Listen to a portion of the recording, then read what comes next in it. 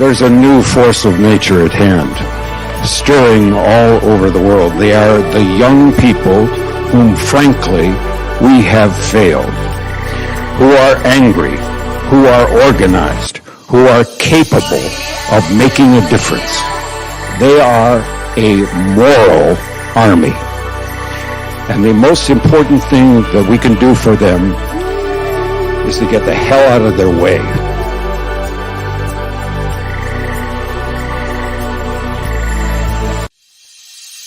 The youth of today, like Nelson Mandela, who is now hailed as an icon of peace, must be ready to be called terrorists. We must be ready to be called criminals. We must be ready to be jailed for crimes we did not commit. We must be ready to be character assassinated like Ida Mtwana, Robert Sobukwe, Ungo Potitilo, Steve Biko, Winnie Mandela, and Julius Malema.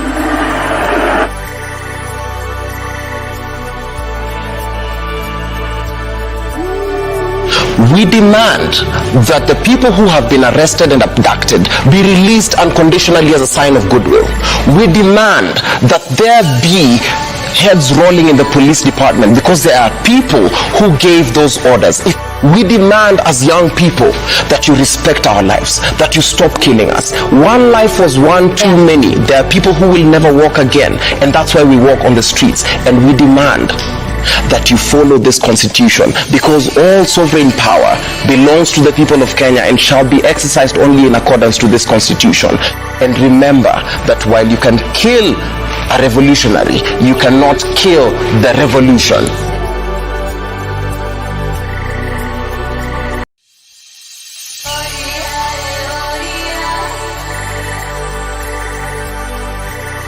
We don't have a country here. We are useless.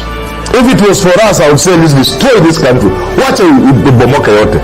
But for our children and grandchildren. And that's why I support them. Let them teach us a lesson. Because we are jokers.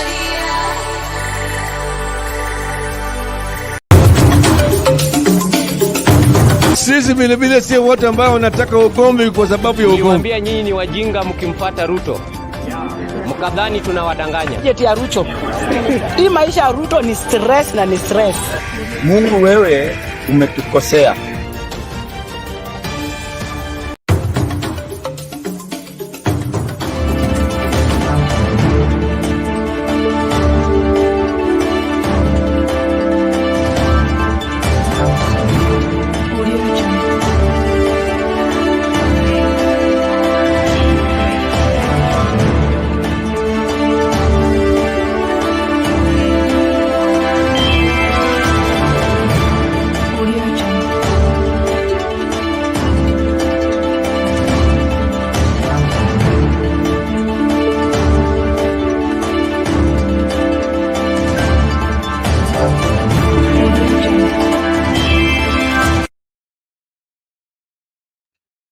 Good evening, ladies and gentlemen. We're glad you're watching. Thank you so much for making time to join us. This is Sound Candid Talk, open forum political discussion show, the show that gives you an opportunity to air what you feel and think about the latest development on our political front. Well, there was a peculiar presser today from the DP's home, and it's all about spilling the beans ahead of the planned impeachment tomorrow against the DP. It appears the Ruto regime is in to ensure that whatever that remains to be known by Kenyans shall be known before this battle gets to the end. The anticipation of majority of Kenyans was the resignation of the Deputy President Rigathi Gachagua, but he rubbishes all those rumors and he says he's in this to fight to the very end. What do we expect as we look forward on this war that has been declared and ready to be fought to the very end? I salute everybody as you join from wherever you are. Please be an extension of what we're doing here right where you are by sharing that link widely with as many as you can, so that they can join and hear other Kenyans talk about their country and what we need to do urgently in securing the future of our country. So I salute every one of you. I appreciate every one of you. Please, let's be on the forefront to call in as many as possible as we start the conversation. So the impeachment goes on as scheduled. Rigathi Gachagua is not resigning, and Kenyans are now to be treated to all exposés according to what is claimed as an accusation against Gachagua and his defense team that I believe is ready to spill all the beans, and Ruto and his team needs to be prepared in ensuring that they will do damage management, because from the look of things hapa kitanuka ile mbaya. So naomba tafadhali tumakinike tunapokaribishana. Tafadhali usikae mbali, usitazame show peke yako, karibisha mtu ili tukamakinike pamoja. Nashukuru kila mmoja anayejiunga nasi kutoka pembe zote za dunia. Hii inaitwa Sound Candy Talk. Tuko hapa kuungana na Wakenya wa tabaka tofauti kuzungumzia masuala yetu yanayotukumba sisi kama Wakenya na kile ambacho kimetufika kuhusu serikali ya William Ruto ambaye iko tayari kuuza kila rasilimali ya umma kwa kujinufaisha kinyume na katiba na kinyume na matakwa ya Wakenya. Kwa hivyo hapa tunazungumza jinsi tutakavyojiokoa na kujikomboa kutokana na uongozi mbaya wa serikali hii na jinsi tutakavyookoa rasilimali yetu kulingana na tuhuma na mambo yanavyokwenda. Airport yetu, International Airport Jomo Kenyatta, inauziwa mtu, alafu huyo mtu pia atasimamia stima yetu. Huyo mtu ndiye atasimamia matibabu ya Wakenya. Yani itakuwa kana kwamba nchi yote imepeanwa kwa cartel. Ni kama vile Martha Karua alisema siku moja kwamba mataifa tofauti ya dunia has the mafias, but it appears that our own country doesn't have the mafias. The mafias have our country. So it appears tumetekwa nyara na tuko kwa mnada. Tusipochunga tutauzwa na kuna atakayetutetea. Kwa hivyo pasa sauti yako ili ukasikike na ijulikane kwamba you are not in support of the ills that are conceived and of course being perpetuated against our country and against the future generations that are here. That is basically our responsibility to secure them. We can't be here for ourselves and forget about the future generations. And so as we raise our voices here and of course declare our stand on various issues, we are fighting more than for ourselves. We really want and wish to secure the future generations. The current administration seems to be not careful about the future generations. They are for that scripture of us that says, let us eat today, for tomorrow we die. And so this is the wrong regime, and we must fight it tooth and nail until we are able to win against all the evil that is being planned, executed, and of course pushed. I appreciate those who are joining from wherever you are. 45 people, please let's share the link widely. Get more people to join from wherever you are. Facebook, we are on Kibali launch. We are still yet to secure Sound Candy Talk. So if you're following us on Facebook, look for Kibali launch Facebook page. That is where we are streaming live. And then, of course, for YouTube, we're on Sound Candy Talk YouTube channel as well as Sound Candy Talk Live YouTube channel. Thank you, those who are joining us on TikTok. Please follow through and, of course, let us know from where you're watching in the comment section. Let us also understand where you stand, whatever view you have towards our discussion today. Tuni Mohamud, asante sana, permanent secretary. Leo umekuwa wa kuwahi kusafisha studio. Asante sana kwa kufika. Dahid Abdi, karibu kwa show. Asante sana kwa kuwahi. Freedom, welcome to the show. Thank you so much for being here. Washington Okech, nasema the late Gachagua's brother must have been very generous to give him almost everything in his written will than his own children. Haya, mambo ni kama hayo, inchi hii aishi vituko. Press J, thank you for being here. Karibu kwa show, asante sana kwa kufika. Naomba tafadhali tumakinike tunapoanza kipindi chetu kwa fujo tu, ili tuelewanwe ni wapi tunatoka, ni wapi tunakwenda, na nchi yetu itapona ama haitapona.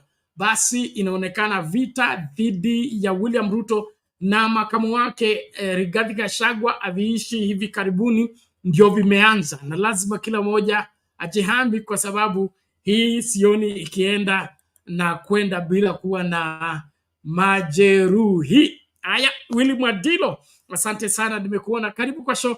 Naomba tumakinike, tuanze na hiyo video ya kipi tunachotarajia tunapoingia katika kivumbi cha kumng'oa mamlakani Rigathi Gachagua bungeni hiyo kesho.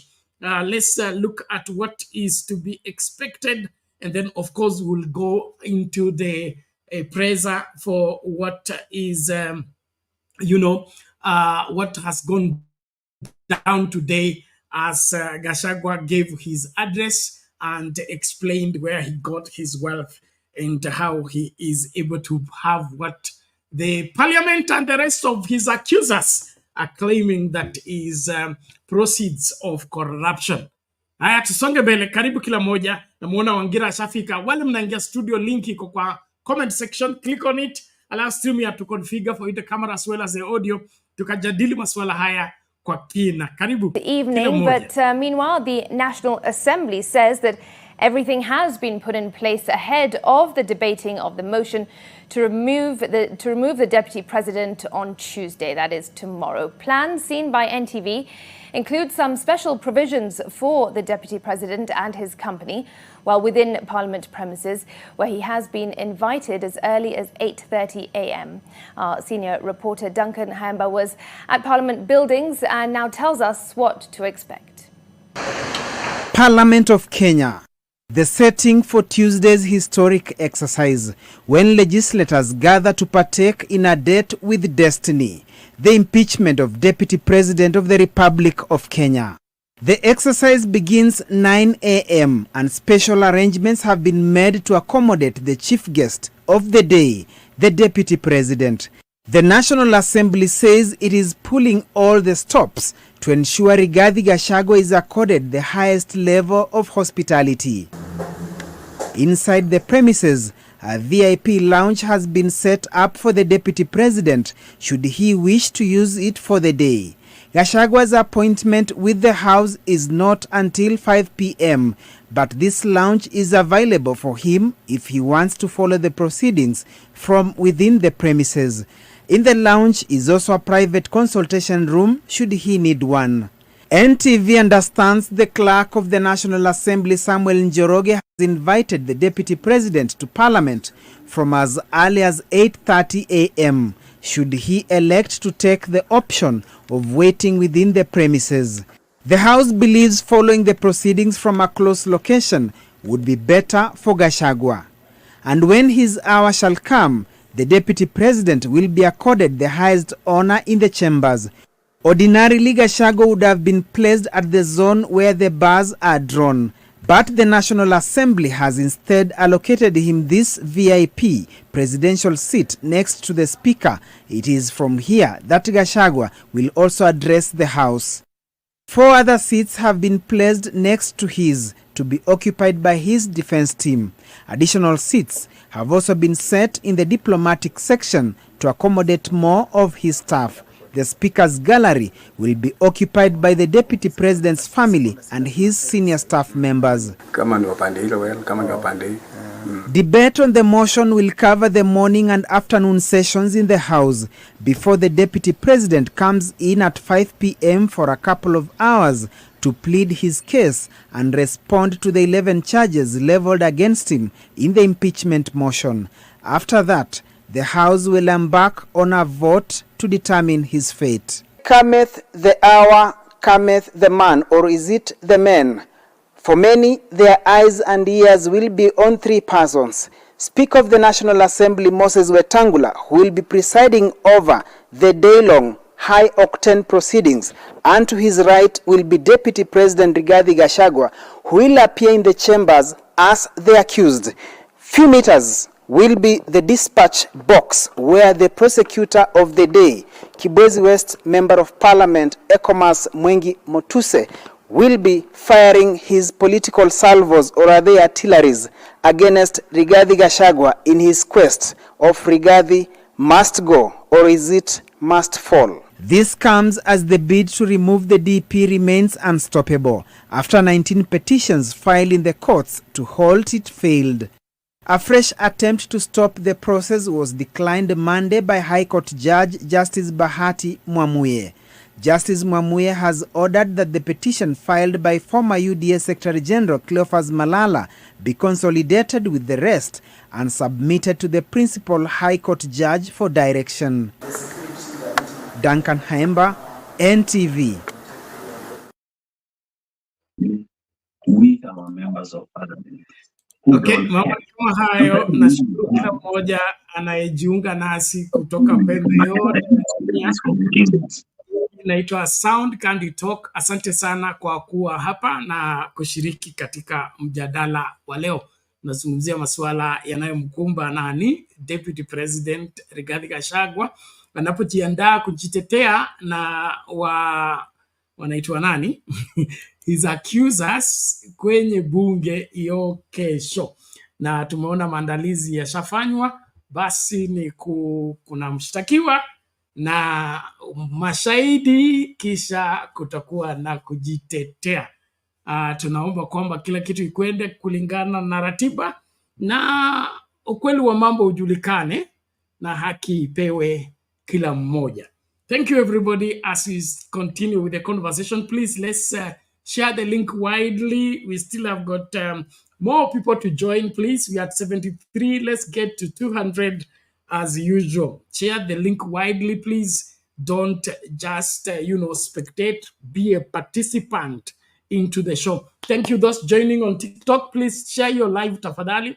Wengi tu wa join, alafu tukazungumze masuala haya kwa wazi. Bwana Wangira, kama uko tayari, vipi leo? Niko salama, Bernard, how are you? I'm fine, thank you. Karibu sana, leo ndio leo. Yes, it is. My regards to my brother Jakindu Bey. Bernard, I remember I think two or 3 days ago, I told you that, Rigathi Gachagua was a wounded buffalo. And I told you that a wounded buffalo is a very, very dangerous animal. I also remember telling you that, a coin has two sides. Lastly, I told you that, what will be transpiring tomorrow at the National Assembly will be like a marketplace. Because the reason why I'm calling it a marketplace is because as much as they are going to vote to decide on whether, Rigathi Gachagua should be prosecuted at the Senate, but that's all that they can do. They cannot impeach him. As much as, people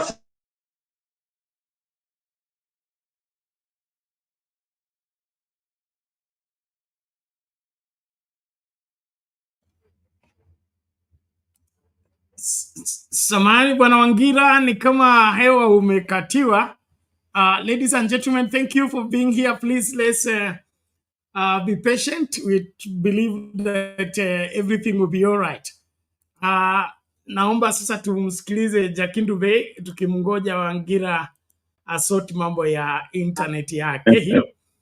Yes, Daddy, vipi lakini? Salama Bernard, salama sana. Mimi namsalimia Wangira.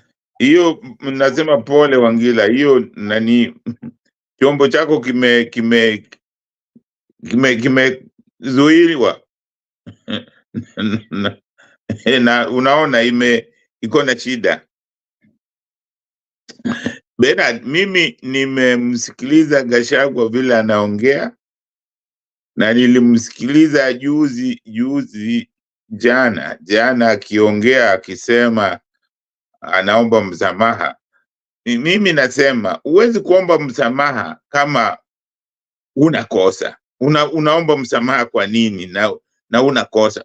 Gachagua alikuwa anaomba makosa kwa. Unajua vile Gachagua anafanya inaonyesha kabisa kwamba sisi hatuna pride yetu sisi wa Kenya. Hiyo kazi hata kama unapigwa matako nani, lazima unashikilia hapo. Mimi nafikiria Gachagua kabisa, kama angekuwa anajua kabisa hizo vitu wanasema ni vitu za uongo, kwanza una resign, alafu ndio unakuja unawambia, unaona hii ni uongo, hii ni uongo, hii ni uongo, lakini sitaki hizi upuzi, nimetoka. Kwa sababu hii ni kama si uongo, kama ni ukweli, kama jina lako tayari imechafuliwa. So hizi vitu sisi ndio maana nasema inatakiwa tuwe na system yetu kama wa Kenya, system yetu ambayo tutatumia mtu anapopatikana na vitu kama hizi. Tuwe na system yetu, kwa sababu hii ni system ya wazungu. Wazungu wengi sana hawezi kubali kufanyiwa hivi vile nani anafanyiwa, hawezi. Wengi wakishaona mambo, watu wanaanza kusema mambo ya uongo juu kwa jina lake na kuleta, ana resign mara moja. Una resign, unawambia sitaki hii, unaleta kuleta jina la bibi yangu nani, sitaki, una resign, kwa sababu hiyo kazi sio eti ni mwili yako. So sisi ni watu ambao tunajaribu kukopi hizi vitu, lakini hizi vitu hatufuati vile hawa watu wanazifanya, hawa watu ambao tunakopi kutoka kwao. Kwa hiyo inatakiwa tuwe na system yetu. Nimeona tena wa mahali sasa, baada ya kuzungumza, anaulizwa maswali, ameulizwa maswali na Ayub akashindwa kujibu. Unaona, akashindwa kujibu, akasema hapana, hawezi. Lawyer wake amemwambia asiingilie hiyo mambo ya kwanza kujibiana maswali. So kama huwezi kujibu maswali ambayo umeulizwa, ameulizwa kama ile mambo ya company, vile alisema mambo ya company, hawa watu Bernard, hawa watu ambao tunawachagua kama viongozi, sisi wa Kenya, kusema ukweli, ndio maana nilisema inatakiwa tuwe na council fulani, council ambayo itachunguza mtu yoyote atoke kwa pati gani, wanaletwa kwa hiyo panel, inawachunguza, kwa sababu huwezi kuwa wewe ni kiongozi na yale matamshi ambayo wewe unasema, kwa sababu ukishachaguliwa kama president ama makamu wa rais, hauwezi kusema ati watu fulani ambao walitupigia kura wengi ndio watapata nani nyingi kuliko watu wengine. Hiyo hakuna. Ukishachaguliwa wewe ni president wa Kenya, unakuwa ni president wa Kenya, sio tena ni president wa section fulani kama vile wamekuwa wakifanya. Hata sasa hii ulimeona Ruto alichagua watu wa kutoka Rift Valley na watu wa watu wa Central peke yake kwa ujumla. Na hiyo inaonyesha nini? Hiyo yaionyeshi wewe ni president wa nchi hiyo, wewe ni president wa watu fulani. Ndio maana unaona kila mtu anataka kuwa president, na wanataka kuwa president hata kwa kuua. Hata kama ni lazima waue, wataua, kama vile walimuua Msando. Walimuua Msando ndio wawe president. So hii ni kitu ambayo haitufai. Ndio maana hii serikali inatakiwa tuivunje, ndio tuanze upya. Hii serikali haiwezi kutusaidia, kwa sababu makamu wa rais mwenyewe ameulizwa maswali. Nimeona ameulizwa swali akashindwa kujibu kabisa, ameshindwa kujibu hiyo swali. So ni vitu ambavyo ni watu ambao hawawezi kuongoza nchi. Na haya mambo ya kikabila kama watu bado bado wa Kenya sisi tunashikilia ukabila, hii haitatusaidia.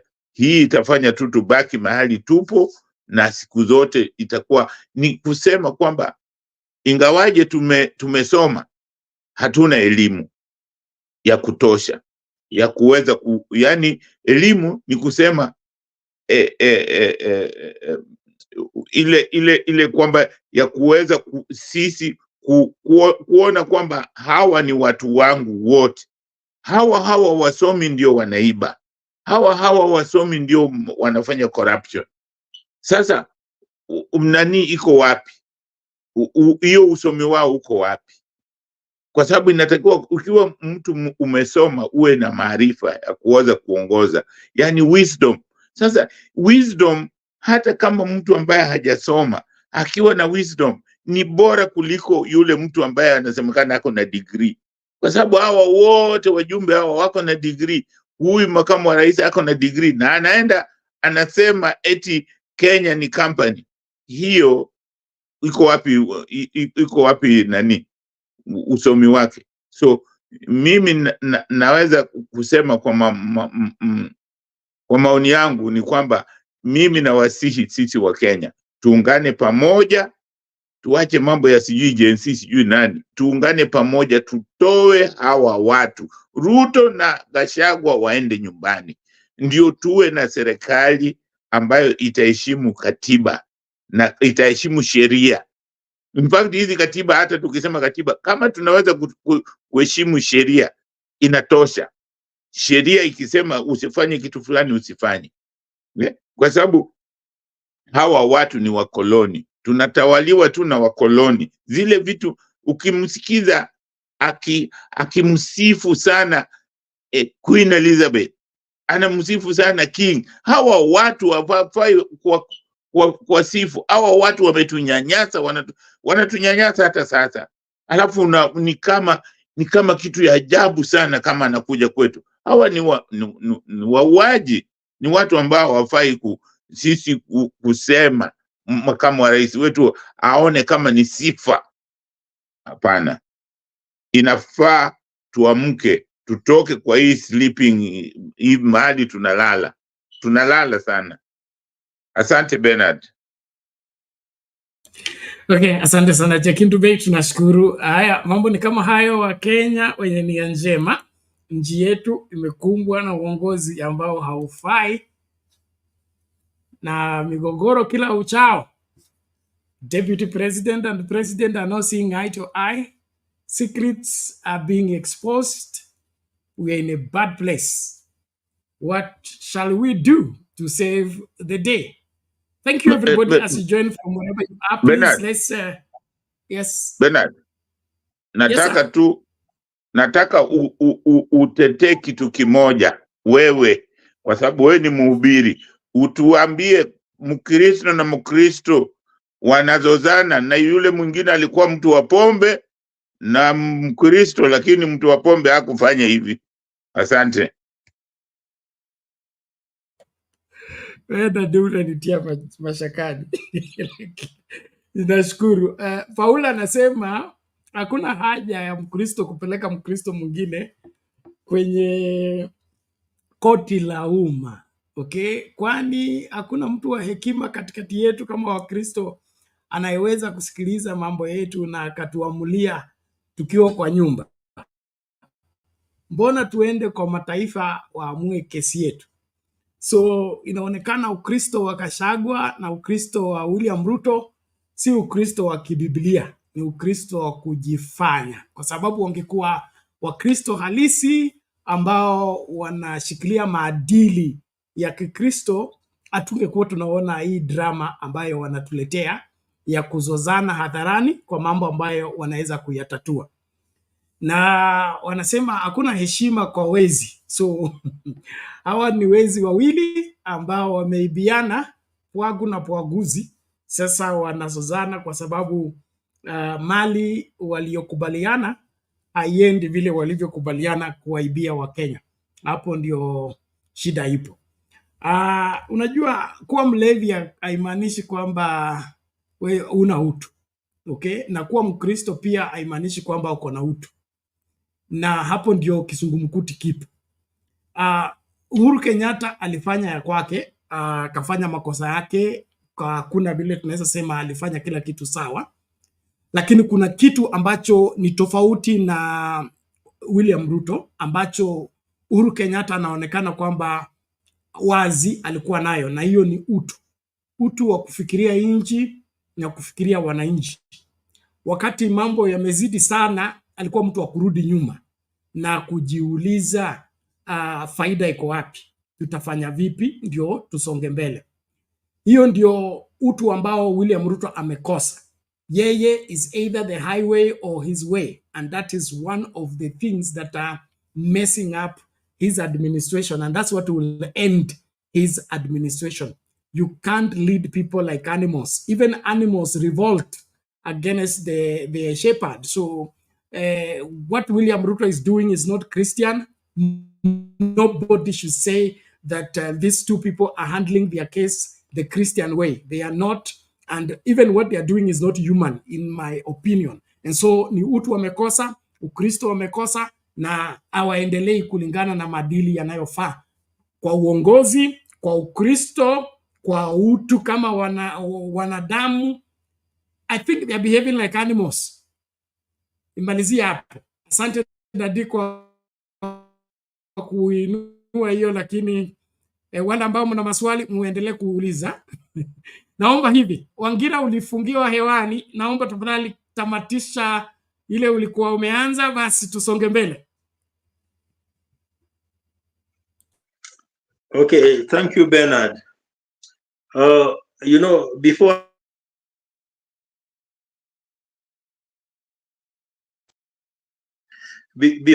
I finish what I had started, because I know I can see that my internet is, you know, misbehaving.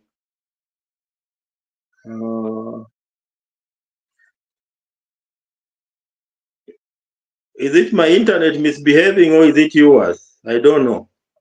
So before I finish what I had started, Bernard, let me just respond to my brother Jakindube a bit.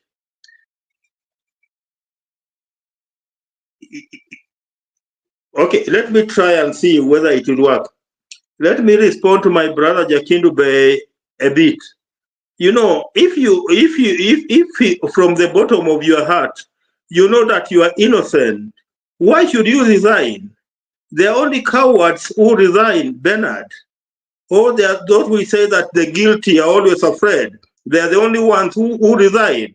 If you know that you are innocent, why should you resign?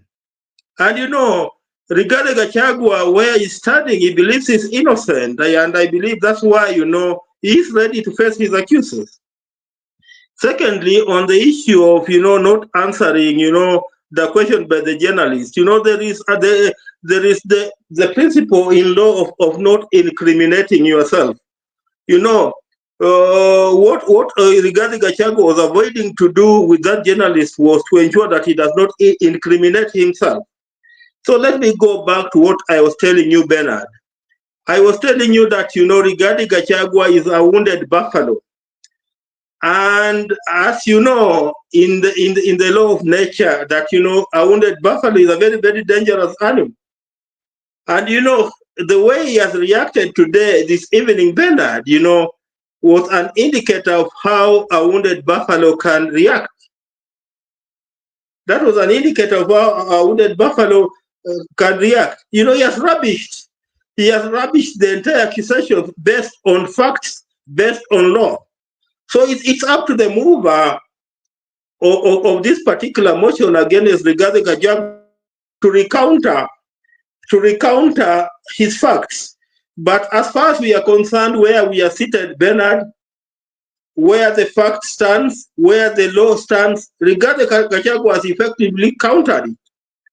And again, Bernard, to know that, you know, a wounded buffalo is a very, very dangerous animal. You know, he has told them that, you know, the things that are priority for the people of Kenya is the fight against corruption, matters of Adani, matters of share and sheaf, Bernard. And he has told, you know, members of parliament, you know, after they have dispensed with him, then they should now go dealing with what are the priorities, Bernard, which are things like Adani, things like Shah and Chief Bernard. That's what he has told them. So, tomorrow will be a very, very interesting day. And going forward, it's going to be a very, very interesting day. And it's going to be very, very interesting, given that, Bernard, we are dealing with a wounded buffalo. Bernard, let me just stop there and allow somebody else to come in. Thank you. Okay, thank you, Mr. Wangira. And you're saying cowards resign. I don't think so.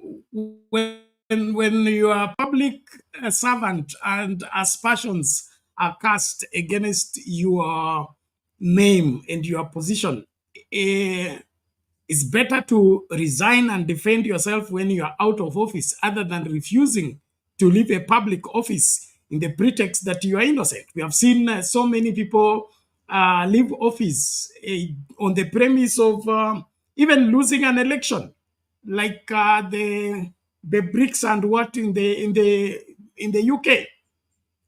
The Prime Minister led the campaign and lost the campaign, and for that he resigned. I think this aspect of I would rather die than resign is not diplomatic, and I don't think is cowardice. Jakindube, unasemaje? Ngoja kwanza Jakindube achangia, alafu na utarespond, alafu tusonge kwa the next person. Jakindube?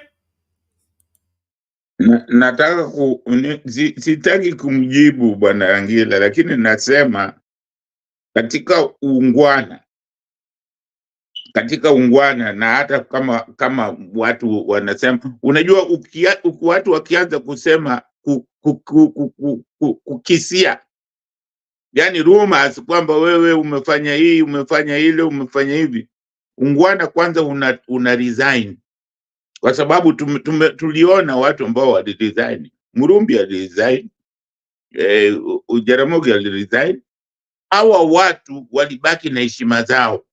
Hakuna mtu aliwatolea hizo heshima zao, rather than kupokaa pale mnaanza kuvutania, kuvurugana vile Ruto alikuwa anafanya wakiwa kwa uhuru. Ile ni kukosa heshima na kukosa kujiheshimu. Ndio maana nasema ndio wanaweza accuse kwa makosa, lakini kama we ni mtu muungwana ambaye anajua kwamba hii sio mwisho wa dunia, unatoka, una resign, unawachia, una nafasi ya kusimama kwa hiyo kiti. Asante.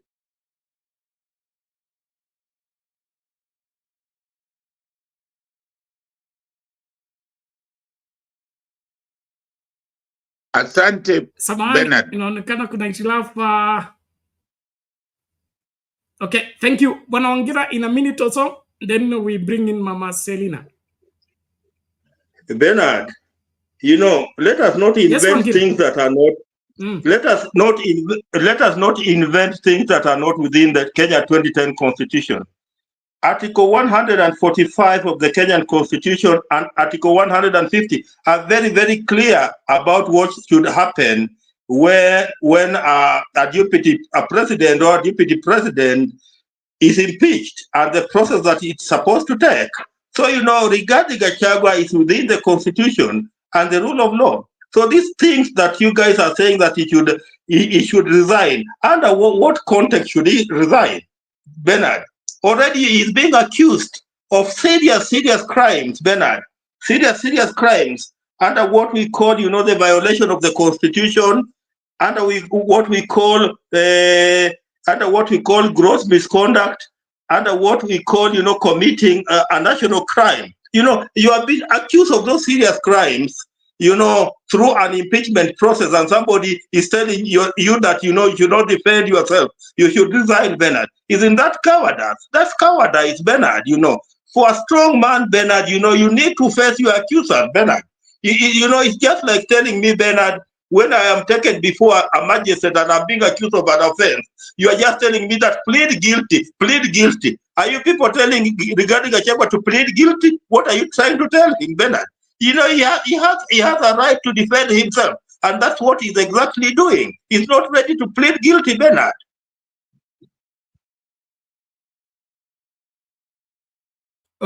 Wangira will not stretch that beyond there, but we are not saying that when you resign, you have pleaded guilty. We are simply saying that if you're a public officer and there is aspersion cast on your name because of your operation in that office, the best way to go about the case, you step aside, let investigation be done, let your prosecution be done, and then when you are found guiltless, you get back in office. When you are found guilty, you get whatever sentenced on those issues. But this aspect of I am being investigated, I am in the office, I defend myself while I'm in the office, and I can interfere with the witnesses, I can interfere with all the processes that are taking place. It beats all the purpose for which we are even raising up the questions. So I think as much as the Constitution may not be explicit on the matter, general public good requires that a good name is better than riches. If you are really innocent, ondoka kwa ofisi, watu wakuje wageuze kila kitu, wakague kila kitu, and you'll be found innocent, you get back in office. But this one of defending myself while I'm in the office and I have to plead this and plead this, push this and push this, because, okay, I understand because of the political nature that we have. But if it's a clean system of justice, resignation is better than fighting in the pretext that I have to remain in office. Thank you. Now, naomba hivi kwa sababu ya muda tumsikilize mama, takuja hapo later on. Mama Selina, karibu, alafu tufuate huo mkururo hivyo tunapoendelea. Endelea kukaribisha mtu, usitazame kipindi peke yako. Hey, Penat, nimefurahia wase wenzangu. Tuliambiwa hatujui ni kama Anyway, mambo ya Kenya ama mambo vile iko, kwanza nikisimama mbele ya kanisa niseme munisamee, unasamewa tu ulifanya nini? It was a lot of msamaha kwa Ruto, sijui kwa nani, kwa MPs. Kama unajua Penat, unajua ile ninakubali vile Chakindube anasema sometime. If you know you are not killed, not to resign. If you know you are not killed, usiende kwa nyumba ya Mungu, bibi yako anainama hapo chini analia, wewe unaomba watu msamaha. And again, I don't know between step aside, ofisi ichunguzwe, come back and resign. Na kwa sababu anasema kuna watu wametumwa ambiwa resign na hawezi kuresign na ako na lawyers ya kutosha. Leo kwa Kenya, kwanza Kikuyu, ati anatuambia brother yake. Unajua nilikuwa nafikiria Gachagua ule Nderitu hakuoa, nilijua hakukuwa na watoto, lakini ukuje useme ati my brother Nderitu Gachagua aliniwachia mali mimi na ako na bibi na ako na watoto. Kikuyu. Hey, hiyo kwanza, hiyo hata hakuna. Tena anasema alipatiwa shares mingi. Ati bibi ya mtu na watoto yake wanachukua share moja ama block moja na yeye amepatiwa 10. You know, there is some lies Penat yenye hata haiwezi haiko kwa laini hiyo. Kama anajua eri angeita hiyo press conference. Kwa sababu Penat, kuna vitu ya familia, ya baba yako, si ndugu yako, ya baba yetu. Ya baba yetu tunakawanyiwa, ya baba yenyu munakawanyiwa, kijana mkubwa mpaka mwisho. mpaka baba anasandikia wachukuu. Kama ni tajiri aseme hii blog ni ya wachukuu ya vijana na hii ni ya wachukuu ya wasichana. But you are coming to tell us ati una run business ya your brother, the governor, the educated person. That is a lie. That is great lie. It has never happened and it will not happen. How? Nimeona Stone PK, thank you. How can a person come and anatuambia kama unless watoto ya Nderitu Gachagua ule alikuwa mkubwa ni wadogo yenye wawezi simamia mali, alafu ikasemekana anko na mama ndio watasimamia. Okay, mambo imefika parliament. Me, I'm not neither to resign or to step aside nor to do what. Iyo ni yake. Kama ako na evidence ya kutosha na umestakiwa kwa uongo, the only place unaweza pata justice, kama Kenya iko justice, ni kotini, by the way. Lakini kama kotini ya Kenya ni ya hot air, nikiimagine evidence ile ODM ilikuwa nayo ama ile ilikuwa naitwa nini, unless na alirudi akatuambia he believe in judiciary, he believe in churches. How do you believe in judiciary na charges while Kenyans wanaona wamefatiwa injustice? Hata ile watu wamekufa, hata ule mwenye alitoroka tunauliza mahali yako, while we are saying judiciary imekuwa captured, yeye anatuambia ako na imani na hawa. Well, kufa makanga, kufa driver, kufa makanga, hiyo ni sawa. For me is let these two people go. Wakati tulisema Ruto must go, tukaambiwa hatu kutacha Gachagua. Now Gachagua is impeached. Are we waiting for these members of parliament to do the same? Ama impeachment ya Ruto ni yetu wananchi? Because also, even as we can impeach, tunaweza enda nje kwa sababu deputy yake ametolewa na parliament. We can ask as Kenyans, twende kwa koti yetu ya wananchi kabla haja replace. The only thing I'm worried is Kenyans tusipatiane time. Penalty in case imekuwa ni impeachment, the following day we start for the president kwa sababu ni wote wawili. Na ya Ruto itakuwa ni mzuri kwa sababu itakuwa public court na waende. Otherwise sahi ni usiku, tunangojea masaa ndio tuone mambo ya kotini vile imeenda. No, mambo ya churches hiyo ma lawyers ako nayo. And uongo yote tutaenda jua kama mali, kwa sababu ile ameatua accuse na ya familia na ya former mayor, then na kuna account mingi amesema iko dormant, ilifunguliwa, kampuni hizo iliregistiwa na ni dormant. Hizo yote pena, let Kenyans see that.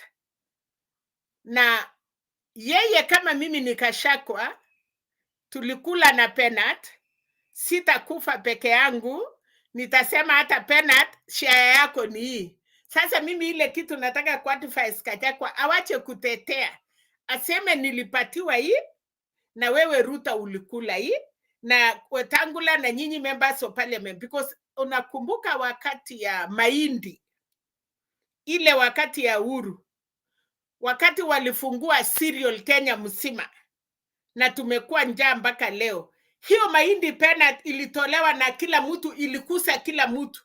Kwa Kenyatta hii stone yenyu, kwa Raila hii stone yenyu, sijui kwa so wakati motion ilitaka kuletwa ati mahindi imekulwa, kwa kina hii mtu ya Mandera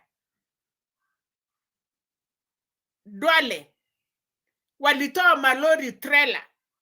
So wakati walitaka kukutwa, Kila mtu aliangalia nguo yake akakuta amekutwa na hiyo chafu. Walimaliza wenyewe.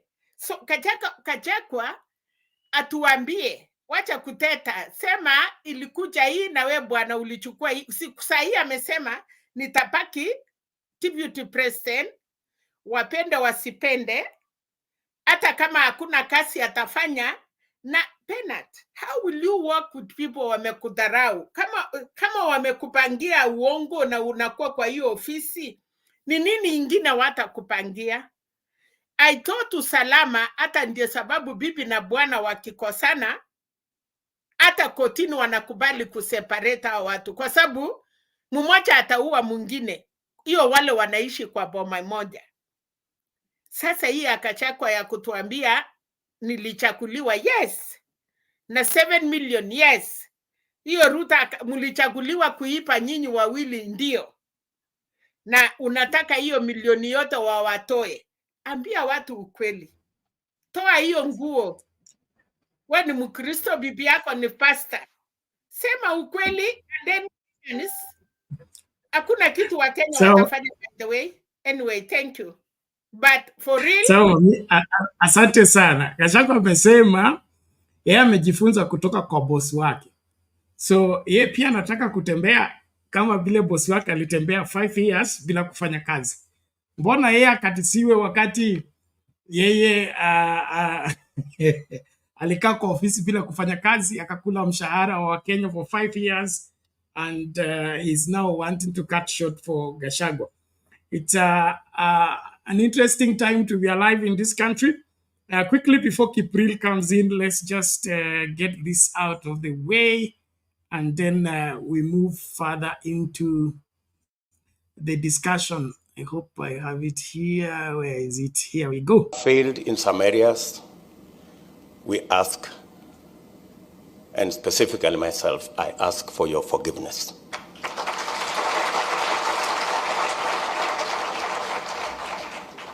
I also know that serving as deputy president, I may have fallen short of expectations of my boss, His Excellency the President, my good friend. I ask for your forgiveness.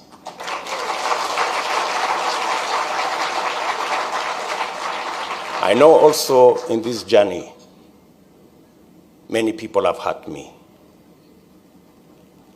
But on this prayer breakfast, I forgive everybody. I forgive everybody. I want us to go into this election free of the debt of hurt and free of the debt of forgiveness.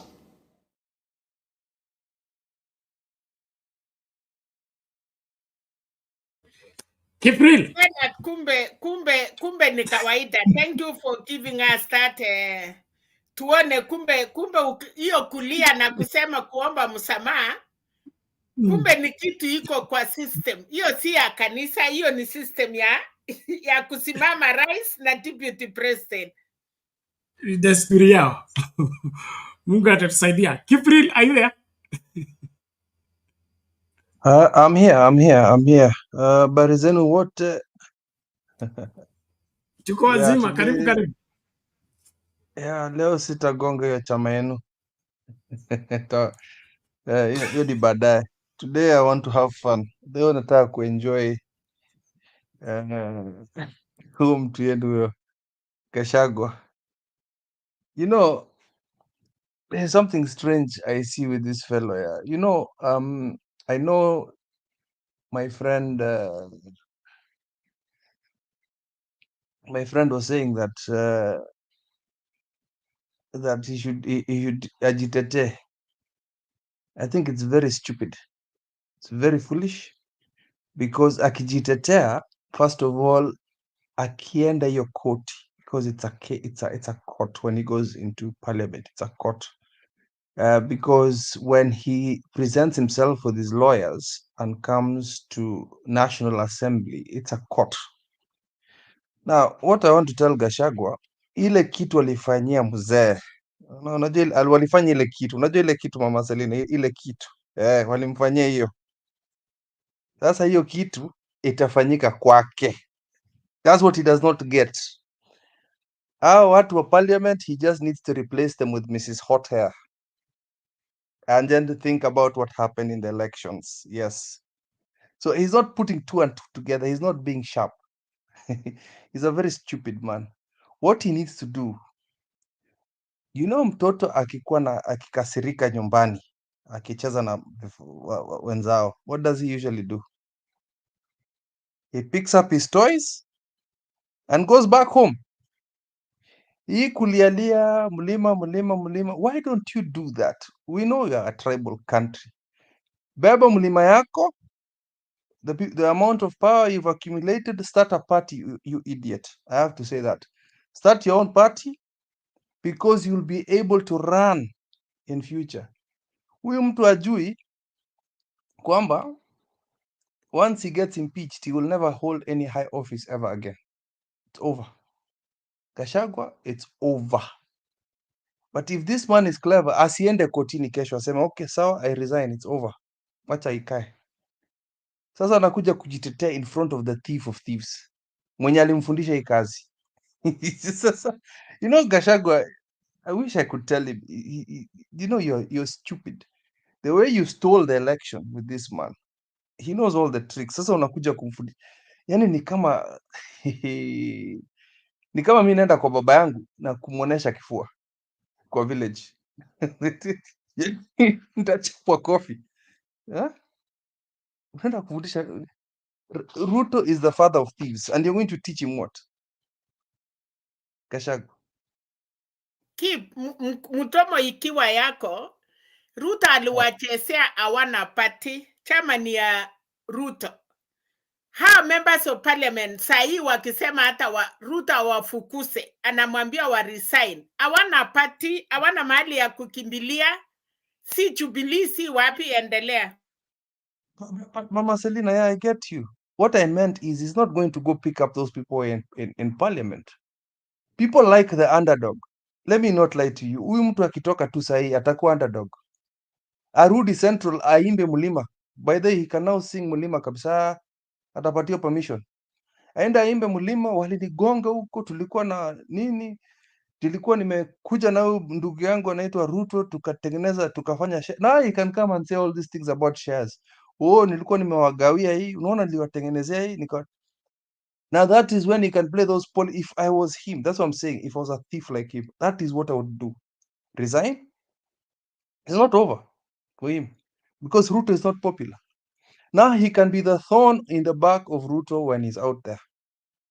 But now, when his ability, kwa sababu ameiba pesa mingi, let's just be frank, he's stolen a lot of money. This is a thief. He's a thief. He's got enough money to run an election for himself. Gather a few people from Central. Si alikuwa ashaanza kuongea na nani? Alikuwa ashaanza kuongelea na Kalonzo. They go whisper together with Kalonzo, waanze vitu zao hapo. Done. Because the politicians are sticks, Bernard. Let's not mince words here. I'm not coming kuja kupembeleza watu hapa. Kalonzo alikuwa ashaanza kuongea na yeye. We saw those pictures, people. So msiseme naonea Kalonzo.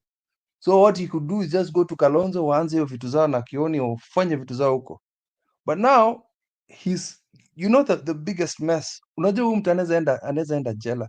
Ruto is ruthless. Once he's been confirmed to have done corruption, yet Ruto is corrupt. Once he's been confirmed by either the National Assembly, Hesefa, National Assembly is like the court. It's going to be like court proceedings, my friend. Impeachment process is a court proceeding. Ask Bernard, it is. That is a fact. Even in the US, the Senate is a court. Because haezi enda kwa judges, he goes to the National Assembly and it's treated like a court. All those people are treated like judges. But anyway, once he's confirmed to have done this, one of the acts is corruption.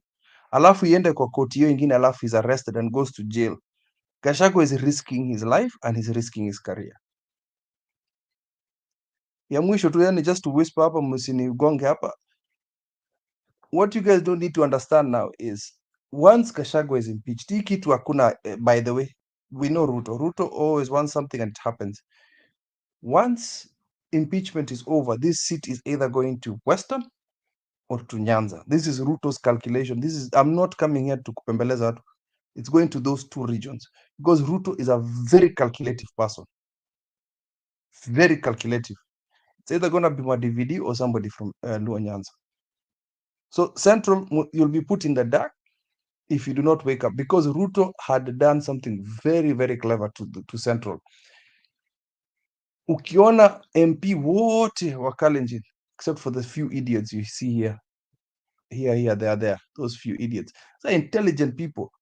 Alafu ukienda kwa Central, Ruto had down the most intelligent leaders, chopped them down. Wote wakatolewa. Now you have left with the kina Ichungwa, who these idiots running around, these stupid boys. And you think those are the people who are going to represent the mountain? No. Ruto has been calculating. Akina Susan Kihika, akina Minji ndio mliachia hiyo. So Gachagua, and then the worst thing is anakuja kutoa siri on the day before the impeachment. Is he normal? After the wow factor has not come out during the impeachment, sasa tumesikia story yote. So guilty. Watu wamegonga guilty. Because there's no way parliament will allow undress Ruto in front of utazimio moto, utaambiwa hot hair. I can't wait to watch that thing. I'll be watching it tomorrow. Thank you very much. Thank you.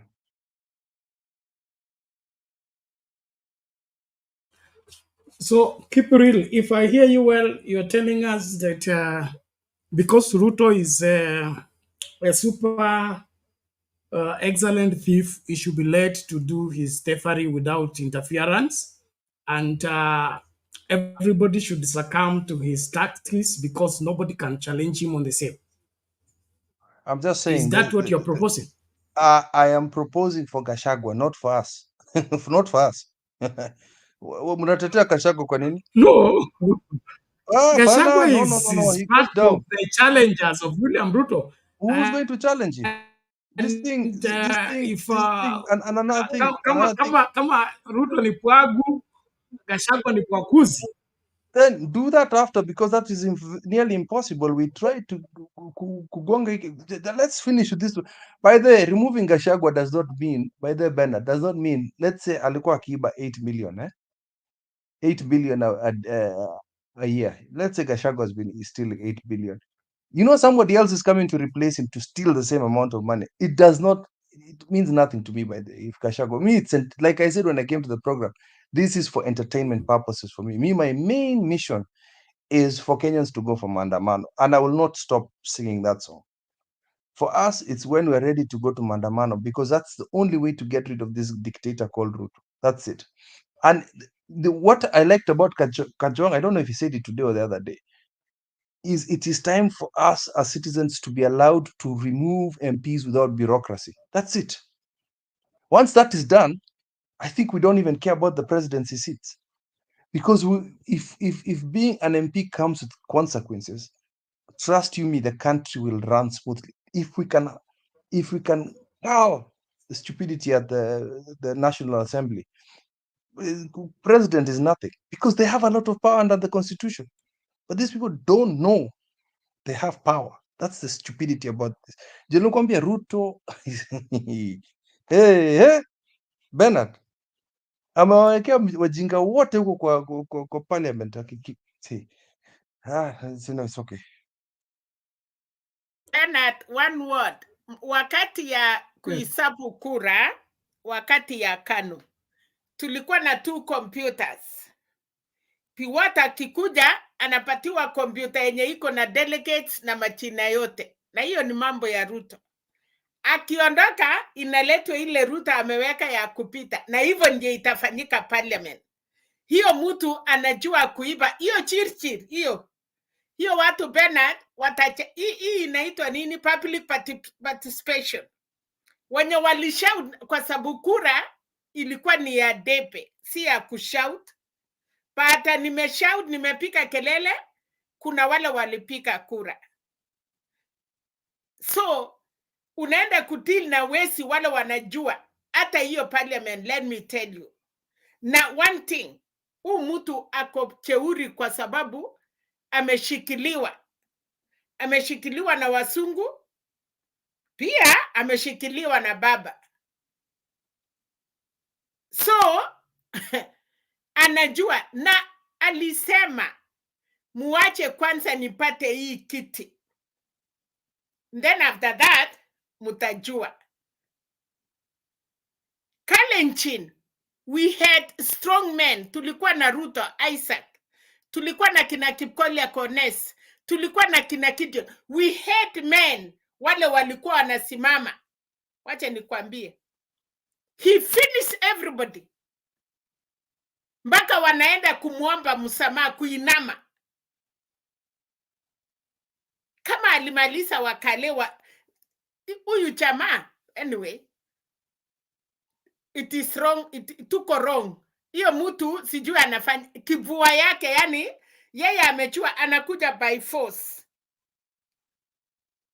Uniambie ile watu wote umeona Rift Valley, hakuna mtu anaongea. Nyumba ya Moi aliwamaliza mpaka yeye anawakalia, mpaka sasa yeye ndiye anakunywa chai kwa hiyo Gideon. Thank you.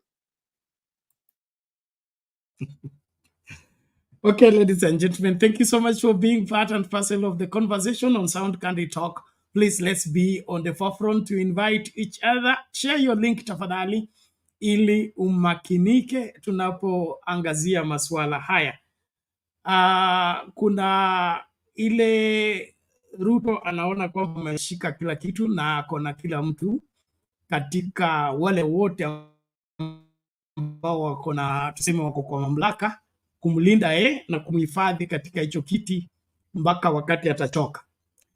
Lakini Gachagua naye upande wake, kwangu mimi anaona kwamba impeachment yake ndio itasababisha nini? Mwisho wa William Ruto katika ile hali ya kufanya nini?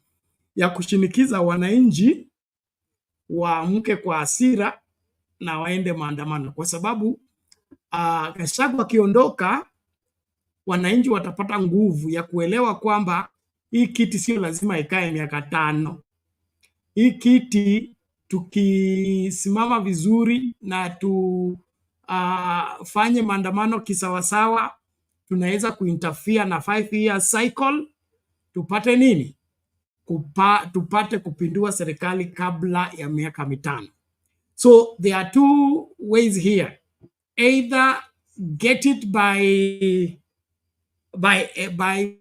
letting the judicial course to go full length, or get it by wananchi getting fed up. So hii masuala ya kufa dereva, kufa makanga haijaisha. Kama polisi ndio watatumika kuzima kufa dereva, kufa makanga, basi hiyo ndio itafanya nini? Itakuwa ndio itajulikana. Hapa sasa ni hawa wawili. Sisi tunataka waanikane vizuri, ndio nataka hiyo judicial process iendelee, bungeni kura ipigwe, na katika maneno ya impeachment sio lazima apige kura ama anguke kura kwa kila kitu. Kama makosa ni 11, ashindwe kwa 1 anaenda, ashindwe kwa 2 anaenda. So there is a reason why they are 11, so that they don't miss at least one that is going to do what? To impeach him. So the impeachment is already cast in stone, but the outcome of the impeachment, I believe that's why we need to cast our eyes. Stony PK, karibu, link ndio hiyo, unaweza kuitumia kuingia. Jakimbe, unasemaje? Ninasema Gachagua, mimi naona tuko na hii ushamba wa Kikenya. Kama angekuwa ni mtu mimi ninavyofikiria ni kuresign. Kitu hawa wanataka ni kumtoa kwa vice president. Wakisha mtoa kwa vice president hawana haja na yeye. So yeye kama mimi ningekuwa na mwadvise ningemwambia toka kwa hiyo kiti. Ndio uache hiyo mambo ya kwanza kwenda kwa koti kwenda kwa hizo nani zote hizo vitu zote watasema juu yako, mara unaleta brother yako ambaye alikufa. Resign, kwa sababu ukiresign hakuna mtu tena atakuja kusema. Hata kama unafanya kazi ukiresign hawakufuati, unawachana na hiyo, na hawawezi kuandikia ripoti mbaya kwamba ngoja utasema niliresign mimi. Hawezi kuandikia ripoti mbaya. So badala ya kukaa hivi ni kwa sababu ya ushamba wetu. Tuna copy vitu vya America juu wapi, na hatufanyi vile wanafanya. Asante. Sawa sawa, mabibi na mabwana, na washukuru kila mmoja. Naomba tafadhali tukue mstari wa mbele. Sijui kura tunapigaje, wacha niangalie. Tafadhali likes za video ndio sioni. Naomba kabla upige kura yako, let there be some thumbs up on our videos. It helps a great deal, please. And then of course, msichoke kushare video. Share the video widely. Let's get more people to join. Okay, so far we have 20 likes on Sound Candy Talk live YouTube channel. Kura mmepigaje? Ebu kwa kifupi tu kabla Stony PK aingie. All right. Do you think DP Gachagua will successfully defend himself against the impeachment?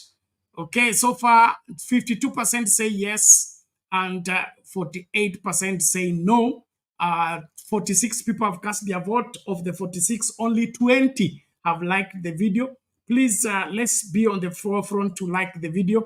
Let's check this other side on the main channel how we have voted. And then, of course, let's keep the voting going on and the liking of the video. Don't relent. And then, of course, let's be on the forefront to secure everybody. 33 people have liked the video. Thank you so much for the likes. Okay, so far, let's look at the vote. Do you think DP Gachagua will successfully defend himself against the impeachment? 99 people have cast their vote. 49% say yes. 51% say no. Of the 99, only 34 have liked the video. Please, let's ensure if you cast your vote without liking the video, Ruto tafadhali will like video. We need those likes. And then, of course, it helps a great deal. Well, let's keep going. Thank you very much, everybody. Tumsikilize Stony PK. Ako barabarani. Ofisa, vipi? Salama Bernard. Na wale wote wengine ambao tuko studio na wasalimia wote. Yeah, it's yet another day ambapo na wa comment section pia, thank you for being very loyal to our TV. Mnatufanya vizuri. Bernard, let me begin by saying Jana we had a very long discussion. I'm sure you saw the video, and you know, we went out, we were casting the net very wide, you know. It's wide in terms of what do we come out with this kind of fishing spree? Itatoa nini? Crabs, what? And we gave all the benefits of doubts with the people we were with in the comment section and also in the studio.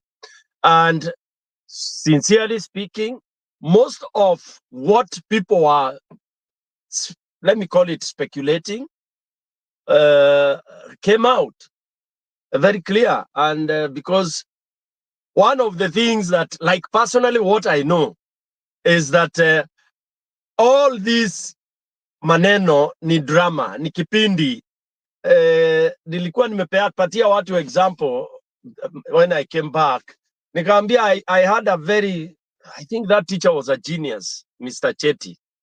Alikuwa anatufunza maths primary school. You know, that's where you get the msingi bora ya kama utakuwa scientist or not.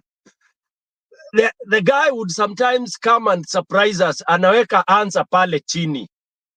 And then he builds up, you know, towards that answer. And already, you know, ni kama magic. There are people who are gifted in certain way.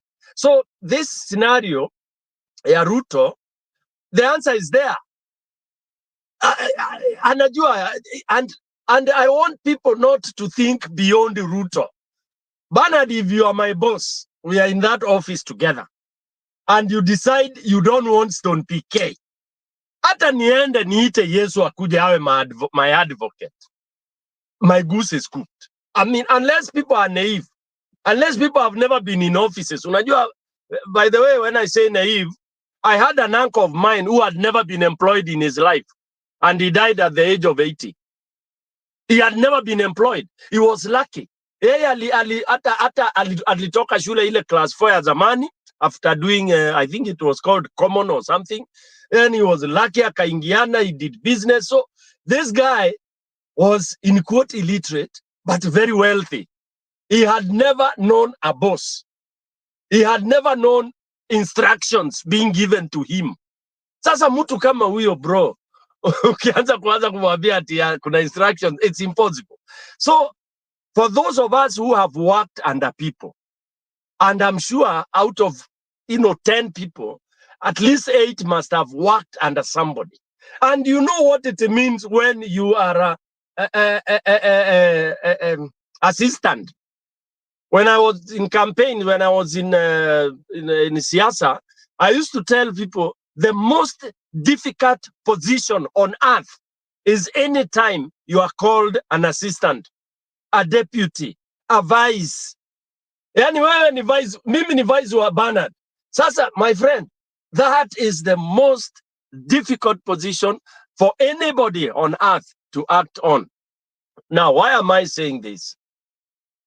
That position is determined by the boss, the person who is senior. For example, the president and the deputy. Whether people come here and cheat and lie to ourselves, the constitution says this and that about the constitution.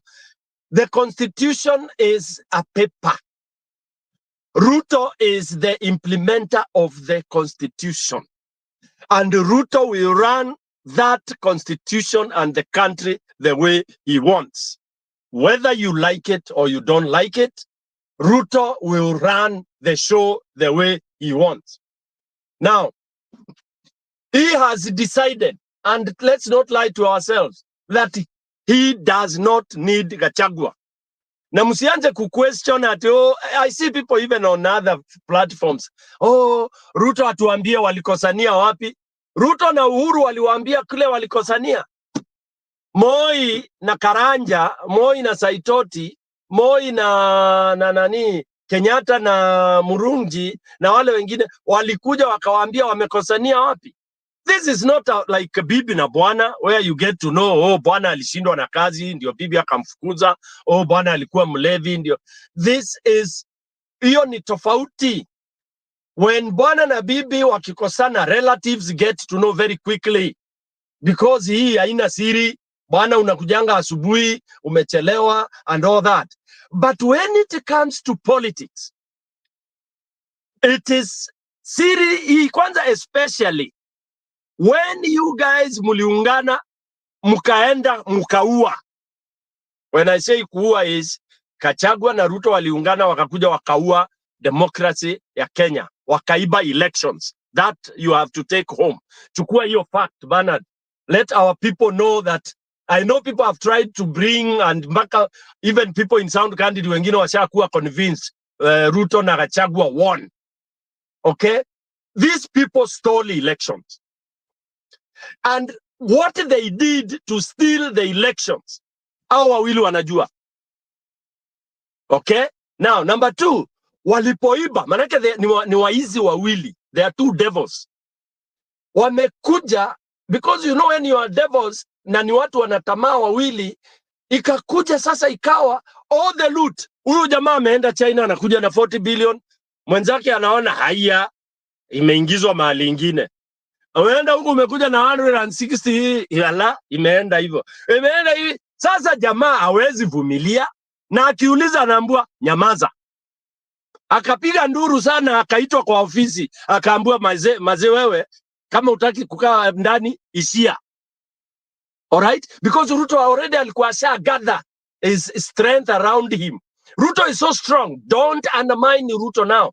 Ruto has built his base, his foundation, and he has pocketed everything. I said yesterday, he has pocketed the army. The army is in pocket ya, hata si pocket, wako wameingizwa kwa box fulani na Ruto, akafunga na kufuli na akatupa hizo ufunguo kwa ocean. They can't get out of that. The police, the same. The judiciary, the same. That's why you have statements like, when a remorseful man does XYZ, it is not the wish of the judiciary to XYZ. Those ridiculous statements. Let's read Signs of Time. So quickly niseme, the goose, the boss said, ataki Gachagua. Hizi zinaitwaje? Hizi account hizo zimeandikwa hapo. Ati Gachagua anasoma one by one by Bernard. Hiyo hata mtoto wa nursery school atakwambia it's just a smoke screen. And you know, imeandikwa tu isomwe, watu wasemange kulikuwa na account 11, sijui ni.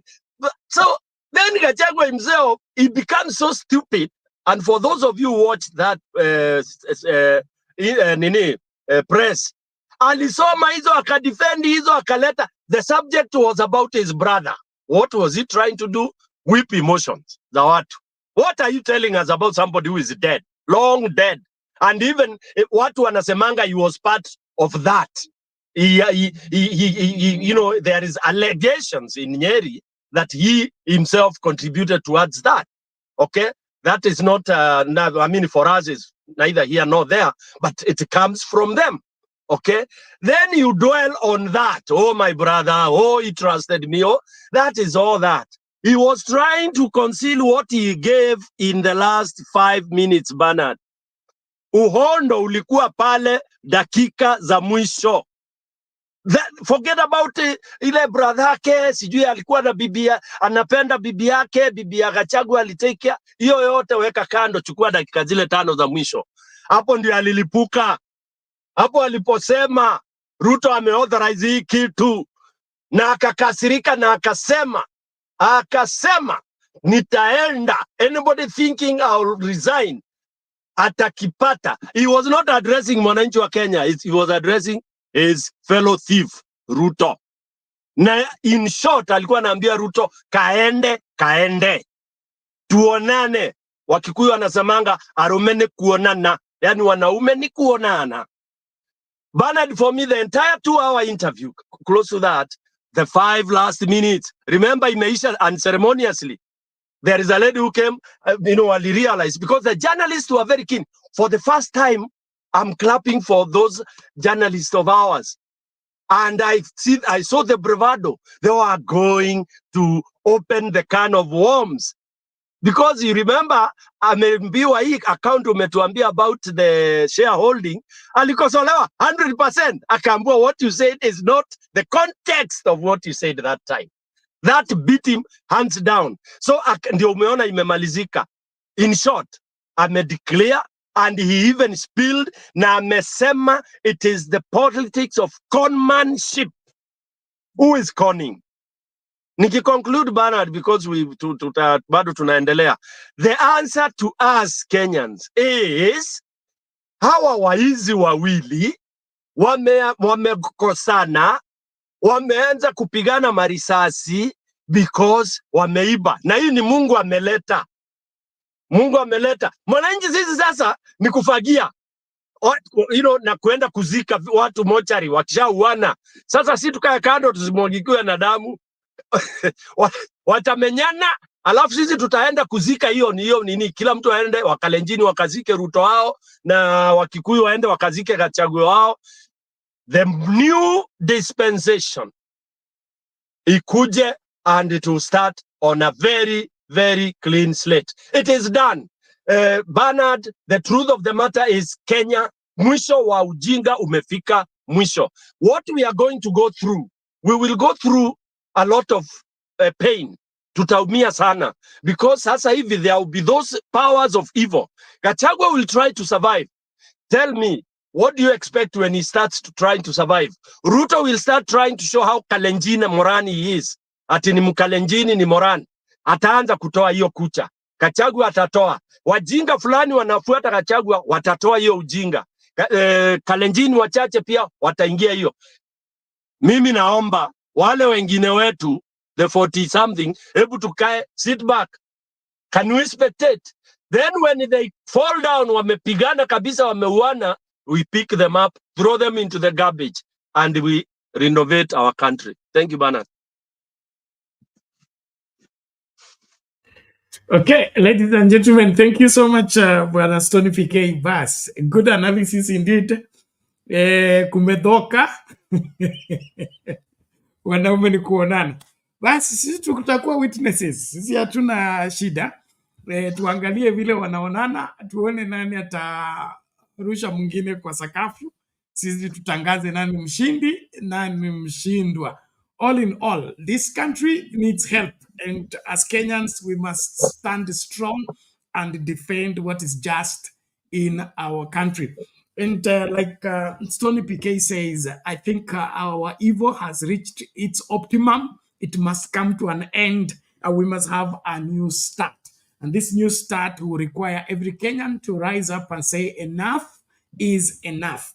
And like what the political class is playing, especially with the alignment, realignment, support, lack of support, and they are trying to play around with the minds of Kenyans. I think we need to keep ourselves off that kasumba ili tusilewe nao na ama tusilewe ule mvinyo ambao wanataka kutupatia, ili tukae soba na tuwe na ile nafasi ya kukagua mambo vizuri, na tunapofanya uamuzi kuwe wa haki kwa kila Mkenya. So I really encourage us, let's be sober, let's be vigilant, let's not be swept into the whenever the kasumba that is being unleashed right now. The moment we get into those compartments of our tribals and Mutuetu, we are done. But if we remain strong and we want a free Kenya, we are ripe right at that place where we will realize the new Kenya if we all come together and say we will do the right thing. Asante sana. Nasubiri kila moja, naomba tafadhali tumakinike tunapokaribishana, na masandio haya yanaendelea kukatika. Naomba tafadhali tumakinike kuingia studio wale ambao wana ujumbe kwa Wakenya, ili tukashiriki na Wakenya kwa mambo haya. Okay, we'll look for that video. Thank you so much. Stuni anasema video ya Ayubu. Basi tutaileta, lakini kwa sasa hivi ningependa kuwakumbusha hatujalipa bills zetu na tulikwamia njiani. So naomba wale ambao hamjafika mfike mapema, tusijifungie nje katika mstakabali huu wa kuhakikisha kwamba tunalipa bili zetu kwa wakati unaofaa. So please, let's be on the forefront to see to it that we do that. Use the details on your screen right now, and then of course we will okay, let me share in the comment section as well for those who need to copy it out. And then we need everybody's support. Everybody's support is needed for us to keep going. Kuna wale ambao wana backslide, kuna wale ambao wame give up completely as far as supporting the channel is concerned. Reasons best known to themselves, but we are here to stay. We believe by God's grace we will keep doing what we are doing until we win in getting a better Kenya. So whichever side you belong to, whichever decision you make, it's all upon you. But I will not relent in letting you know that we need your support to keep running the show and, of course, running the studio. So thank you very much for those that have sent in their contribution. I will be relaying the names of I think 12 people have received only response from 12 people. And right now we have 179 people viewing the show. So you can tell that the response is very low, and it is at times very discouraging that we are so many, yet very few are the ones bearing the burden of the show, while wengine sisi tuna enjoy tu kuride. Na hiyo sijui nitaita ni tabia ya Wakenya ama ni sisi kutowajibika, kwa sababu wewe huwezi kufurahia show na utaki kusaidia hiyo show iendelee. Mimi sikuelewi, utanieleza nielewe. Because if something is good, we support it wholeheartedly. And if everybody came on board and did their little contribution, we would not even be talking about this. So let's ensure that we do what we must do. Wale ambao mnakerwa, poleni, lakini kwangu mimi ni haki yangu kukuambia ukweli. Kitu ni kizuri tukisupport. Tukiingiza hapo ukora mwingi wa kusema sijui hela inaendanga wapi, mbona inaendanga kwa namba moja, mbona ni hiyo gossip yako itatufikisha mahali popote. Kila siku tuko hapa, tunatumia stima, tunatumia internet, ili jengo hatujalijenga. Sound Candy Talk doesn't own any building. So please, let's be serious, okay? And do what we must do. Thank you, everybody. And then, of course, let's keep going. Asanteni sana. Nasubiri kuona kila mmoja akituma mchango wake katika hizo details ambazo tumepeana. Kama uoni vizuri, kwa screen ndio hiyo, chukua screenshot. The till number is 516575. And then the M-Pesa number is +254718 454585. Bernard is the name. Let's please act fast so that we get things done without having to, always be talking about this. I believe if we all came on board, hii kitu ingekuwa inachukua siku 2 siku 3.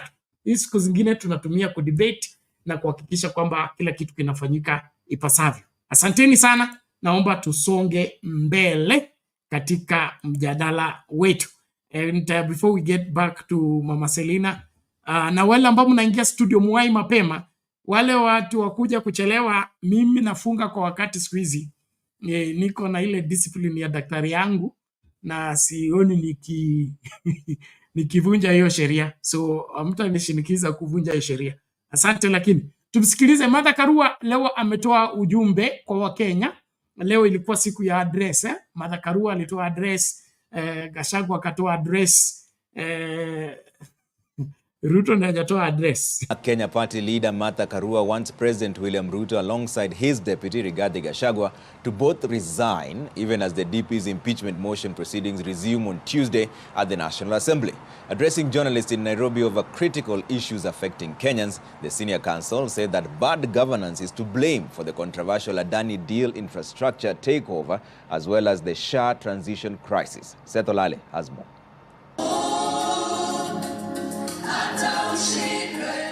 Resign, Mr. President.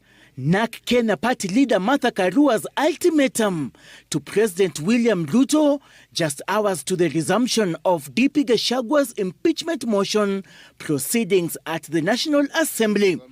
The presidency and entire government were impeached by Kenyans, as far as we are concerned, on the 25th of June this year, during the Gen Z protests.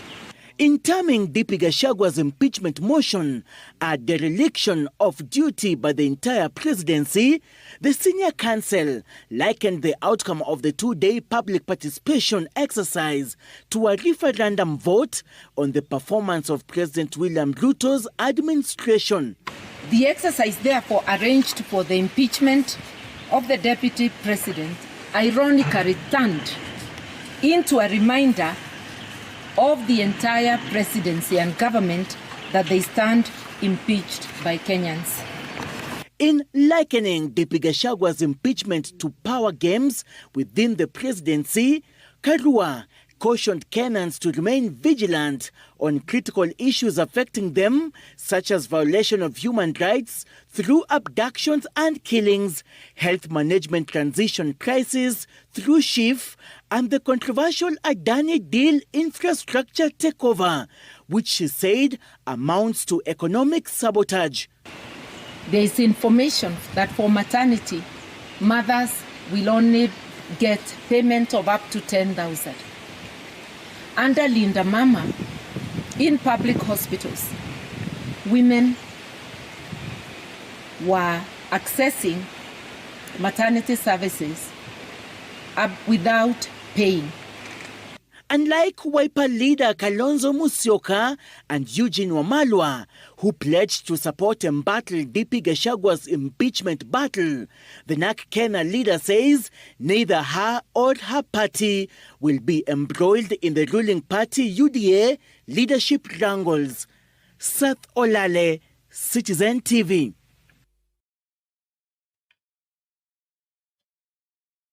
Okay, mambo ni kama hayo. Martha Karua ametoa msimamo wake kwamba William Ruto and Rigathi Gachagua stand impeached as from the 25th of June when the Gen Z demos were on, and they should not be anywhere in the office.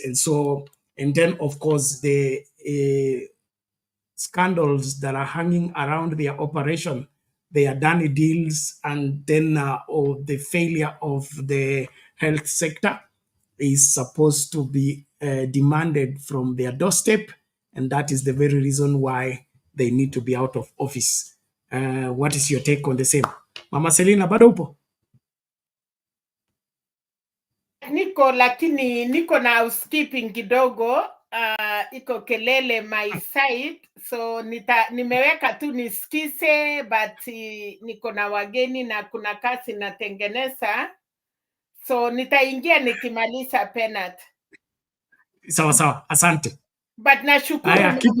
1 minute. You know, principle is a principle. Kalonzo Musyoka walikasirikia Raila wakienda kuungana na Ruto. Wakaingia kwa JNC, wakaona JNC haishiki. Sasa wanakimbilia Gachagua. What is the difference of ODM and them?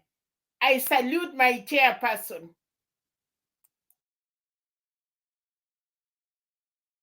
Keep real. Chama kimeongea.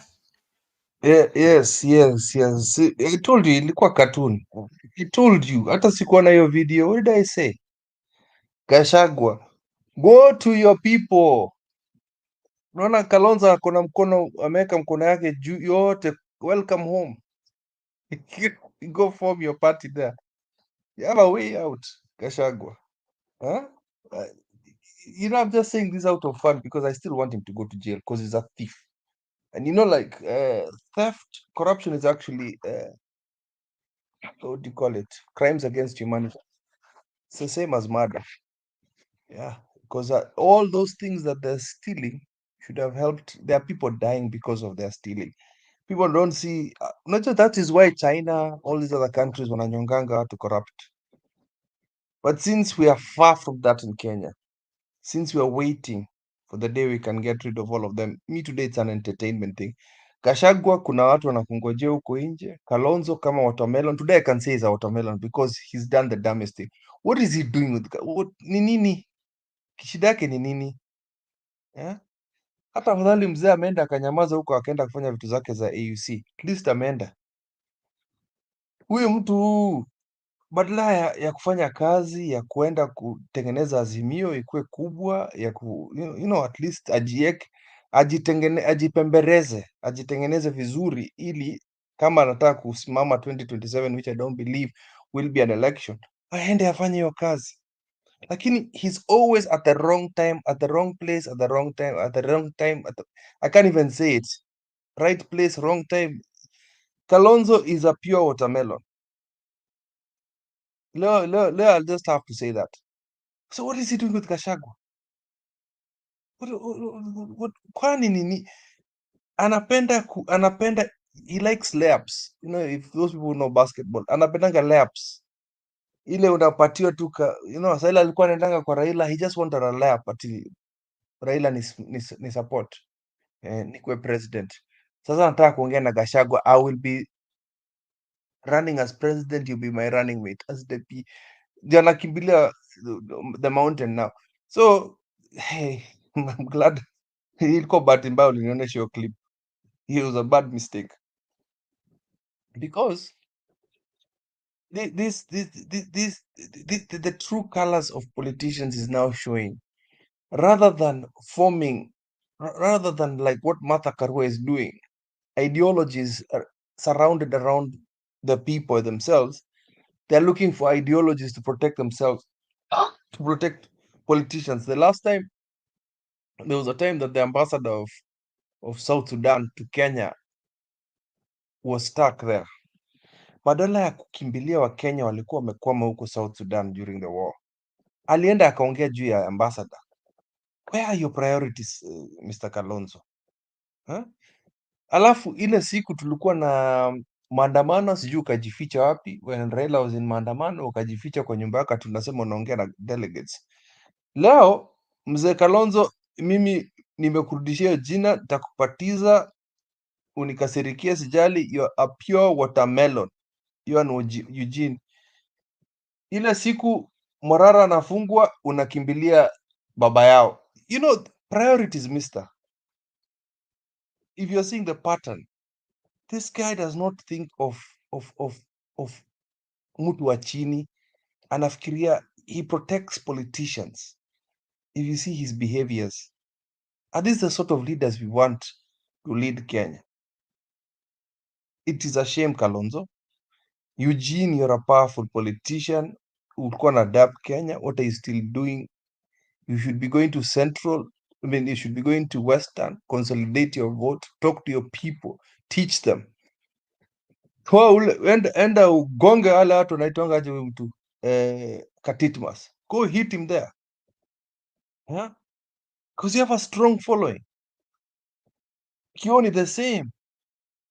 Kuja ongea na mama hapa. Kuja muongea. Educate people.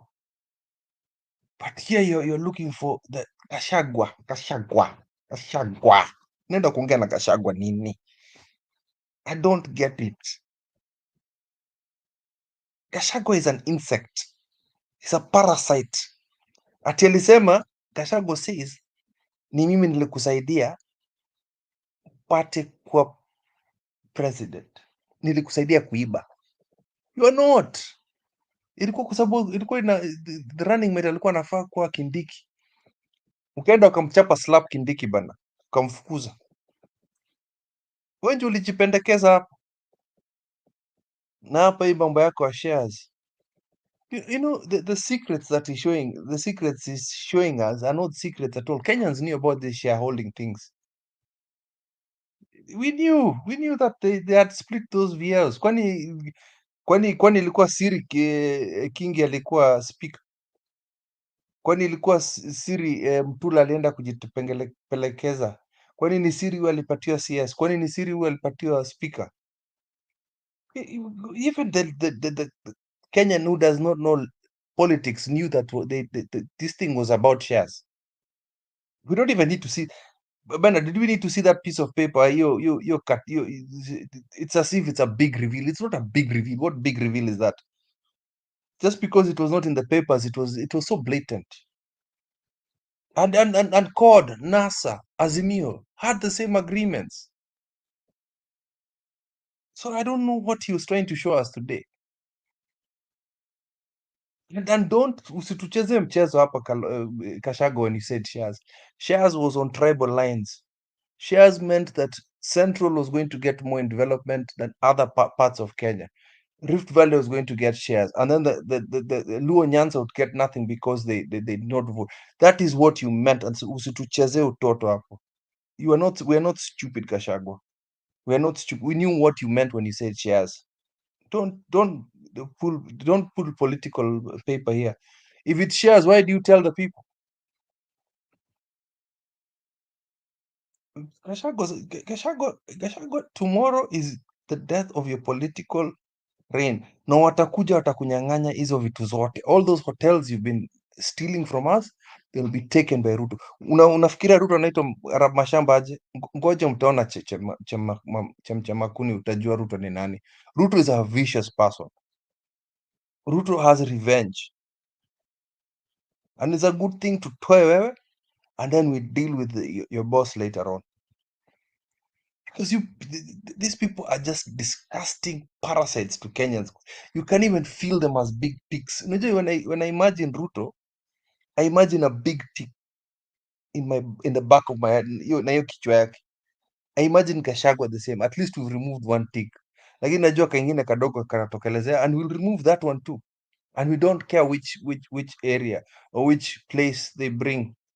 Because Kenyans are tired. This political maneuvering that Ruto thinks he's playing. Yeah, he can play that this year. Yeah, we'll see it. Okay. We'll see. Hata mkijaribu, this is where mutanigonga hapa, Mama Selina na Bernard. Hata mkileta Raila akuje kwa sanitize, it will not work this time. Ruto, you're too dirty. You will not be, Raila will not be able to sanitize you. Hata mkitembea naye anywhere, you still look disgusting. You still look, tutapatia zitaongea mbaya kutoka juu ya mzee, lakini hata mzee akisimama mbele yako, you look disgusting still. Still look dirty, and nobody will respect you. Legitimacy, your legitimacy will never ever make it. At least being niliita the Uhuru president in his second term, and this was towards the end, kwa sababu alikaa next to mzee. Let's just be frank, that's the only time I called him that. Ruto, there's nothing you can ever do to ever have me call you president. I feel like that seat is vacant right now. I don't even think we need to impeach him. I don't even think resign. We don't need to ask him to resign. Atoke, just get out. Get out. We have civil servants. This country can run without idiots like you. Thank you. Okay, thank you. Probably as Stony PK weighs on that, we'll also need to discuss Kalonzo. I understand that Maalim has been reinstated as Wiper deputy party leader after he was de-whipped for his comment about the deaths of the Gen Z. What is that? What is that, Bernard? What is that? What has changed? Has he repented, and his repentance, what were the consequences? Why would he be reinstated to the highest point in the party as a deputy party leader? I mean, is that how a political party is built and how it works? On the other hand, nani huyu anasema Mama Selina na Bernard, those are two votes. Vote for who? I don't understand where we are voting. I don't think I can vote for William Ruto in my dreams. I don't know, unless I don't know, because I don't vote for individuals. I vote for Kenya, and Raila can. If Raila votes for William Ruto, he will vote for it as an individual. That doesn't mean I vote for Ruto. Ruto has nothing to offer this country. I can't vote for him. Even if Raila says we vote for him, that one is Raila's decision. He's entitled to it. He can vote for Ruto as many times as he can. But me, vote for Ruto after all these 3 years of campaigning against Ruto, that can't work. So forget it. Just forget it. I would rather stay home and sleep all day, 48 hours, other than go and cast my vote for William Ruto. If he's the only presidential candidate, I'll be a presidential candidate that year, because nobody wants to challenge him. So I will volunteer to be a presidential candidate just to oppose him. And me and my vote and my house will have sufficient votes to have participated in the elections. Thank you. Stony PK. Thank you, Bernard. And wenzangu hao akina Keep, I can see, I think Lala is there, and Selina and who Keep Selina na wale wengine tuko kwa comment section. Bernard, my season 2 looks like this. In fact, my first presentation, I was talking about season 1, the way I see it. And this is through my eyes as a Stone PK. Now, season 2, there are things that I've packed, which I'm unpacking pole pole. And one of the good things that has always happened is when you have some of the things you say, you think, you do coming to fruition, coming to pass. And that's the beauty and the utamu wa kufanya hii analysis tunafanya. You know, sometimes people just do ile tunaitanga tete-a-tete. You know, tete-a-tete is pale mtaani, you're just, chatting for the fun and for the heck of it. But some of us look at this on a more serious note and calling it as it is. Some things are not sweet. For example, in my season 2, which nilianza kuona kitambo, I ruled out, I kept on doing what we call elimination method. There are people I have eliminated out of my season 2 in Kenya. Season 2 politics. I've eliminated people like Raila Amolo Odinga from politics. I've eliminated Kalonzo Musyoka because, okay, Raila, that one we know he's going for AU, whether he gets it or not. But this one who still thinks and feels and is looking for space in my season 2, I'm not seeing him formulating in the right way. Okay? Kalonzo Musyoka, for example, my chairman, he was my chairman. I was in the ODM, I was in Wiper and all that. Unfortunately, that character, which Keep has alluded to, imeshikana na yeye ni kama mchele na white. You know, you cannot remove white from rice. You can't separate the two. The white has color and then rice. What will you call white and what will you call rice? Character is ni kitu deadly, Bernard. Hata upelekwe wapi, upigwe sabuni, uoshwe na omo, sijui kama siku hizi bado kuko omo. Huwezi kutolewa hivi ati character sasa imesafishwa imekuwa hivi. Yeah? If your character is like, ile mwendo wa kinyonga, you make 3 steps ahead, then you make 5 backwards. Nobody can change you. All right? When you are there, then all of a sudden you have one of those most hated person now in Kenya, because we have several, Farah Maalim. Then you come and bring him back. Are you sick? Are you normal? Really? Honestly, again, I'm saying it's so simple. It's like, and even a nursery school kid will tell you, hiyo wacha, hata usikaribie huyo. Okay? So, for me, I cannot even sit and discuss nikiona vile Kalonzo atakuwa president in this country. In my season 2, nimemweka tu hapo. Of course, he's an elder. He will keep on coming. He will keep on appearing in press conferences. And I want to throw a challenge and a homework to all of us. Anytime you listen to the likes of Kalonzo, just tell me, out of his speech of 10 minutes, just note down the take home. We need to get serious and start analyzing. Those guys are expired. When somebody, unajua, politics and development is ni kama binadamu. There is a certain age you are productive, then you reach your optimum, then you start disintegrating and retrogressing. Unaanza kupigwa na dementia, unaanza kupigwa na all those things. And that is what happens in a life cycle of even a politician. Okay? So those guys, they are done. They'll be of no value in our season 2. Number 2, I am looking in my season 2. Oh, sorry. To add those whom have ruled out of season 2, Ruto is another one. Ruto will force himself because he's now controlling, he's holding, in Kikwetu tunasema he's holding the mkwaju on the handle side.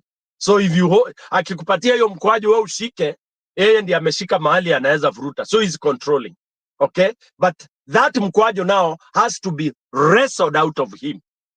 And how will it be wrestled out of him? By force. I said he has the army. The army wants to protect their bread. That's the worst thing. I've spoken to a few friends.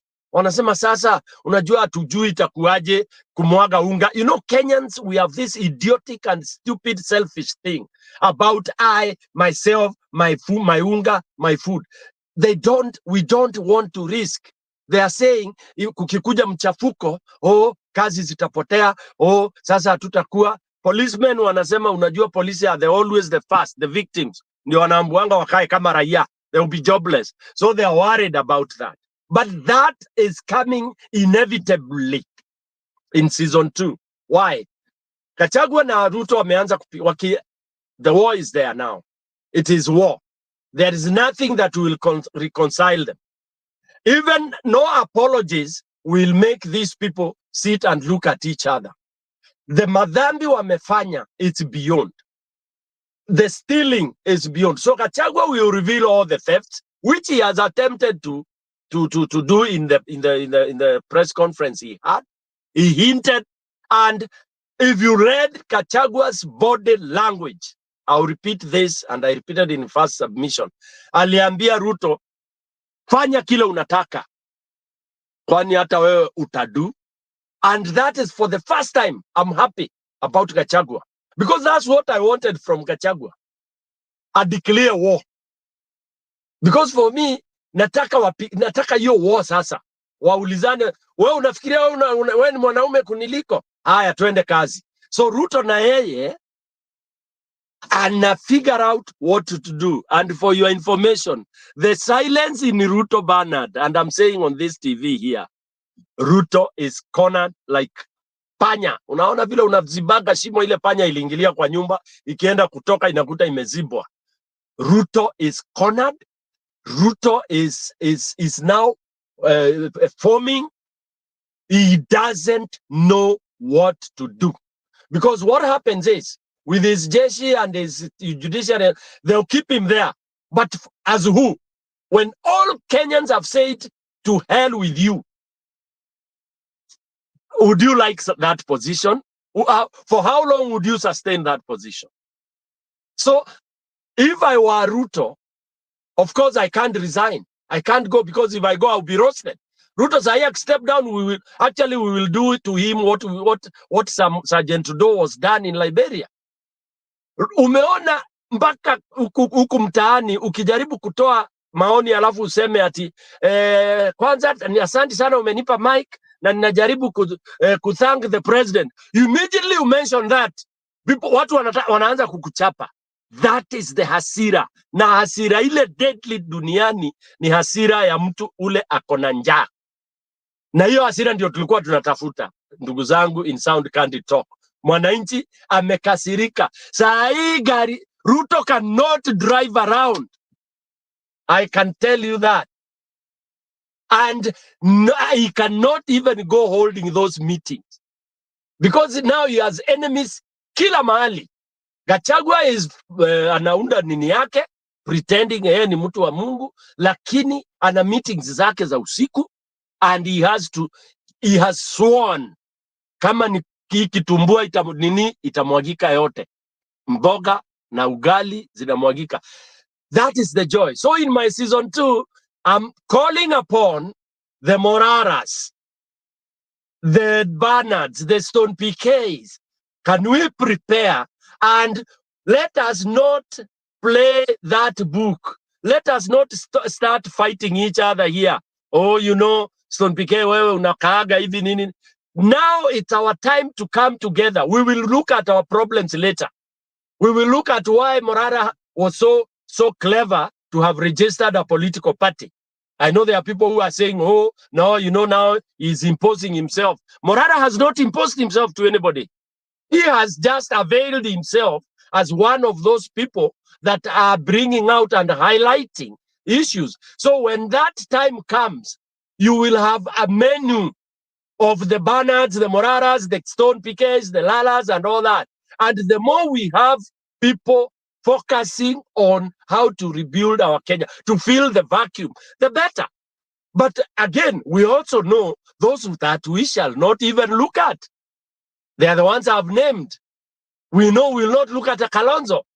We know we'll not look at Raila. We know we'll not look at akina Eugene. How watakuja kuappeal. They have to reappeal and represent their CVs. Akina Kioni and all that. Those now will be kwa ile bench ya pili. But can we now prepare for our first bench?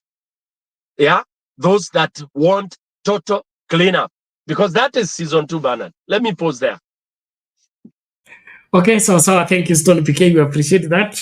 Haya, mambo ni kama hayo. Things are getting tougher with every passing day.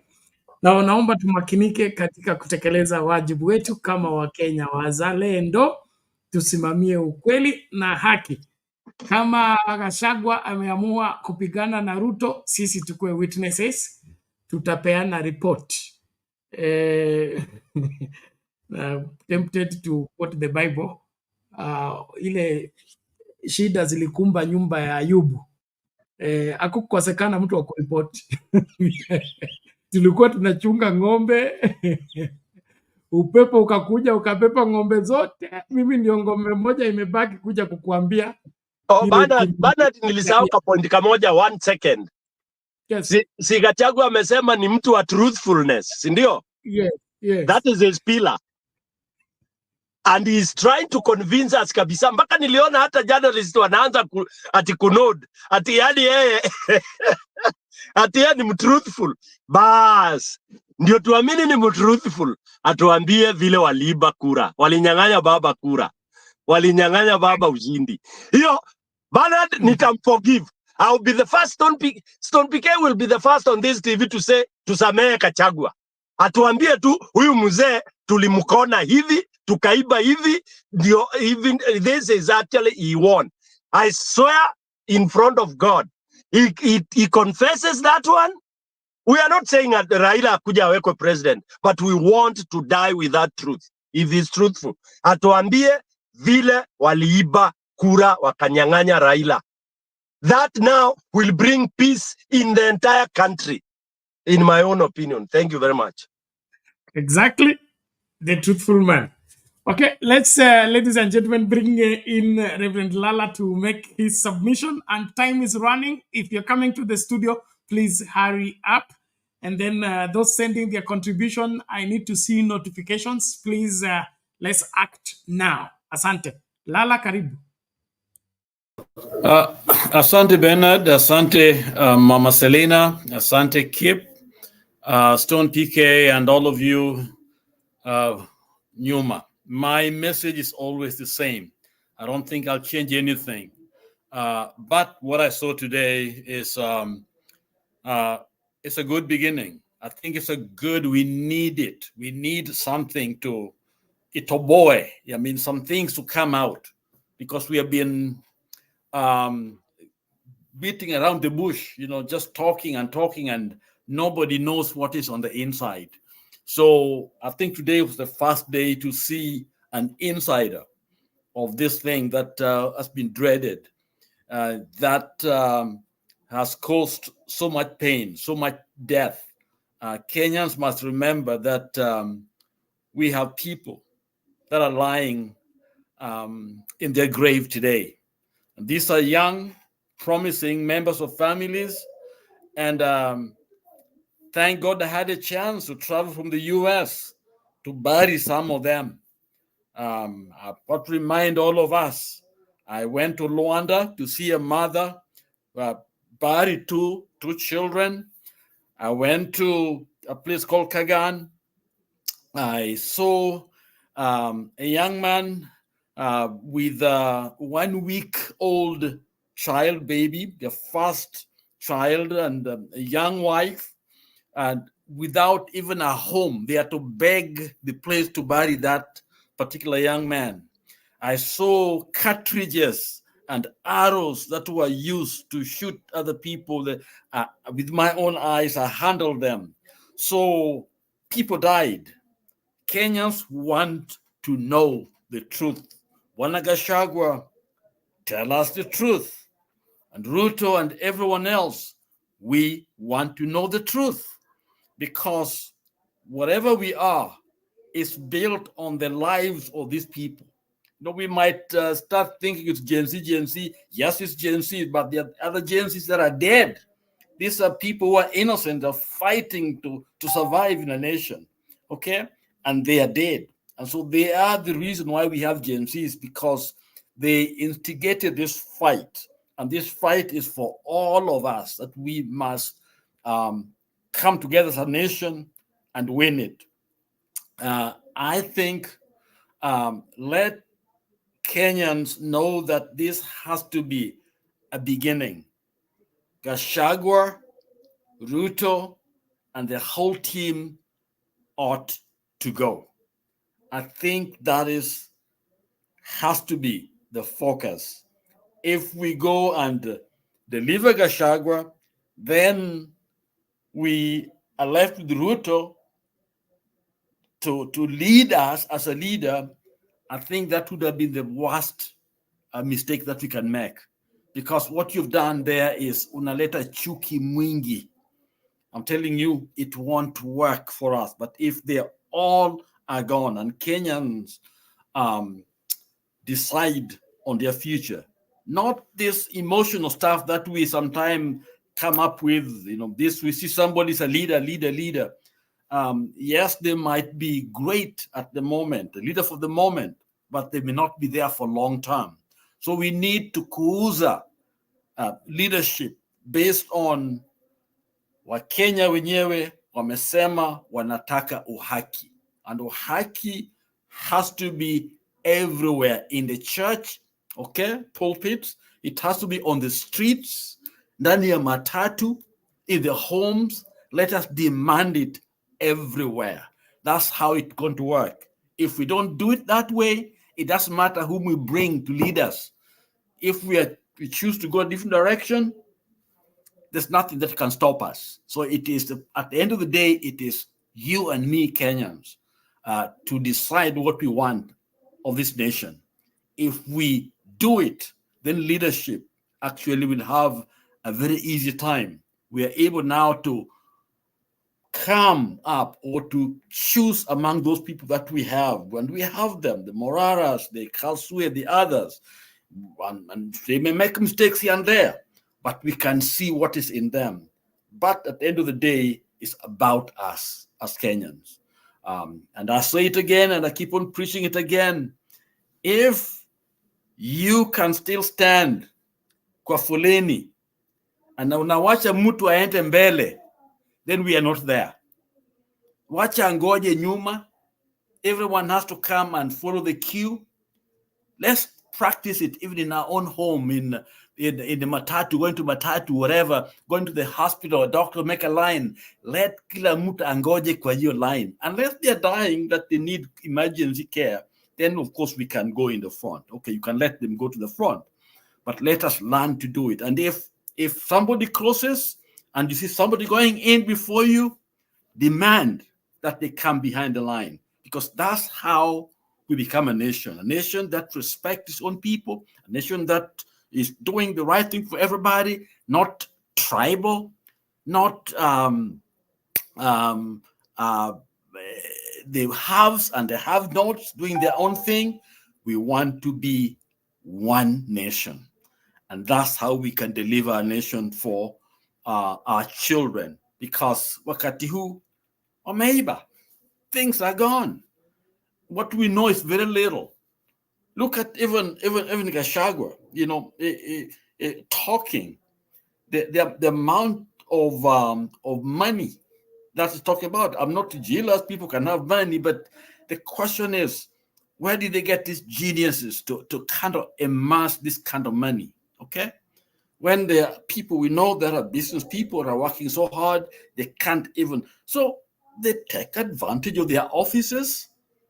In the name of clean business, willing buyer, willing seller, when actually they are the one to get those businesses. You know, they are the one to get those contracts. Okay, One time I tricked, I'm so sorry, some American business people, and they came to Kenya, and I thought I would talk and they can do business right way. No, they lost the money. They lost it. And the reason is, kila kitu kina mwenyewe. The one who's going to get the tender, they already have their own way, and money is changing hands. So we are corrupt. We have to say that, and let us stop it. And therefore, we can develop a healthy nation. So let the process go on. Let us don't spare anybody. Truth is the truth. Even when they come with the language, let them tell us exactly the truth. Just like Stone PK stated, we want to know what the truth is. And that's the way to save Kenya. Back to you, Bernard. Okay, thank you, Reverend Lala.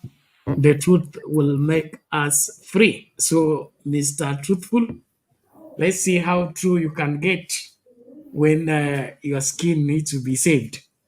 And of course, our country has lived a lie for too long. I think it's overdue that we demand to get the truth, nothing but the truth, for us to move forward. Well, ladies and gentlemen, let's remain focused in this struggle. Let's not relent until we win. I said here yesterday, let's also be careful about instigating people against the public. The public is becoming very, very, very angry. And so we can mob justice somebody by misinformation or by just incitement. So let's be responsible in our articulation of our discoveries, our hearing from the four walls of State House and the other things. Please, it's important that we save lives, not we destroy lives, especially of future leaders. And then, of course, we will always have people who will cross over. It has been with us from independence. And so we cannot always rule out that everybody we started with will finish with. Just like when we started even this channel, we were so many. So others dropped off, others gave up, others stand against us. But we keep going. So let's not be, just want to give this example that Stony PK was talking about how Kenyans are sick and tired of the Ruto name. Majina yangu naitwa Mr. Mora. Nashukuru sana kwa Mr. President William Samoei Ruto. Ngoja kidogo. Ngoja kiasi kidogo. Ngoja kiasi. Haya. Ngoja kiasi. Ngoja kidogo.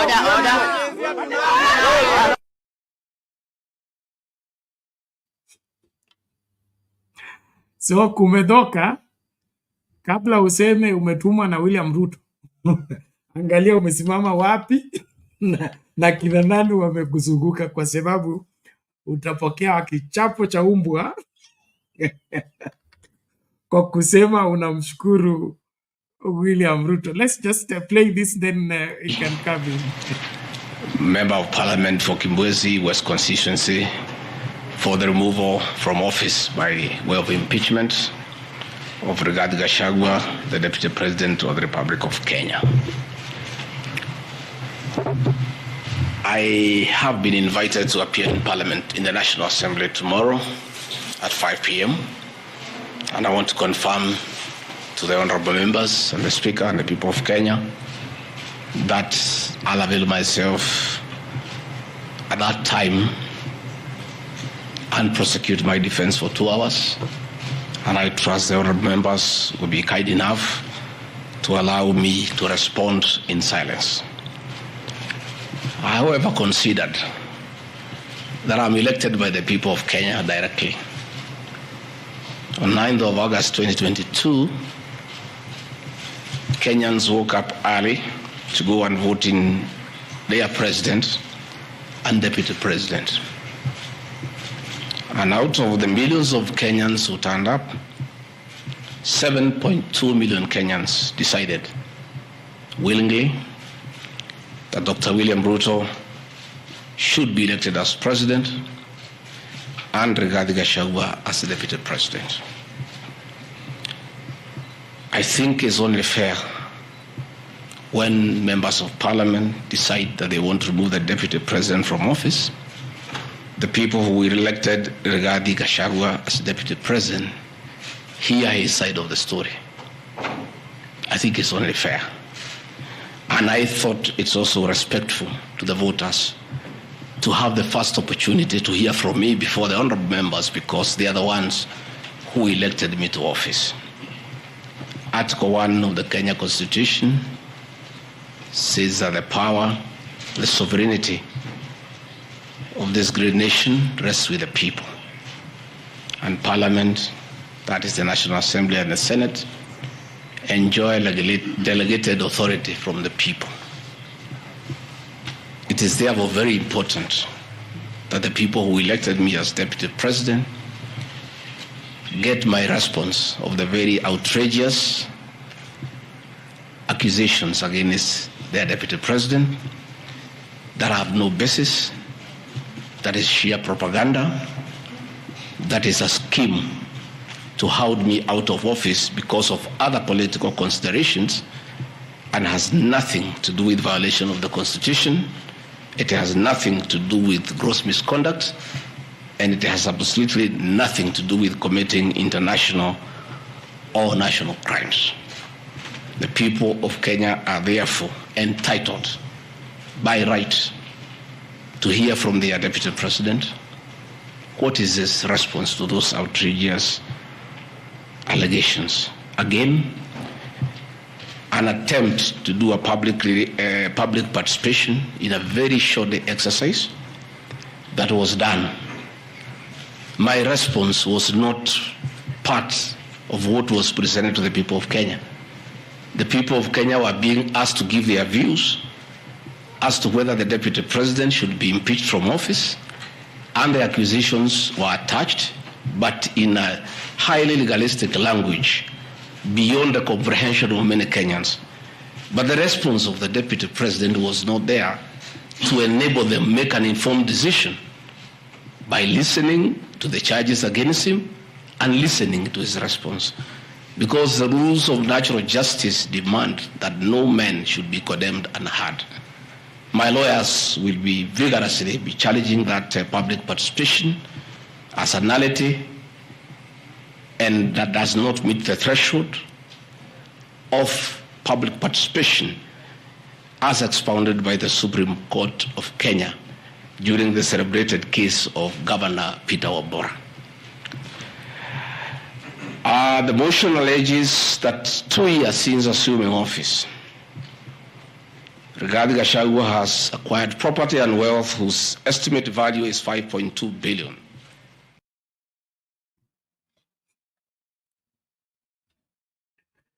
Okay, karibu bwana Stony PK, mambo ni kama hayo. Haya, Bernard, as I said in my season 1, nilisema there is nothing about illegality. You know, it's not a maneno ya legality. If you want to kill a dog pale nyumbani, unaanza kuipatia tu jina mbaya. Then you kill it. In my village they used to, ilikuwa inawekwa kwa gunia, inamwagiliwa sijui maji, inapelekwa, you know, very cruel way of doing things. So Gachagua anaweza leta hata 100 lawyers. Truly speaking, all those things they don't meet the threshold. Truly speaking, and I'm not actually supporting Gachagua, but what I'm saying is the boss has decided, and he has confirmed in that speech, Bernard, when he says he is being hounded of office because of other political whatever. For me, I will tell him to delete the word political, Because Bernard, every other thing tunawekanga political propaganda. Politics is beautiful, Bernard.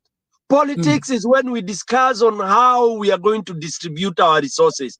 Politics is never bad. It can never be negative. But now the reasons are personal. Him and Ruto. And I'll repeat here, Gachagua, please tell us, uliitisha sana kwa mdosi ama mdosi amekunyima ama imekuaje? Number 2, Gachagua, you have no moral authority of telling us that now we have to listen to you as you defend yourself so vigorously against accusations, and we should now also focus on corruption. That's advice coming from Gachagua. Now, Gachagua, you've been in this government. You are saying you are elected by 7.2 million.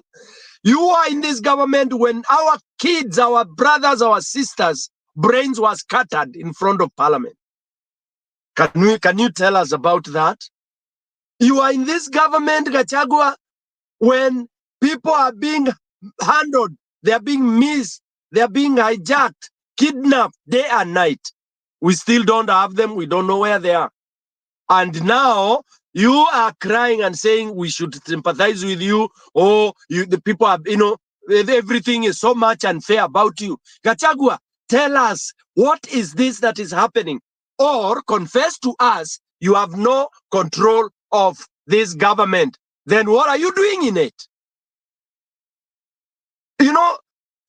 Bernard, hiyo clip umeonyesha ya watu wakikasirika juu ya jina ya Ruto kumensioniwa. Do you know Gachagua akanipitia karibu na mimi naweza mpiga makofi mingi sana. Because if you are so clean, kama wewe ni mtu wa Mungu, and that's why Kenyan reverends and all that, it's all BS, including his wife.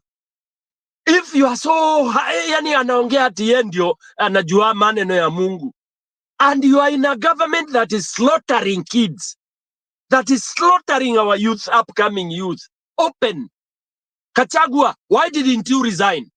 The day you are in Mombasa and you pretended to challenge the DCI. But the way you put it, Gachagua, was not good enough. If you are so touched by what happened, Gachagua, that's the day you would have redeemed yourself. Now we would be listening to you when you are cornered. But I don't want Kenyans to even have even a small iota of empathy for Gachagua. Hata staki wa Kikuyu, because tuna upumbavu mingi sana, tuna ujinga, mlima ina upumbavu mingi sana. Ati mtu wetu sijui mtu wetu nini na nini. This guy should be roasted, to aweko aniko mchana akuwe roasted. Ruto akuwe roasted. All those evil people wawe roasted. Turudi my season 2. Gen Z generation zote, we come and put in. I said we will go through some pains, yes, but let's put that back. 63 years hizo, 62 years, tuziweke nyuma na tujaribu kuunda nchi ingine. Whichever way, let's do trial and error, no problem. Okay? But we should not be held hostage at by the way, Bernard, I hate anybody who comes here talking about the constitution. Tumesukuma na tumefinywa na hii maneno ya constitution. Article 145 is very clear. Article 135 is very clear. Which article is defending mwananchi? Let's say BS to that constitution for the time being. We will bring it back when there will be a prefect that will make it work. Tuache hiyo tumefungwa. We've been tied, we've been chained.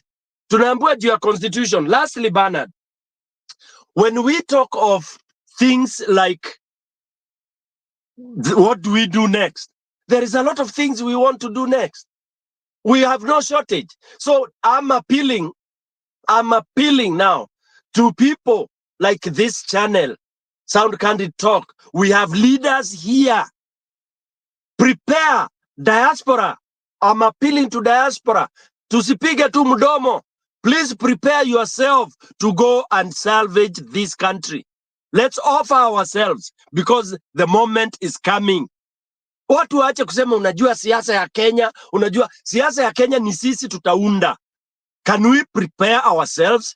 can diaspora start offering themselves? We would want the diaspora to really now participate very strongly, that immediately things happen, because things are going to happen, Bernard. Hii utanikumbuka. Things are happening very soon. And very soon things are happening. Wengine tunatakiwa tununue ticket so that we land there to help Akina Bernard, to help everybody else, because it will be helter-skelter. Hii meli itashake. Na ikishake, we need strong people to stand with the Akina Morara, with Akina Bernard, with Akina Sonpike, everybody, for the good of this country. It is going to shake.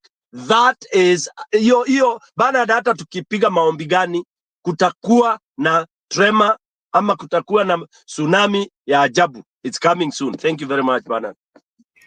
Okay, thank you, Stoli PK. We appreciate that. Clear. Hold on, Kipril, we are coming to you. Bwana Fred Sagala, it seems you don't enjoy our company here, and you're becoming a nuisance. I don't know you. I have never met you. I don't think I know you from anywhere. Your contempt against this channel and against my person is smelling bad, and for that matter, you are misplaced. I just removed you from prison the other day. You just came back, and now it seems you are claiming to go back there, and I'm sending you right back there. Wewe fungua channel yako ya ukweli, uone kama tutakuja huko kujoin, ukatuongeleshe huo ukweli wako. And on that note, goodbye. Now, before Nani comes in, let's hear this video, and then muda unaendelea kuyoyoma, tafadhali tumakinike wale mnakuja the parliamentary group level studio. And without the go-ahead or the green lighting by the president. Has President William Ruto in effect sanctioned that motion now that it's in parliament? Second, this is in relation to your statement on the 4th of January this year regarding High Court Judge Honorable Esther Maina you have mentioned. You said you accused her of corruption, and you said you'll file a petition, but we never saw you there. You nonetheless said that you have filed a petition. Can you tell the Kenyan people when you have filed that petition? Maybe you can note. This one the same because, Your Excellency, you and President William Ruto hold the ultimate office that must provide answers for the Kenyan people.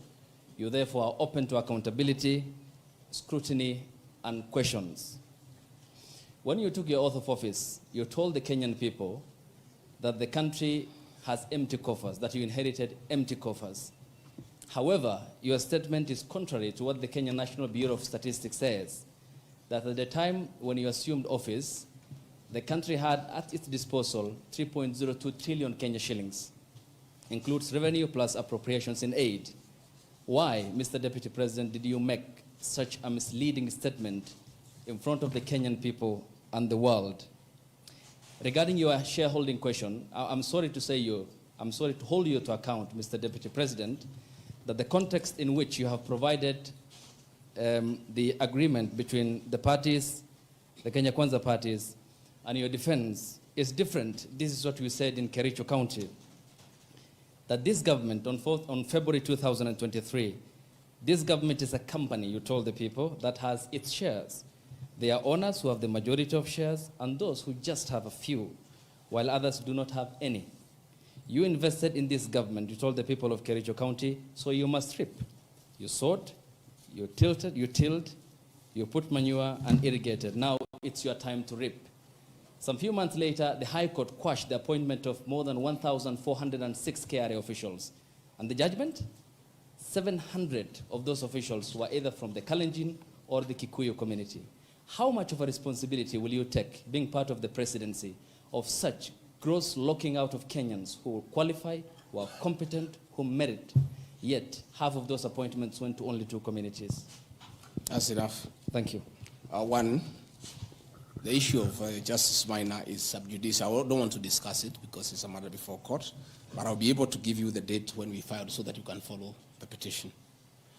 As to the issues that this motion cannot find its way to the Assembly without the President not, that is true, it can't. It has not. As to the issue of shareholding, again, this is a matter that I will be prosecuting. By answering your question, I'll delve into the merits and the demerits of the argument that will come up. But I also want to remind you that I did not say that it's a company. I said like a company. Like, you look at the clip, it's there. Like, I gave an example. And a company has shareholders. I've just read to you, there's 30% here for somebody. That's what I was saying. I was just being truthful without removing the agreement. Again, I am not responsible for making appointments in Kenya.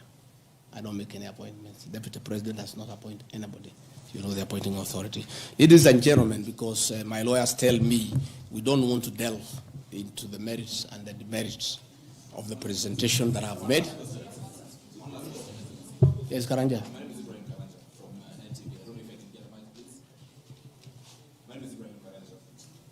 From NTV. Your Excellency, when you apologized to President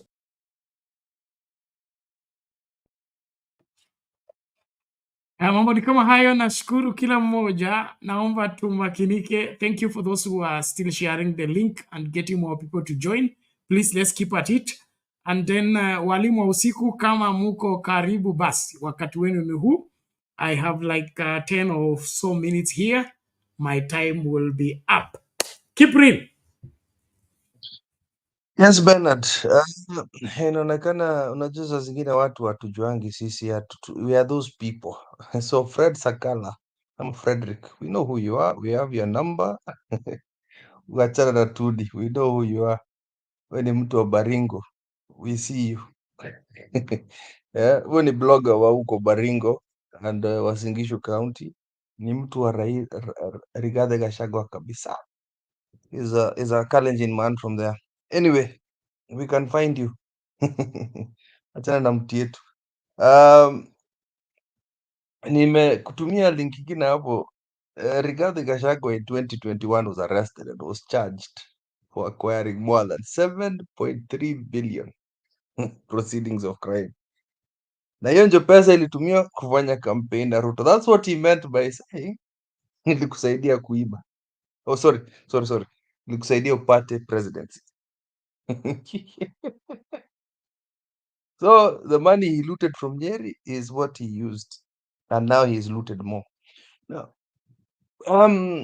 Storm PK, I just need to correct you a bit, just kidogo. Gachagua, wanyamenya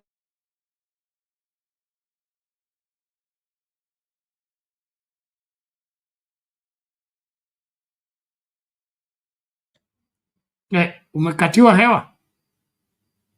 Fred amekuvamia. Ruto, that is good, but Ruto is going to trim. Pick it up, we had lost you. Said that. Said that. Yeah. We got suddenly Ruto is going to chew up Gachagua. So that's what I mean. Ruto is going to destroy him. Vile unasemanga Moran. Ruto is that guy. So I just want to correct that bit. Ruto is going to chew him, spit him out, and throw him away. Sasa wacha wamanyane hivyo. Then the way you're saying wananchi sasa ndio tukuje tumenye Ruto. Hiyo ndio itakuwa kazi yetu. So as for Gachagua, he's finished let me just say he's finished, whether he resigns or whether he goes for the court proceedings, it doesn't matter. That man is finished. First of all, does anybody remember Biwott? Nobody remembers Biwott. And that is the line ile Gachagua anapitia like that. Dorcas ananyamaza. Because she knows the man is finished. How do you jump from MP straight into deputy president and you've not even, had enough time to understand the system? At least Ruto alikuwa amesoma hivi vitu. The idiot. He knows how to steal and manipulate the Kenyan government. Yeah. Now, as for, I'm really concerned, but I don't care anymore because she's evil. I saw a very, very, very, very sad video of Rachel. Rachel naona kisura yake imevimba. So I don't want to speculate. So allegedly labda alimchapa. Allegedly. We just use the proper language. Ama kuna ugonjwa huyu mjamaa anapatia bibi yake. Do you understand what I'm saying? So anapata the high class treatment and the lady is not getting high class treatment. So two things involved. Two things involved.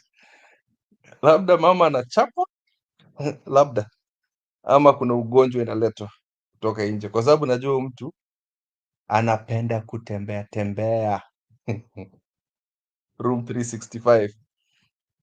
So for me, I'll just say, as Kenyans, let's wait for these proceedings to finish. There's a special name for this, kangaroo court. What's a kangaroo court ishe? Then we go back to the serious business now. We go to the serious business of addressing the Adani staff, the SHAF. They think we'll forget the SHAF because ni kama hata mtoto kama ameumia, you know, when a child amevunja mkono, umpatie peremende, atanyonya hiyo peremende, lakini bado mkono imevunjika, si atasikia uchungu bado, ataamka aanze kupiga kelele bado. And that is what Ruto does not understand. Our hand is broken. This entertainment of Gachagua being impeached, it's entertainment. Let me not lie to you. It means nothing to me as a Kenyan. It means nothing because he will be replaced by another thief that will assist Ruto to. Why? It doesn't mean Kenyans. We can analyze it. We can check about it. We can do all that stuff. But let me tell you, it's nothing. Gachagua is a nothing to me. Somebody who is not even. Somebody who calls Ruto kingpin of Mount Kenya. Kichwa yake ni mzuri kweli. He said that, by the way. He said that. So for me, wacha hii mambo iishe, and I hope it's a very short proceeding. We don't want to be taken through weeks of this garbage. Just the way we did the elections, vile walifanya ile kitu, wafanyie Gachagua hiyo kitu. Vile Mama Selina alisema kuna the true list na kuna the fake list. Washa prepare the public participation yao with the correct signatures approved by parliament. Hata ijaangaliwa na ABC, it's correct, it's perfect. 60 ama ilikuwa 80% of the public want him out. So yeah, which is true actually, but there's that part of other on a feature, because I know the people listened. Kuna hiyo part other hata tusomea. So let us watch the proceedings. I hope Gachagua comes with all the tea. Vile waliiba pamoja. That's the only way you can steal. You can actually save yourself, Gachagua. Na ile nilikuwa nachukua pesa ya Dani, tulikuwa na mimi, Murkomen. Name them all Gachagua. Please.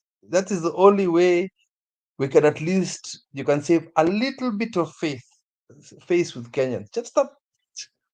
Say the truth. And the truth shall set you free.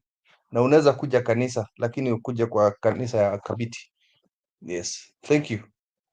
Yeah, you're most welcome. Watu wa Kamiti wanakukojea. Because you say, there's a speech alisema tuko wengi Kamiti. Yeah, there's a speech is talked about people of Mulima, akasema tuko wengi Kamiti. Hawa wanakungojea huko. Hawa wako wengi Kamiti. It's another speech. He said, this one I'm not making up. Sema, sisi watu wa Central, ile siku alikuwa analeta watu Sagana kukula nyama na mchele. Sema tuko wengi Kamiti. Yes, yeah. Yes, Gachagua. Sasa wewe Kipril ndio umekuwa prison warden, unaenda kungoja hii kamiti. Kwako na huruma kitoko tafadhali. Wacha mtu asikize case kwanza. I'll go visit him actually. I'll go visit him kama kuona animal kwa zoo. I'll go watch. Tamletea mkate na maziwa. Sawa. Thank you Kipril. Now I hope you have administrative power.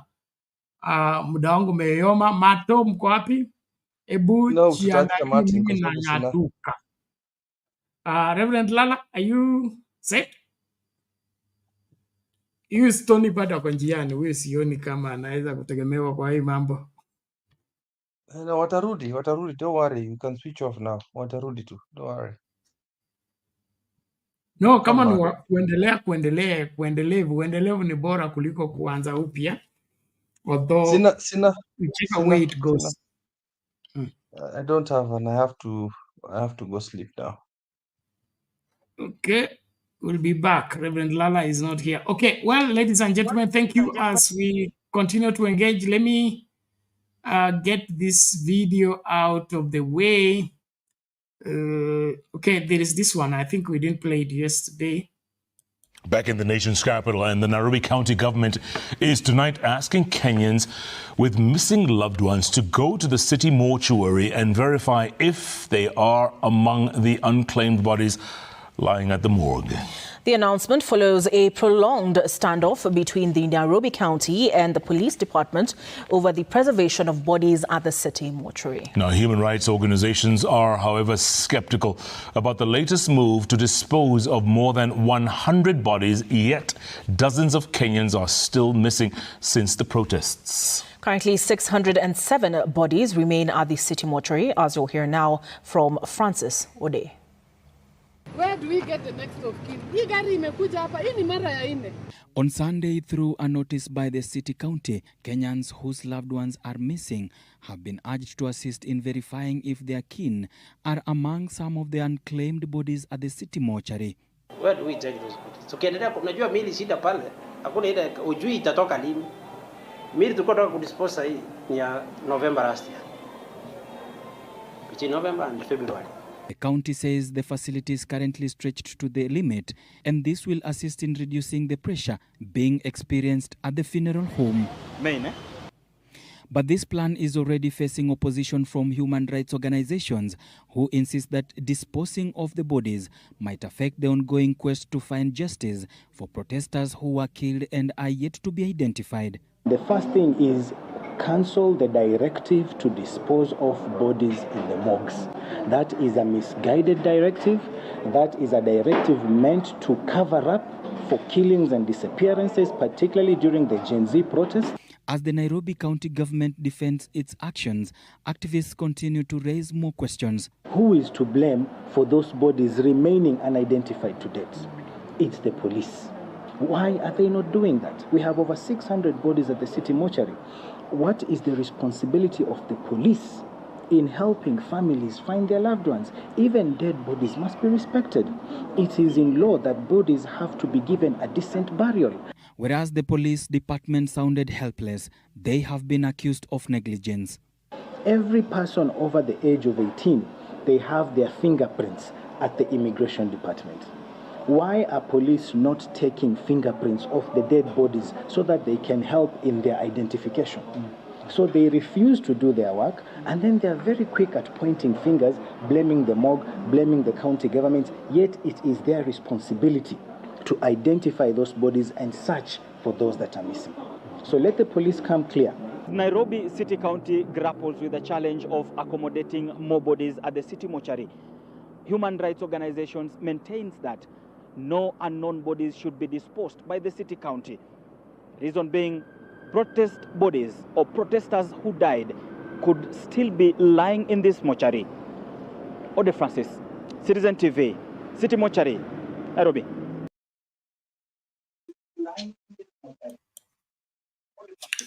Welcome back, ladies and gentlemen. That is the situation in our country. Unaona vile kuna utepetevu kuna wafu mortuary hawajakuwa identified, wanangoja public ikuje ku identify watu. Yani hata kama hakuna serikali, I don't get it. Identifying the dead is also a crisis. Now they want to use it as what? A directive to go and mass dispose wherever. It's terrible. Dispose of the bodies without clearance.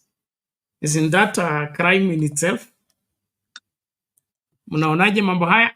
Naona Kome amekuja. Kome, tangu tukutoe kwa IG. Lakini karibu. Asante. Karibu, Asante sana. karibu. How is the resignation period? Hapa ni kama tuna Wakristo labda wangesema ni Armageddon. Lakini Armageddon iko mbali.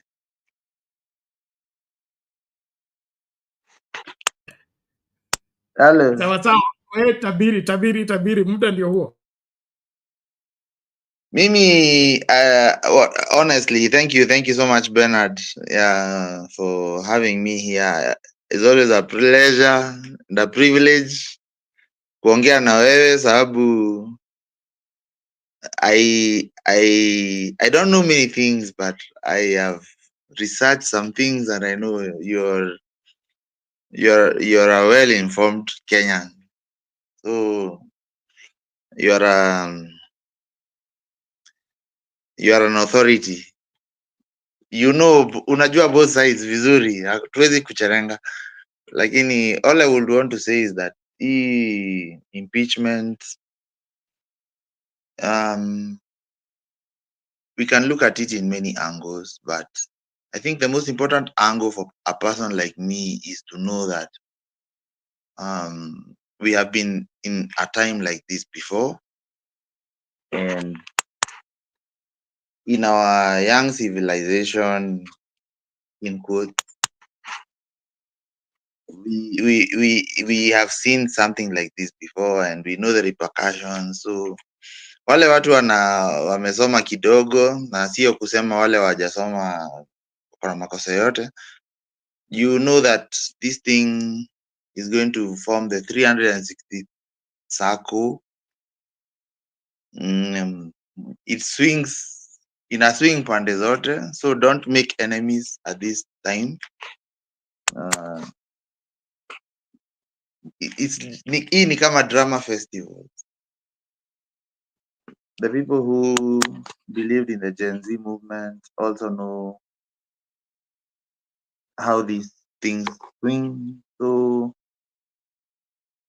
it will be very and risky to take a side in this, whatever it is. This is very confusing. This is very confusing, and I want to urge even my people, my age mates, when you are to go the same, whatever.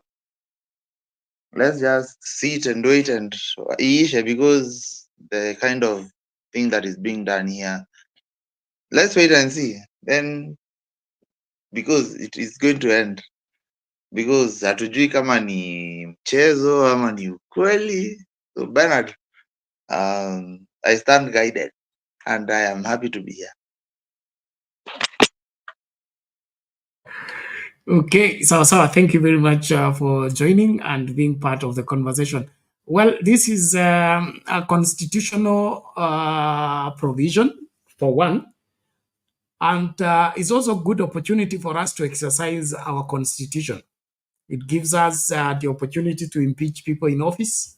So let's see how it plays. But what we are against and what we can, do to help the situation is the attempt to manipulate the process. Usually, our constitution is very good, and if it's left to do the work it's supposed to do, we will have a great country.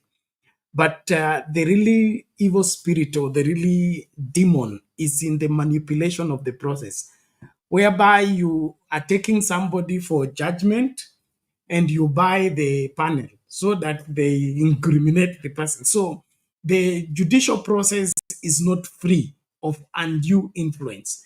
And for that, we don't even know whether the constitution worked or the corruption worked. And so we as Kenyans need to completely rescue this country from these manipulative cartels, because we can't have a country where the rule of law is not let to have its way. That certain people need to be protected from the law or need to be put at a disadvantage by bribery. You go and buy the parliament so that it incriminates the person, then buy the parliament so that it gets Linduri off the hook, buy the parliament so that it does whatever you want to do. And so what we are really faced with is a complicated scenario that may never know what went down and what exactly happened because of our opening ourselves up to bribery and, of course, the manipulation of those that think they are more animals than they are more equal animals than others. All in all, I want to appreciate everybody for being part and parcel of this great conversation. I want to appreciate those of you that have participated into were helping us pay our bills. I thank you for making the debate a success. Mato, ni kama unahepa, unasema una la kusema. Stony PK bado uko mbali. Sasa mimi nitawacha nyinyi, mtaenda kufungua feed yenu mkijipanga. Kwangu mimi muda wangu ndio huo, unless kuna la ziada, ningependa tu tuanze kufungasha na tutaanza kama Stony huko. Neno lako la mwisho lala, and then Koome, then we get out of here. Stony.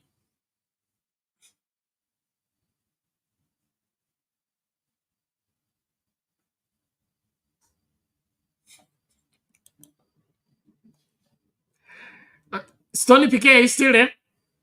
Okay, inaonekana kuna mtu amerenda resignation na mimi sijaipata.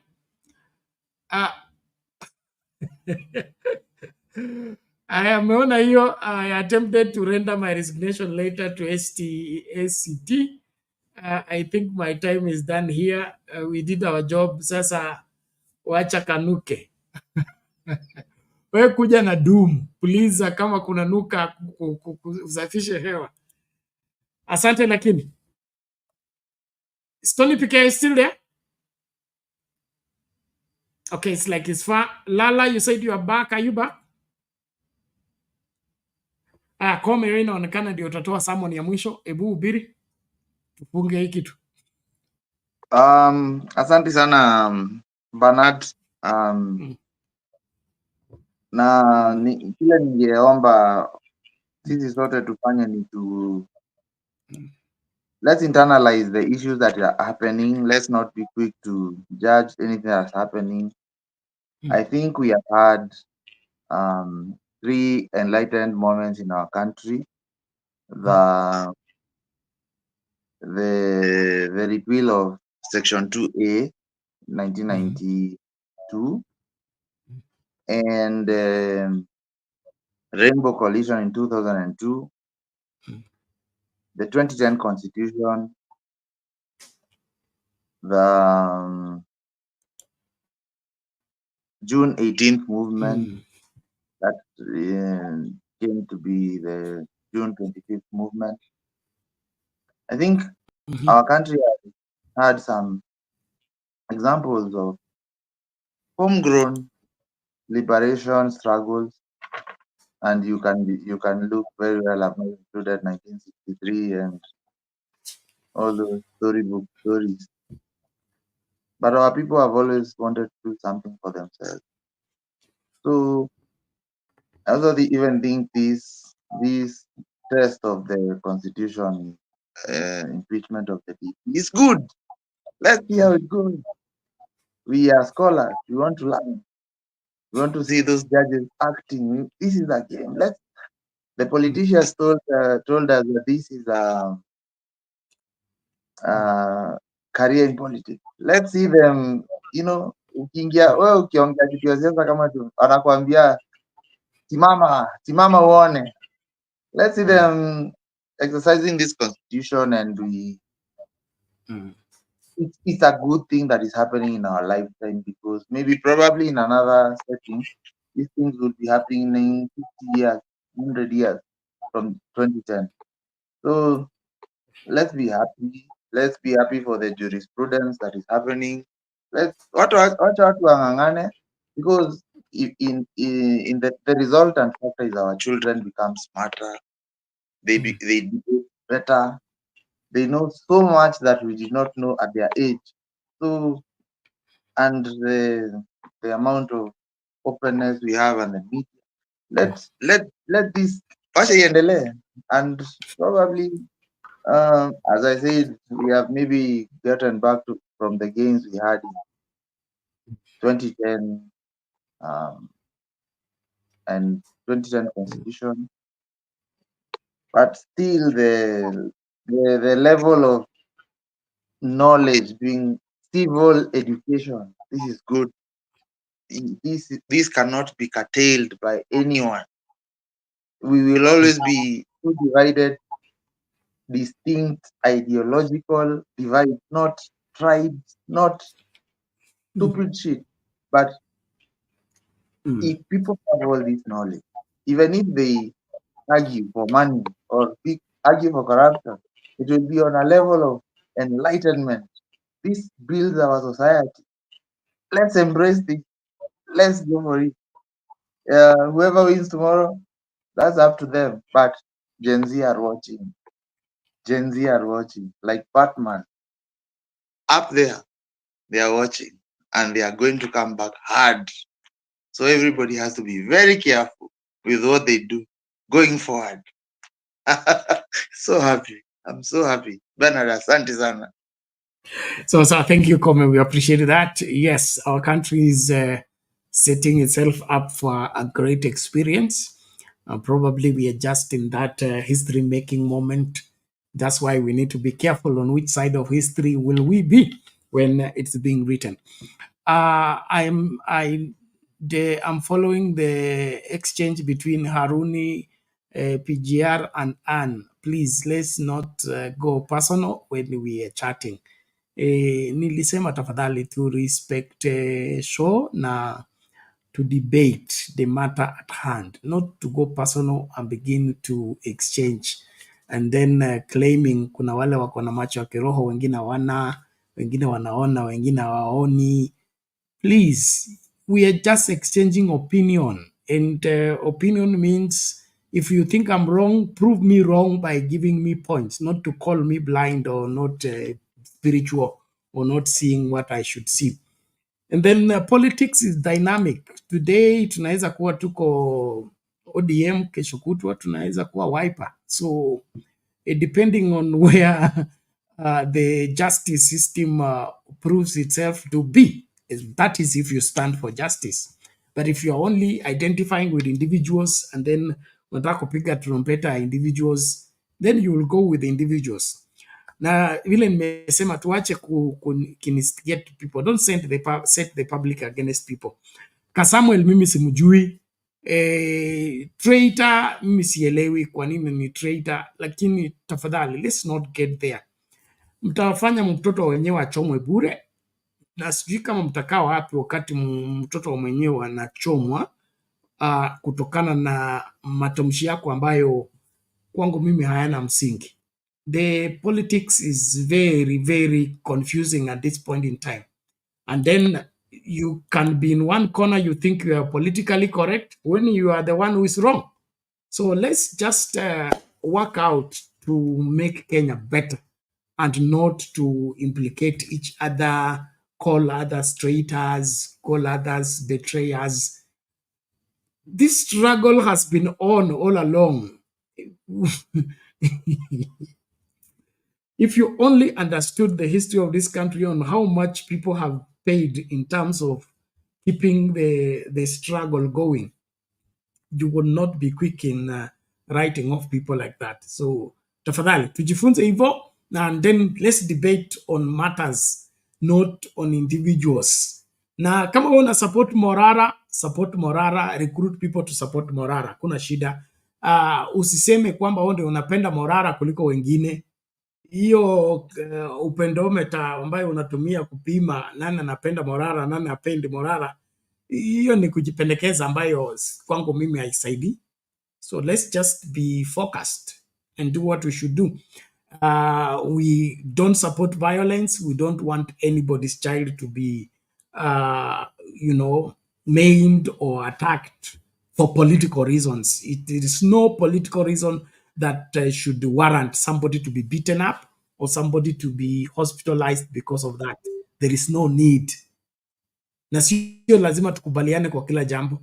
Na nisipokubaliana na wewe imaanishi unichape ama uende kuset mob inichape. we are all entitled to whatever opinion we hold. Thank you. Mkora, umeleta ukora gani? Muda wangu umeisha. Tutaenda na hiyo kora pamoja, mi na wewe leo. Kiti nimeona special office mmetengenezea Gachagua. Hii ndio last supper ama ndio mnamheshimu tu hivyo? No, by the way, first of all, you have to sign my resignation letter. I don't sign resignation letter. Lazima usign resignation letter. The person resigning is the one who signs. Mimi ni kama mkurugenzi napokea, alafu na either nakubali ama nakataa. So mbona wewe sasa utakataje na mimi ndio na resign wewe? Sasa mimi nimekuletea resignation kwa meza na unakataa resignation letter yangu. Mimi ni mkurugenzi.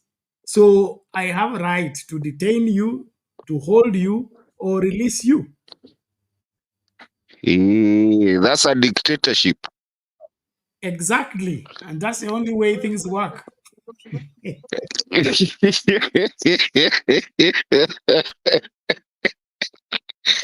Bernard, and you know where that joke is coming from. Unajua kuna watu wengine maybe hawezi elewa where that joke is coming from. Let me just say something.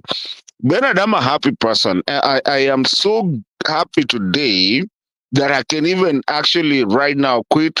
I mean, not that I said I'm gonna quit, but I said I might. Ama nikajitetee kwa koti kama kwa wananchi kama ule mwingine nimeona anajitetea.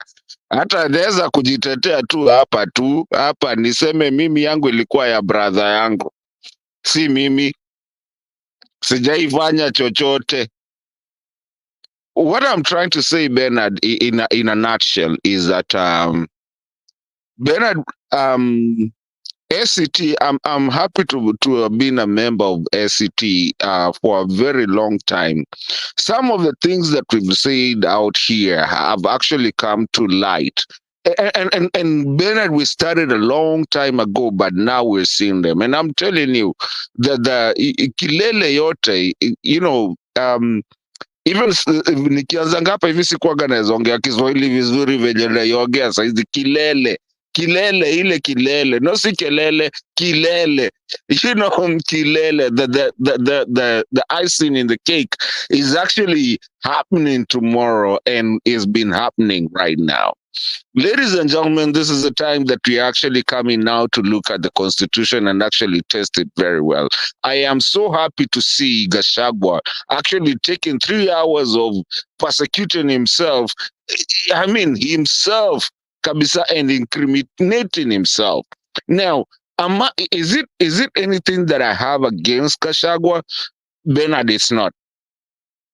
I don't have anything against Gachagua. There might be a couple of things that I have against Gachagua, which are personal to me. I mean, from I don't know Gachagua. I've never met him. He's never been a part of my life. I don't care. But there's some things that is done in our country that, from my political analysis and from my political view, that are not right, and they go back to not just him, but societal and geopolitical way of looking at things. And I'm so happy that the things that we've always spoke about here are coming to light. And Bernard, I'm a happy person to see tomorrow that thing, because now we've touched the presidency, and that's what we wanted. We said it here. We said it that it's gonna come a time that we test this constitution and see. We are getting there. We are getting there. Huh?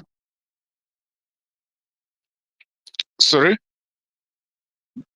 I said we are getting there. This is cool. No, tomorrow is gonna be. Tomorrow is gonna be. Sorry, sir.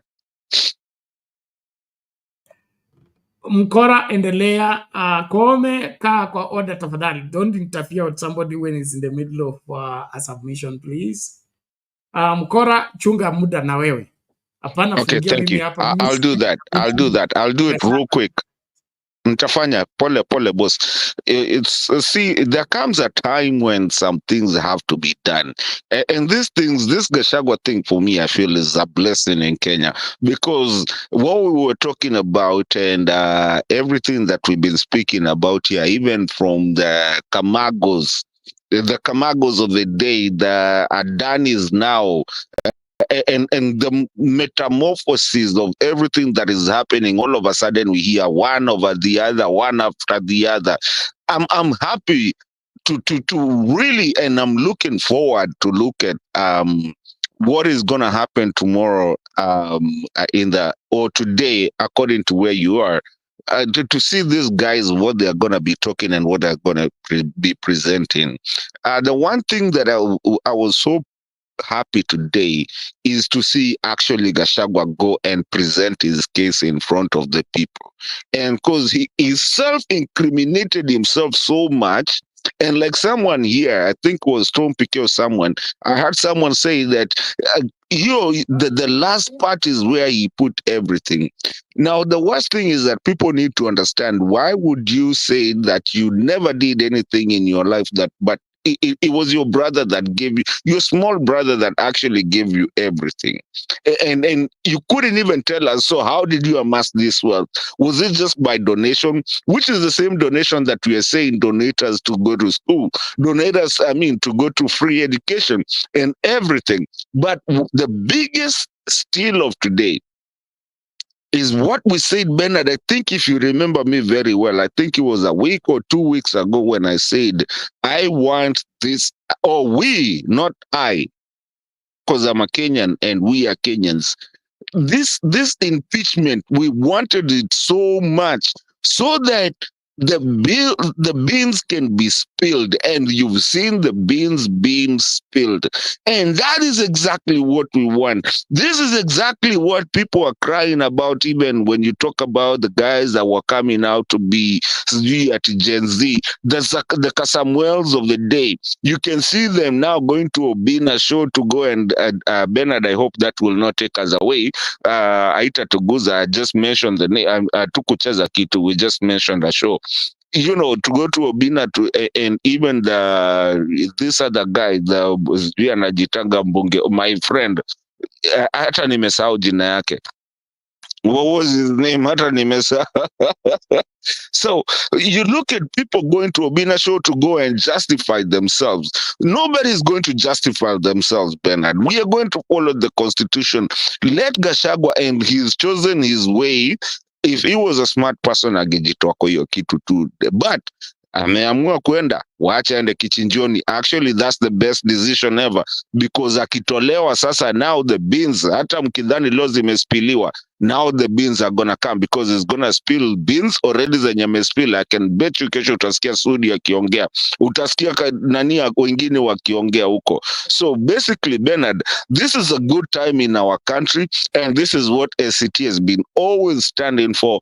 And for me, nikikwambia nataka kupatiana resignation yangu, unisainie ya kutoka hapa kwanza, sasa nikatulie kwanza, niende vacation. Mkitaka mkitaka kuniandika kazi tena nirudi, mtaniandika. I'm telling you what is going to happen from this one. Hii Kenya imebadilika bana, watu wanajua katiba. You remember what they say? Wanasemanga siku hizi, tumesoma katiba, tumeielewa. Kujeni sasa, endeni tupatane na nyinyi huko kwenye mnaenda. If he doesn't resign by the time he gets there, I'm telling you everything that is gonna be spilled there. Bernard, you will come back and tell me, just the way when we were starting this show, venye tulikuwa kwa hii show ile, hata tukiuko kwingine, what you guys used to tell me, utakuja kuniambia, utaniita nabii tena. Watch what is going to come out from this whole debacle. And guys, you should be happy and stop complaining about it.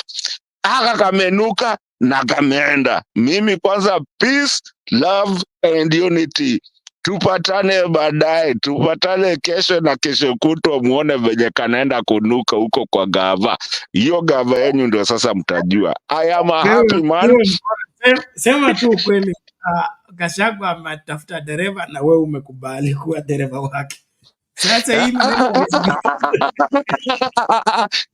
dereva aliambiwa atatoa nini tile, atatoa chassis, atatoa nini, gari imebaki haina brake, ni brake ndo hawana sasa. Hiyo ndio shida sasa, brake haina, imepotea. Aliuza wameshauza engine sasa. Wewe ni dereva na iko kwa mteremko, mnataka gari haina engine. iko kwa mteremko, ishauzwa engine na ishauzwa brakes na iko kwa mteremko. Dereva anajaribu kukanyaga, inakataa.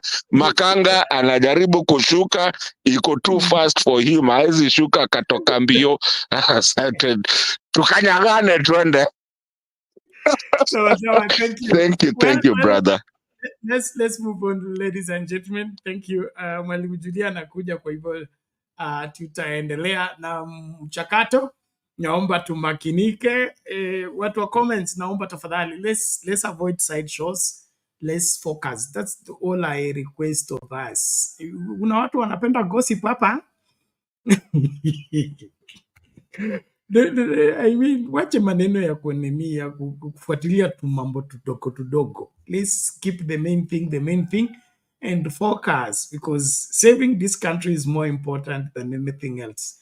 Let's avoid the side shows and just do what we must do.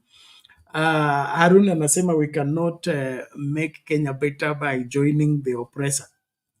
There is a truth in that, but there are things we also can't get done, especially when we don't have an authority to do that in terms of whatever that is happening. For example, the loans that are being taken by Ruto, he's taking that because he's an authority. The sales that he's doing that because hapa wako na mamlaka. And so joining him may not help, but we need to be vigilant in ensuring that we don't lose our eyes on the ball. The ball is to save Kenya. Tukubali Kenya ishapotea, Kenya iko kwa mikono mibaya. Sisi ni tupigane, tuipate, tuirejeshe mahali inapaswa kuwa. So haya masuala mengine yote ya kunini kushabikia watu kunini. Kwanza, one of the things that has made us fail as a country is politics of personalities. Tunaamini kwamba mtu fulani ndiye atakuja kutuokoa. Tumeacha katiba imebadilishwa, imekuwa karatasi. Tumeacha uongozi mzuri, badala tu demand uongozi mzuri, tunaenda kupigania ati mtu wa kwetu amenyang'anywa, sisi ndio tunapaswa kupewa kwa sababu ni sisi. So we are fighting for people instead of fighting for justice and fighting for what is good for all Kenyans. Let's focus in getting this country to operate with or without individuals. And if we succeed in getting those institutions to work, and they work effectively, that will have a clean country, that they don't need to bribe to join the army, they don't need to bribe to join the police, they don't need to bribe. I understand you even teaching that kabla uandikwe na TSC, Teacher Suffering Center, mpaka ukof 300,000. I mean, what's up with our country? That there is nothing that we can get done without bribery. So this culture of bribery and all that is our great unmaking. Let's rise up together, put our forces together, and stop the bad leadership so that we get what? We get things done rightly, constitutionally, and then, of course, in the right way.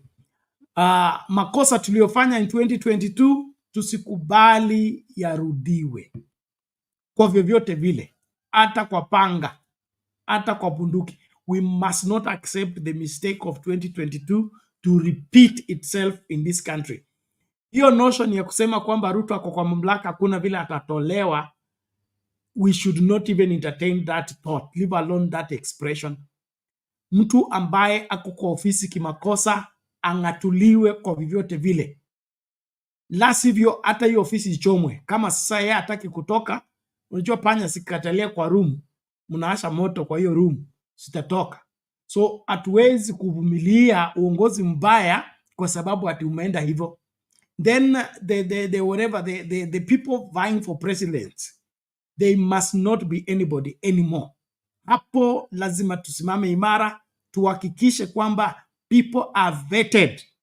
Dhambi zile walifanya nursery school sitolewe, zile walifanya primary school sitolewe, zile walifanya high school sitolewe.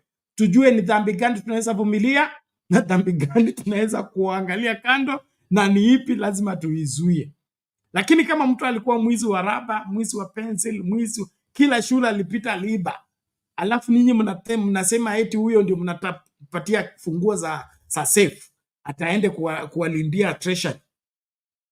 Hiyo ni kujaribu shetani. My bishop anasema the devil tempts all of us, but an idle man tempts the devil. Saa ingine wa Kenya sisi ndio tunajaribu shetani atujaribu. You tempt the devil to steal, because how do you pick the keys and give to a thief and expect the thief to take care of your resources? So let us remain strong and ensure that we will not entertain the madness of an election being conducted, especially wagombeaji. Kama mtu ni mwizi asikubaliwe. Kama mtu hana tabia nzuri asikubaliwe kuvai. Wacha kuparticipate. Vying alone must not be allowed. If somebody has a questionable character, must not be on the ballot at all levels. When we do that, we will lock out the majority of the thieves. Lakini tukisema at all, it is their constitutional right. There is no constitutional right for thieves. There is no constitutional right for corrupt people. So the moment you begin to participate in public stealing, you are canceling your political career. That is it. And the moment it's proven you cannot stand public resources, you want to steal it, you must be kept out of public office. Take us to court, and any court that gives you right, hiyo court na wewe pamoja tutawatupa kwa lake yoyote ile iko karibu. Kama ni lake Baringo, ni gani ya maji moto? Tunataka ile ya maji moto, wakitumbukizwa huko ndani waanza kuiva mapema. Sio story ya kubembeleza tena. So tukue makini kuanzia kwa MCA, kwa MP, kwa governor. Kama mtu ni mwizi, mtu wako na kesi yoyote ya wizi, asikubaliwe kuvai kwa public office. Anasema Bogoria. Thank you, like Bogoria. Hiyo ifunguliwe, okay? Ifunguliwe. Watu wote ambao wanataka kuingia katika uongozi na ni wezi, public thieves, they should be prosecuted and kept out of vying for public office completely. Tukianzia hapo tutawini hiyo. Lakini atutungoje mtu aende Bomas aibe, ati mnakimbia mnaenda kumstopisha kwa Supreme Court. That is too late. That's too late. Mimi niliwaambia hapa church huwa tunafanya hii mambo vizuri sana. Kama ndugu alikuwa na amepropose several places, okay? Na ni siku yake ya wedding. Anatuambia mapema kwamba tunaweza kutokea mama fulani huyu aseme ni mke wangu, mwingine anaweza tokea huko na so tuna conduct your wedding tukiwa macho. Kwa sababu chochote kinaweza kutokea. So we cannot allow things to get out of hand and then expect to repair them. We should not wait for repairment. We should deal with the situation before it arises. Tuanze na kufungia watu ambao wako na questionable character from vying. Wakuwe na pesa, wasiwe na pesa, wasiruhusiwe. Wale watu wanataka kununua kura, those are the first suspects. Kwa nini unataka kununua kura? Kura watu wanapiga kwa sababu wanapenda, wanakuamini. Kwa nini wewe unataka kuinunua? That means you are wrong number. That should be reason for you to be blocked from public office. Well, ladies and gentlemen, thank you so much for being here.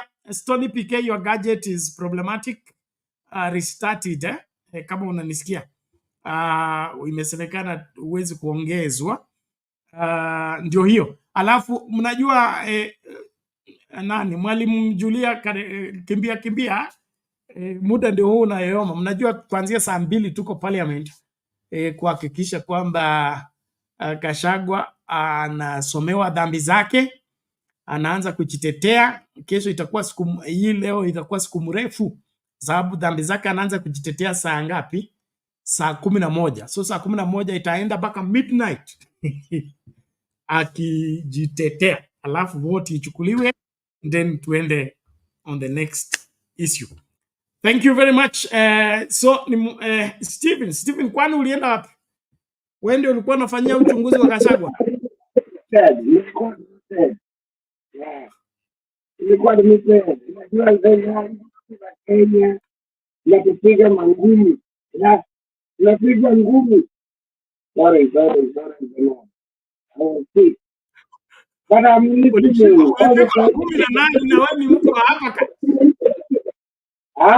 Wewe nilikuwa nasikia unasema na hizi hii sana. Nilikuwa nasikia ati tumekuacha. Ati wewe kana sisi. Yeah. Okay, thank you, Bernard. Thank you, Lola, from Kadika, Messi. Yeah. Thank you. Don't worry, it's okay. We'll deal with it. Yeah. What I want to say is this. What I want to say is this. You know, we want Kenya to be a beautiful Kenya. This story. Yeah. So, Gachagua aende nyumbani. Mimi nilikuwa nasikiza hapa anasema watu wanasema waende pamoja, lakini sasa amuza Gachagua kesho. Mimi kuambia anguza Gachagua kesho. Kwa maana hii demonstration haifanyiki. Hata ukitumia pesa ujui nani anapopili ndio hao wanaua watu. Sisi tumeshajua kwamba Kenya ni ugaidi. One person is just keeping on mentioning his brother, his sister, I don't know, his son. Na yeye ako kwa hiyo nini? I'm commenting on Gachagua. Gachagua alisema real story kwamba Kenya is a shareholder. Sasa leo ananiambia na mimi ni professor at I said right. He said it. Kenya be informed that nilikuwa nataka kuongea juu ya Gachagua. Gacheta. Yeah. Amechukua mpaka Mount Kenya. Ati watoto wake ndiye alichukua hiyo hoteli. Na sisi tunajua is corrupt.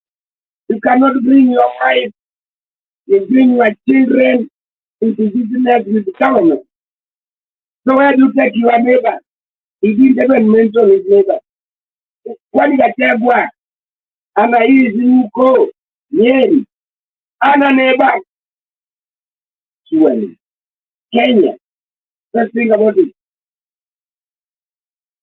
Yeye aliitwa na Ruto. Na Ruto mismanage, mishandle.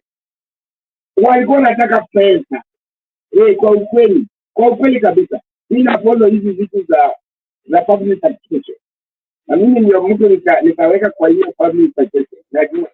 Najua vizuri. Ukiona mama analia, toa suruali yote. Mpaka dereva. Oh my God. So, kesho. Bwana Stephen, ngoja kidogo tu. Stephen, Bwana Stephen, audio is not good. Your audio is not good. Stephen, kama unanipata, hatukupati vizuri. Audio yako iko na shida. So naomba tafadhali anzisha mashini yako vizuri, ndio maneno yako ukitamka tunasikia. Kuna vile unasikika kana kwamba uko kwa box fulani na maneno hayatoki vizuri. So tunataka kuelewa kile unachokisema na tukifuate vizuri, mpaka watu wanateta huku kwa comment section. So please work on your gadget and get back so that we can debate more and engage further. Well, ladies and gentlemen, I want to appreciate you so much for always being here. Thank you for your support. Thank you for your followership. Kipindi kiendelee, mwalimu amekuja, kwa hivyo mimi nitang'atuka, lakini mjadala uendelee. Tukutane bungeni tunapo kuanza kusoma dhambi za Gachagua na jinsi vile anapaswa kutimuliwa, na wale ambao wanasapoti kutimuliwa kwake sawa, wale wanaomba kwamba asitimuliwe sawa. Ukweli ni kwamba serikali ya William Ruto ina dhambi nyingi sana, inapaswa kutimuliwa kwa vyovyote vile. So wao wametubu, wajatubu, dhambi zao zimetosha. Kabla niende, wacha nilete huyu pastor, alikuanga rafiki yangu tukiwa high school.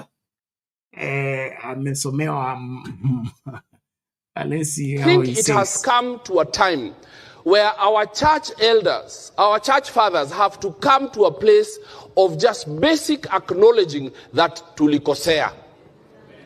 What we did was wrong.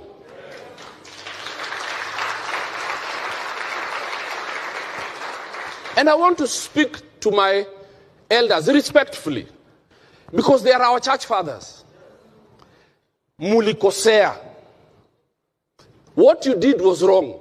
This is not the government of God. It is not. We shall know them by their fruit. The Bible says that we shall know them by their fruit. And for sure there is no fruit of God here. The Bible says the devil comes to steal, kill, and destroy. John 10:10. And I repeat, the devil comes to steal, kill, and destroy. And this government has stolen, it has killed, and it has destroyed the economy. So for sure, hii ni serikali ya shetani. Ukweli. Ukweli tu tuseme. Because we know them by their fruit. Mimi sijaita mtu shetani, nimesema Bible inasema. Kwa sababu musema kidogo na tunapata shida nyingi. The Bible says the devil comes to steal, kill, and destroy. John 10:10. But that's what the devil comes to do. That's a profile of the enemy. And this government, sincerely speaking, na si kuonea mtu, they have stolen. They have killed. And they have destroyed the economy. Ukweli. So for sure, hapa hakuna Mungu. Hapa hakuna Mungu. Alafu sasa, the government of God wanakosana. Na mmoja anataka kufukuza mwingine.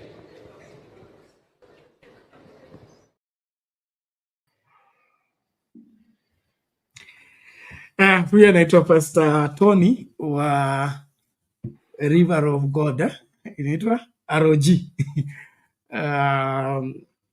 Assemblies of God, I think they are on those sides of Parklands. Anasema hii serikali ni ya shetani. Kama unakubaliana na yeye, sawa. Kama unapinga, jitetee. Mwalimu, over to you.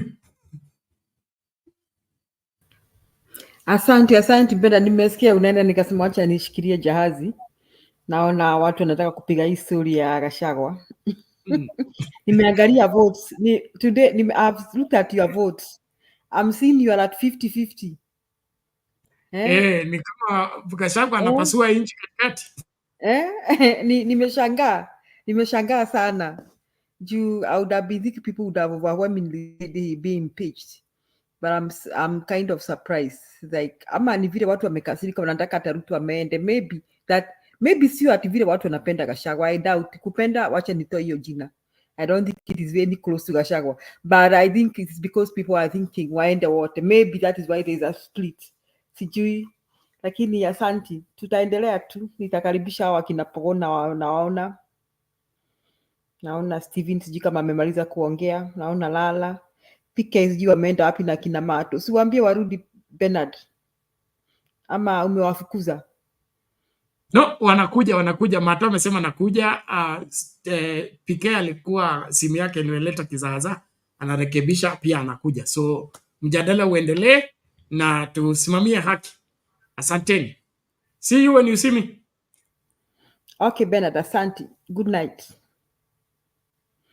Yes, thank you so much, fellow Kenyans. Good to see you. Everybody's here trying to discuss vile kunaenda. It's always good to be here to deliberate and try and follow what's happening in our motherland, Kenya. Leo tumeona Gachagua amehutubia watu na nimeona watu wako na maoni tofauti, na ni kama sijui kama watu wanachukua msimamo ni kama unanichanganya pale. Wacha nikaribishe Pogon. Sijui Pogon, karibu. Thank you, Julia. Mambo? Poa. Good to see you. Good to see you too. Unaonaje? Nimeshangaa mimi kitu ya kwanza Unaonaje hiyo msimamo ya watu? Umeshangaa kama mimi? Nimeshangaa sana. Nimeingia hivi, kitu ya kwanza nakutana nayo ni 50-50. Nikajua yenyewe kuna shida, tuko na shida kubwa sana. Mkenya ni rahisi kumshawishi, Mkenya ni rahisi kumconfuse, Mkenya ni rahisi kumfanyia anything yenye unataka isipokuwa kumchanua. Kitu yenye ni ngumu ni kuchanua Mkenya ama hata kumuelimisha.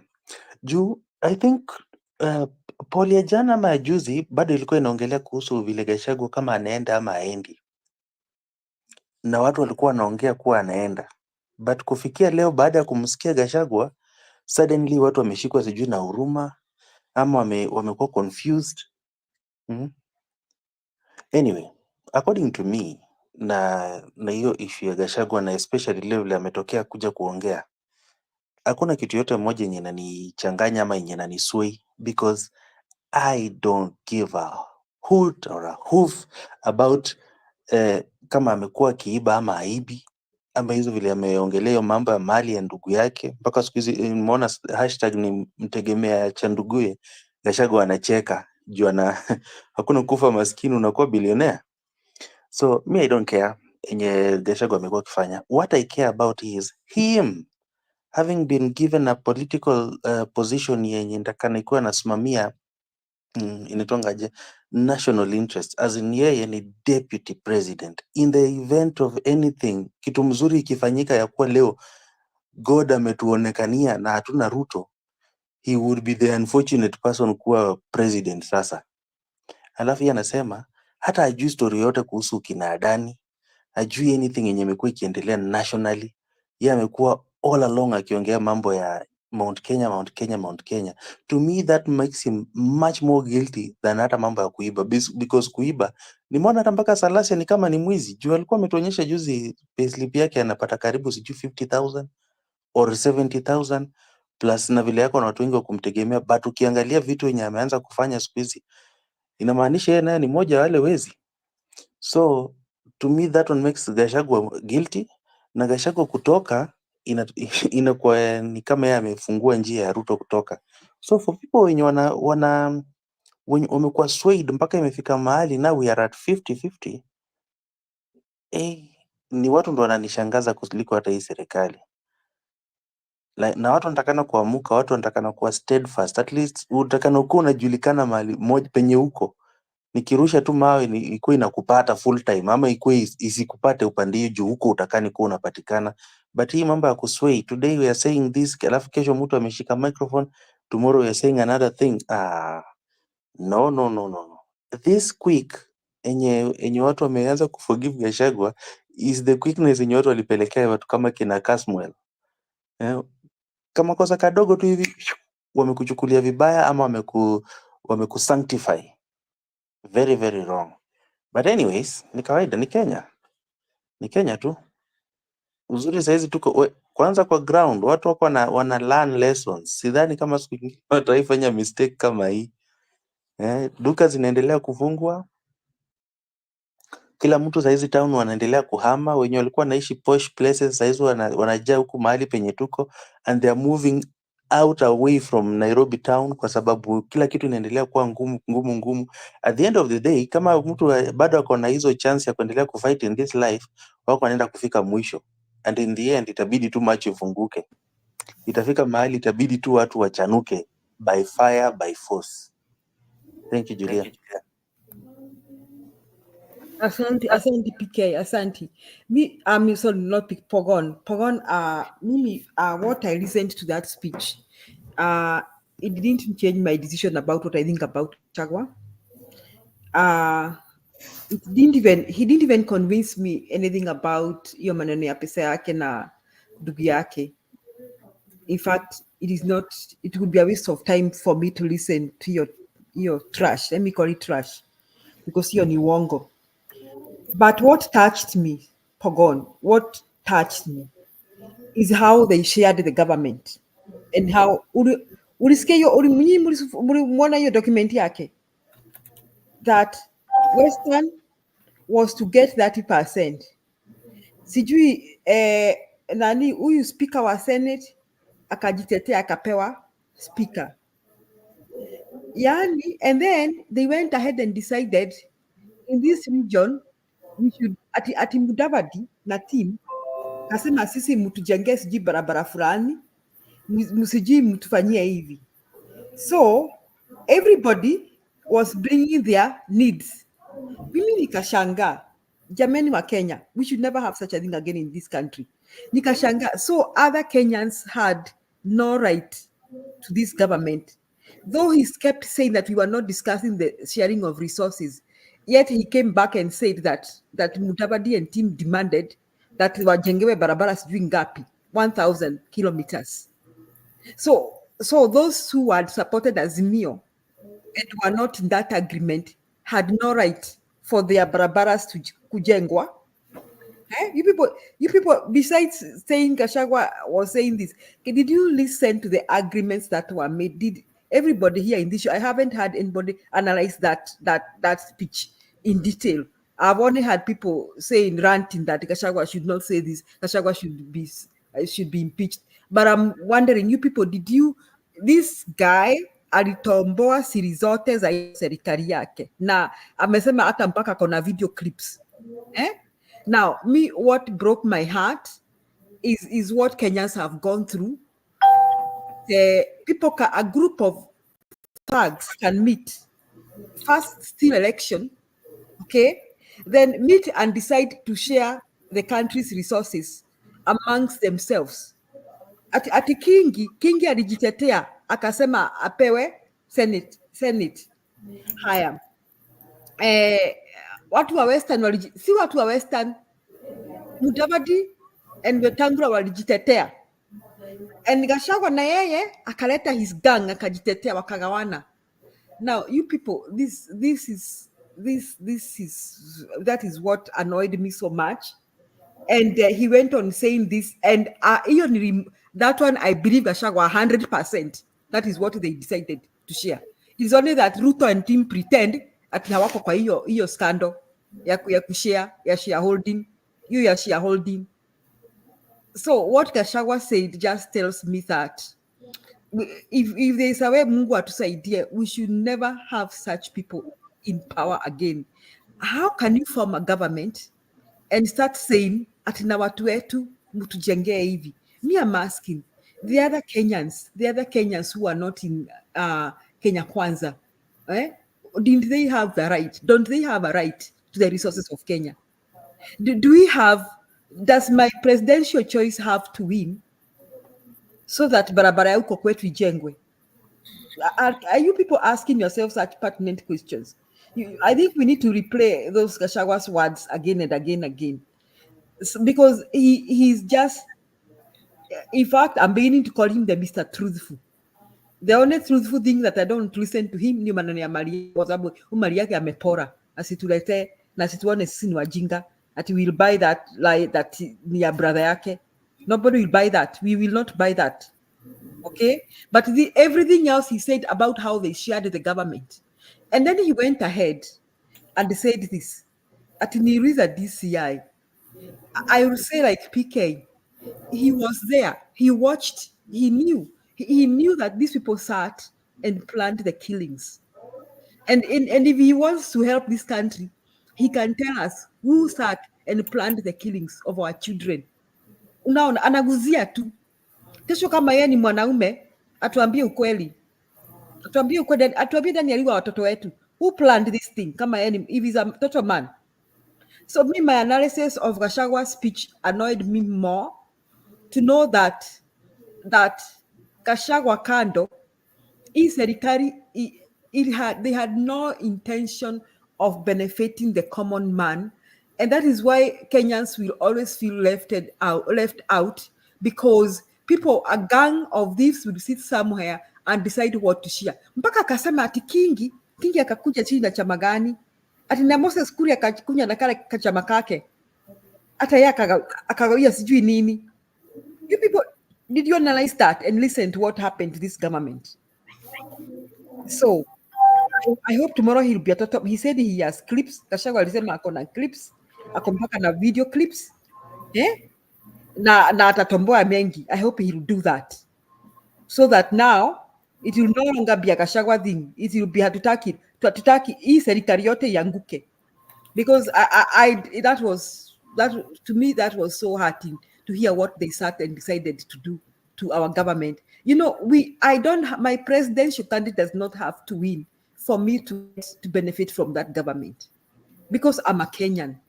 So when a gang of thieves sit somewhere and decide that we are yangu hii yako hii, wale wa kutupigia kura hawana rights.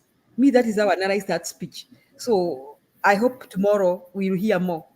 Na mimi sababu nikisupport hii impeachment motion. Hey, kizungu nayo ni ngumu. Impeachment motion iendelee so that Gachagua talks more. Me today, for God, let me say this.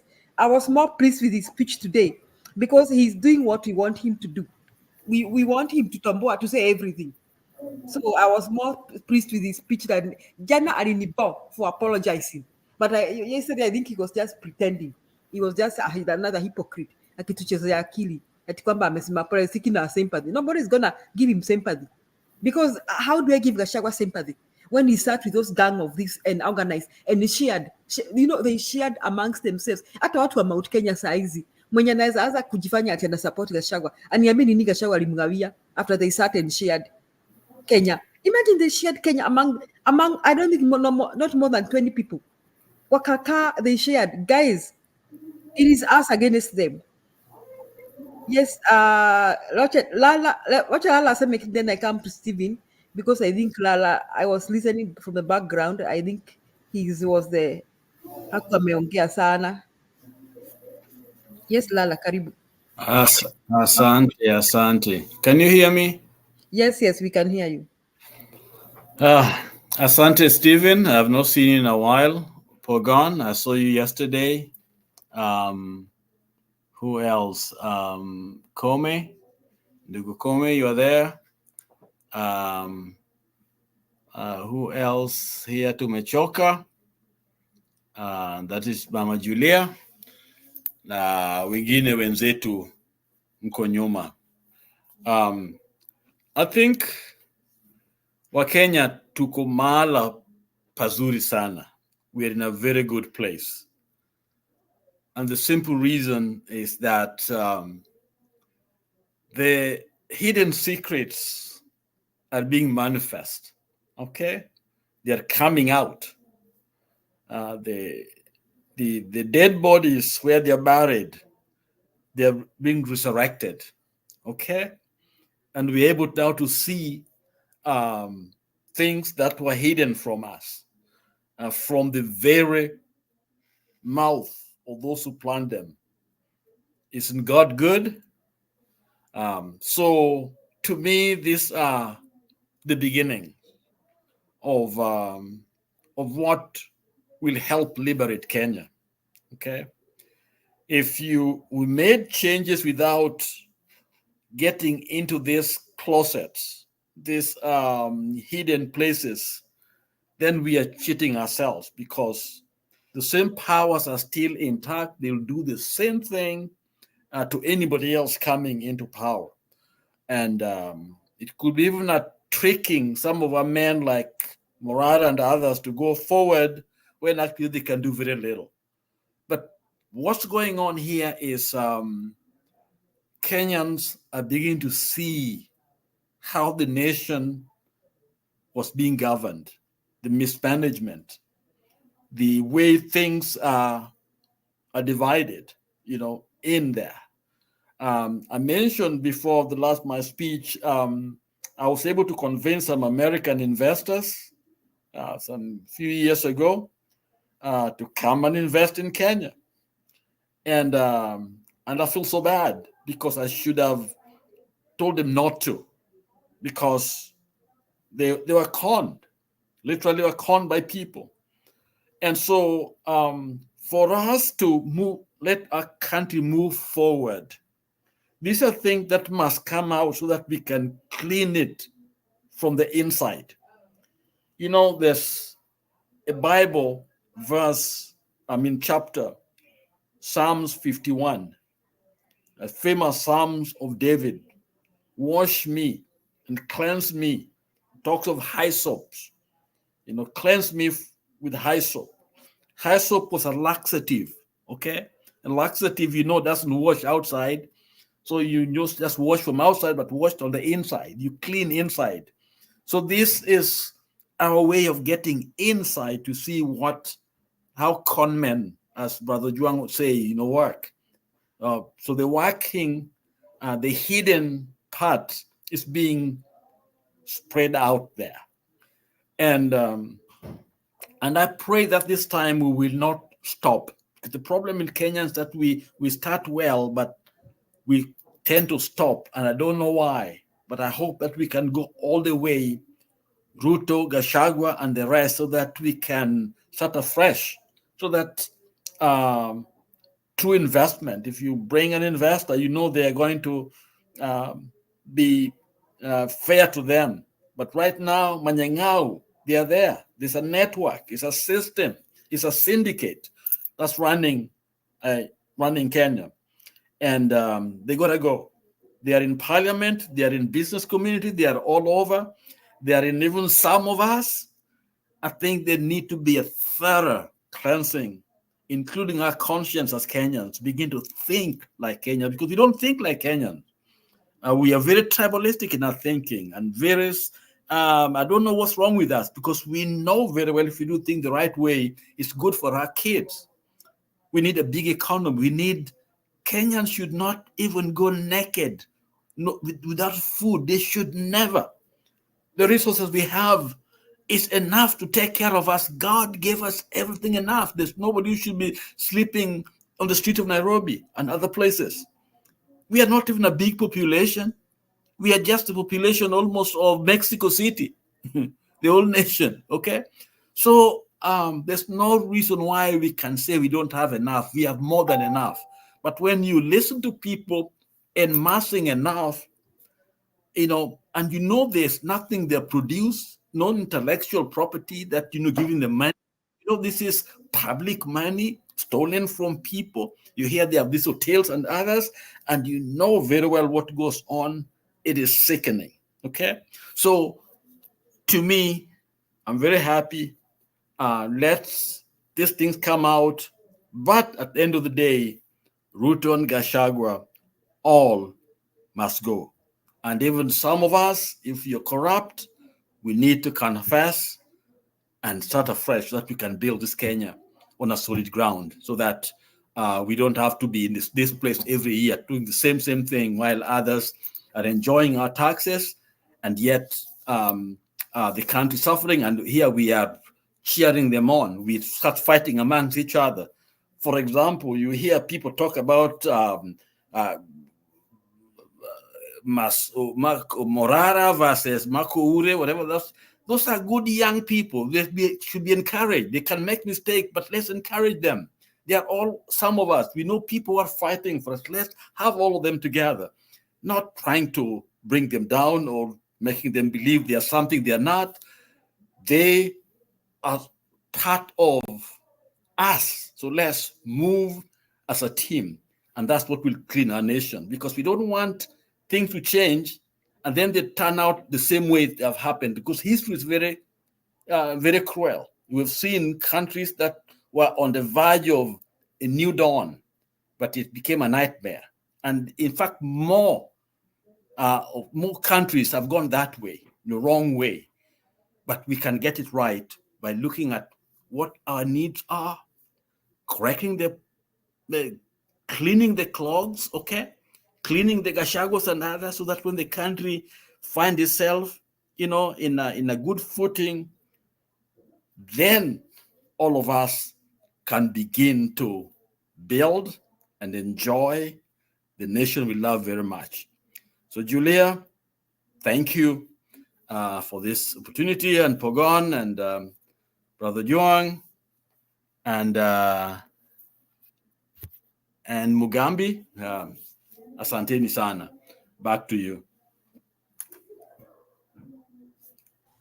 Asante, Lala. Yes, Steven, I could see you like you wanted to say something.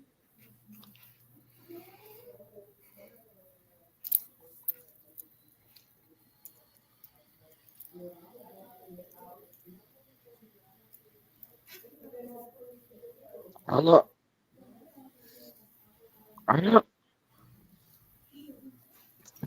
Steven, your sound ni mbaya. Your sound is Hii not... sound yangu ni mbaya sana, lakini hata mimi siko kwa nini, siko kwa internet. Mimi sijui kwa nini umeniweka. Yeah. What I'm saying, are you hearing me now? Okay, that's better now. Yes. Yeah, you see, this is a very serious issue, not a joke. Gachagua has spilled the beans, and we are going to follow these beans up to the letter. Yeah. We are waiting for is it today? Because here in UK, yeah. And then we want to why he has what is called conflict of interest. And then when they are going to power, they were telling us that ati watu saile walikuwa anateleza sisi, alikuwa anasema ati yo msichague huyu, wakasema ati kuna wale nyangumi kwa serikali. Tumegundua Ruto ndio nyangumi, ameweka watoto wake. Umesema ukweli. Haya, hiyo sikusikia. Share ilikuwa share, yeah. Ameweka watoto wake, sijui kuna watoto wawili at the enterprise, a wife. I've never had even a neighbor. Kwani sisi hatujui Nyeri? Tunajua mpaka nini? Tumejua mpaka Murang'a, tunajua mpaka Kirinyaga. Surely just a stone throw. Embu, stone throw. Kwani they are not belonging to Kenya. Sasa hiyo ndio defense yake. Me, I'm telling you, I'm telling you today, Gachagua is a big trouble list. Yeah. Hapo ndio watu watamshika kesho. Na kusema alisema ati yo like ati just said like ati Kenya is like. When was he born? When? Surely it's my age. How did he realize that Kenya is like a shareholder? As we have mothers there, we have grandfathers there, we have friends, we have children, yeah, and they are bringing us our children, yeah? And then you tell them this is a shareholder with Ruto, Gachagua. And Ruto, me, I told you, let me talk to Julia. Julia, one day I told you, let them fight. Yeah. I knew there will be a fight because Ruto ako na tumbo kubwa kuchukua mamali, pesa ya watu. It's a con man. Haya, Gachagua ni gacheta.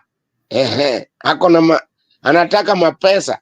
Sasa anasema ati ndugu yake Sasa ndugu yako, sisi tuko na mandugu. Huwezi enda pale ati una cling kwa mandugu zako. He had interest, which means because he started to be assistant, alikuwa aid ya Uhuru Kenyatta, alikuwa naiba. Na kuambia ukweli, mimi nasoma hizi vitu mapema sana. Haya, sasa ile amekuwa MP, amechukua ya ndugu yake, akaiba tena, akaiba mpaka ya watoto wa ndugu zake. Kesho ako na 2 hours. Nataka nione aseme vitu leo amesema. Yeah, because we have to crucify him first. Next is Ruto. Mtu tunataka hapo ni Ruto. Ruto ndio tunataka. Si hata Gachagua, yeye ni Gachetha. It's a gone case. Mtu tunataka hapo ni Ruto. Wale hata Stone PK alisema waliiba kura aje kabla hajaenda jela. Waliiba kura aje na Ruto. Ndio tunataka kujua. Forget about the Gen Zs. We are now Gen Zs because we have children there. We want to know if when they steal the votes, they are abusing Kenyans. Mpaka kila mtu anasema Sirwaru aina dereba sijui nini. Hiyo ndio mood ya watu. Hata hiyo ndio mzuri ya hii public participation. Niko nataka waende kwa hiyo kitu. Wamesema kwamba Ruto aende, Gachagua aende. Sisi hatutaki kujua ati my constituents, they didn't tell me to do this. But why did you sign? Tunataka Ruto atoke. Ruto atatoka. Sijui hata nani ataongea tena. Ruto ndio tunataka. Yeah. This one is just by the way, because even the way he was talking, it's like, yeah, he has lost, he's going to altar, kneeling down. He thinks God is like him. He's implicating the wife. He's implicating all the children. Everybody. We are not going to sympathize with Gachagua. I'm telling you.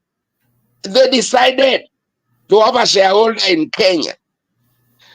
Let them be a shareholder, but each of them has to carry his own cross. Thank you. That's what I want. Yeah. Yes, Thank yes. you. Thank you, Julie. Thank you. Wabebe God mzigo. bless. Each one of them has to carry their own cross. Wasituletee shida zao. Correct. Yes, thank you so much. Yeah. Asante Stephen. Kome Mugambi, uko hapo? Niko. Karibu, endelea na maoni yako. Asante sana Julia. I always like to be in an intellectual discussion and napenda kukua hapa. Particularly I like what Reverend Lala said, and my big brother Bernard calls him Reverend. He spoke about many things, but there's something he said that is very unique. People might not have caught it. He spoke about confession. If you're a thief, be ready to come and confess. That is the book. That's the only way you can be forgiven. So I think hapa ni pazuri. We know so many things, but our civilization is growing or building again. and the discussions are very healthy because, as I say, the Gen Z are watching. They are watching in the sky, and they are going to they are judging this thing. They are scoring this thing out of 10. They are giving you 1 or 2 or 9 or 10 out of 10, but they are watching and they are not fully as a very late millennial.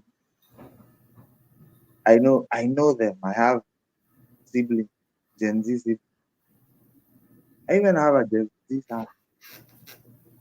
These people are watching and they are meaning and they are enlightened. And this is historical. So whoever is making moves, make your moves very wisely because um, there is a judge looking upon and watching about you. You gave birth to these people. You prayed for them. Now they are watching you and they are coming for you. It's a good time to be Kenyan. Thank you so much, Julia.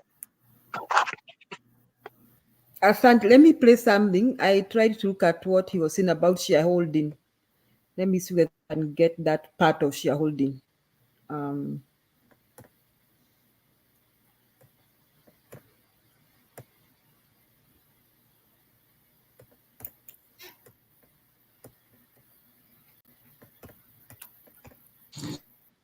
The president would guarantee the stature, dignity, financial and operational autonomy of those of the president. Is it the introduction of the Coffee Board of Kenya that will market coffee for farmers without putting profit? We have also recommended the introduction of the Coffee Research Foundation or the Coffee Research Institute in Roido to work on better varieties and drought-resistant crops. Through my efforts, again, I've completed my work. The coup bills are before the National Assembly. I call upon members of the National Assembly immediately after the impeachment process to embark on these 2 bills and see them before fruition so that farmers can enjoy the work we have done in coffee reforms. I have seen another upside that I have taken control of a local cooperative society in another constituency where I was a member of parliament. This is false. I should be told which society by name because I know the society. I know the farmers by name. It's ridiculous. Again, there is no evidence. My name before the people of Mandela who elected me as their member of parliament. On the issues of shareholding, I think this matter has been discussed for a long time, and I think it's good to like in proper perspective. I wish to state that the allegation is equally false. None of my family members, allies, or associates are in control of any cooperative society in Mandela. That one I had done. In shareholding by virtue of the provisions of the third schedule of the Political Parties Act, the constituent parties of Kenya Kwanza Coalition entered into various agreements which were deposited with the Speaker of the National Assembly and the Speaker of the Senate for purposes of Article 108 of the Constitution of Kenya.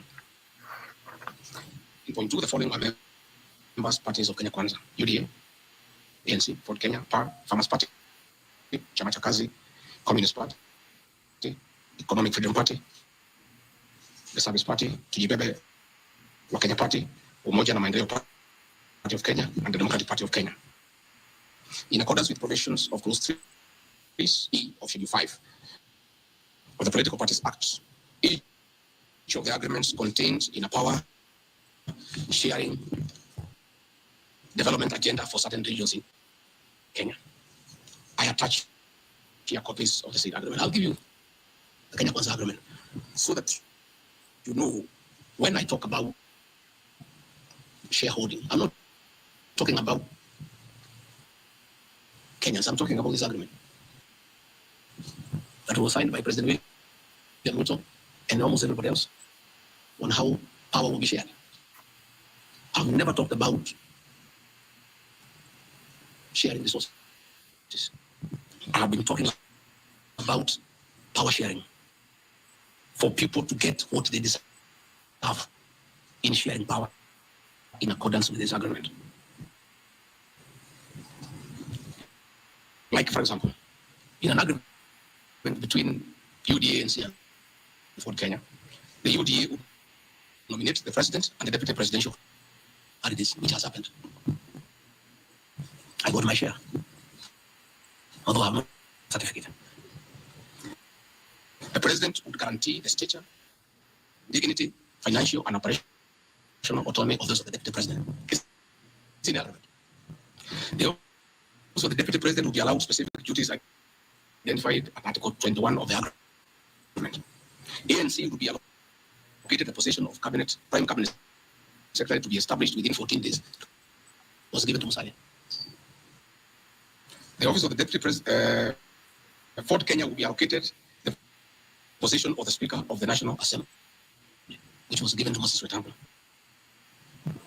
In accord with Article 2.1 of the power sharing agreement, ANC and Ford Kenya would have a 30% share of national government positions. So, the Honorable Musalia Mudavadi, the Honorable Wetangula, and the people of Western, please don't go for them, President Gachagua. The agreement is here, defining your share in the government.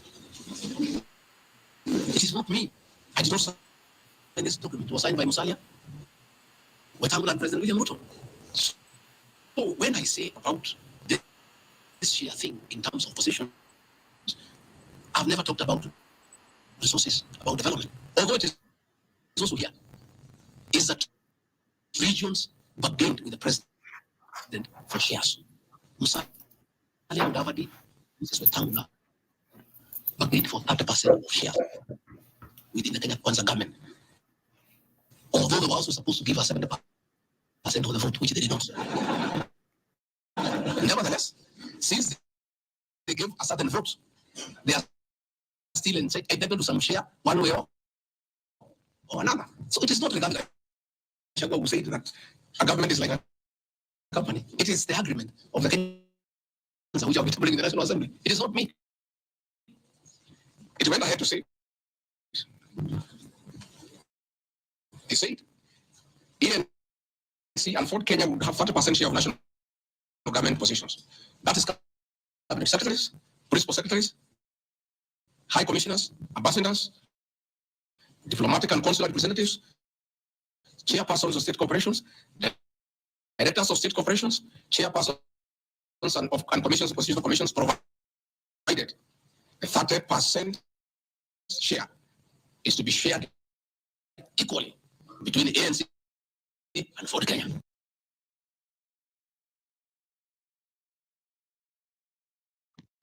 Okay, Samahani, the speed is not so okay. I will correct that.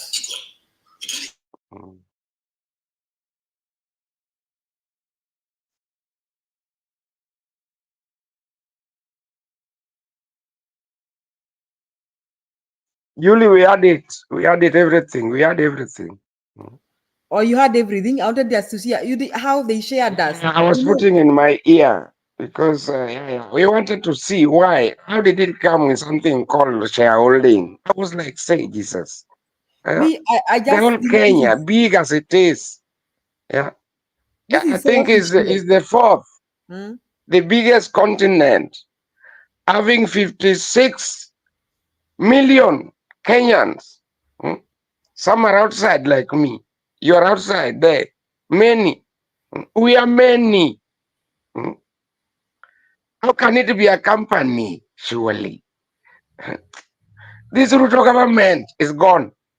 You are right. You explained everything even before you started this show. Yeah. So, wacha wapigane. Let them fight each other. Kama Ruto anataka kuchukua hiyo Mount Kenya ingine, ambaye Gachagua yuko, wachukue. Kama Rigathi anataka kuchukua sijui Kericho area, wachukue na Kapsigis, sijui Nandis.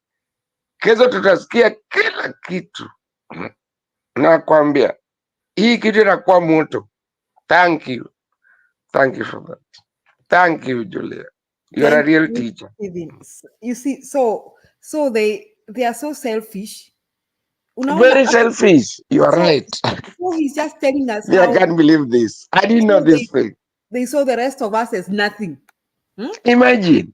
Yeah. And then they have the guts talk about it in public. Imagine. And then they tell us even somebody who doesn't have even a counselor like Mudavadi to have a share in the government. Aya, huyu nani Wetangula. Nothing. They cannot make issue there. It's better than Jubilee. They could have talked about Jubilee. I didn't hear something give Jubilee this, which means Uhuru, they put it in a dusted. Eh? Now is the honor is the honor now. Yeah. So we want tomorrow. Tomorrow I'm waiting. No, even today, because I don't know US there is different. Today we want all the shares which belong to us Kenyans. Because this is not the presidency. And hiyo Gachagua na Ruto waende jela. Saa ingine ndio mimi naweka na chumvi. Yeah. Wataenda jela nakwambia. Nakwambia ukweli. We want to hear which other shares they have shared. Yeah. Atuambie hii kampuni ni ya fulani, hii ni ya si amesema kuna amesema kila kitu, nimesikia kila kitu. Don't even worry. Ati ni ya hii mimi sikasikia ati Ojuang, mimi ni Ojuang. Ati Suna Migori. Where's my share? Sijasikia mtu wa Turkana. The chef Turkana. Hata huyu jamaa alikuwa Turkana, alikuwa huyu jamaa sijui alisema mwaga. Alikuwa nani? Huyu alikuwa ODM. Yule alikuwa governor. Mimi jina lake nimesahau kwa maana sasa nasoma vitu za kizungu zote mingi. Kwa nini waikopea hata Turkana? And that is where oil is. Hiyo share wanapeana nani? Hata watu kama hata you see how can they 3-4 people sit and decide Kenya ni yao? Oh my God. That is impeachable. Impeachable is pitchable. That is called impeachable in good English. Tukisatoa huyu jamaa kesho, sasa Ruto. Ile pia tueleze hiyo share yake iko wapi. Kama ni Sigoi achukue Sigoi. Kwa maana sasa tumeshajua vile ya kutoa president. Na mimi nataka naomba Kenya Senate impeach huyu jamaa. Mimi sitaki atiyo hata na huyu jamaa. Shareholding. This guy is shareholding. Then we come and deal with Ruto ourselves. Yeah. We are going to deal with Ruto also. But if there are two, some people say if we are holding, this one say this is wrong, this is good, remove one. For example, Julia, sorry about that. If something is injuring you, you remove one, yeah, so that you can remain. Now, even this one, even is written in me, I don't want to quote religion because religion has failed us. It's a failure. Religion is a failure since the time of Muge. Mugo, I don't know Muge. Those bishops. Okulu. Yeah. It has failed us. But we want to say is this. Now we are talking to Kenyans. We need this share also. And also, Kenya is a big territory. Cannot be put on 3 people, I don't know 4. Gachagua, Ruto, Mudavadi, I don't know this one called Pa, this guy from Mijikenda. I was saying I don't know what. And this guy this guy from Luyaland, surely, they are the one Kenya Kwanza. Steven, wacha tusikie another video hapa. Weka mzuri kabisa. Nataka nisikie hizi zote. Thank you. I'm here. Today I'm here. Sasa, ngoja niweke video. I'm annoying you with this Gachagua thing. Wacha tusikie vile alisema maneno ya ati mnasema na resign. When I called this press conference, there was a lot of speculation that Rigathi Gachagua wants to resign.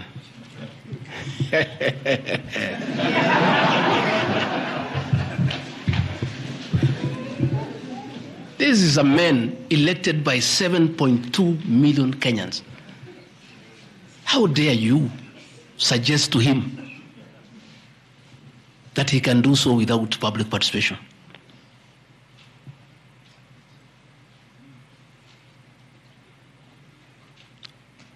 I have no intention whatsoever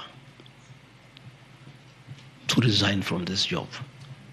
I'll fight to the end. I have tremendous respect for our judiciary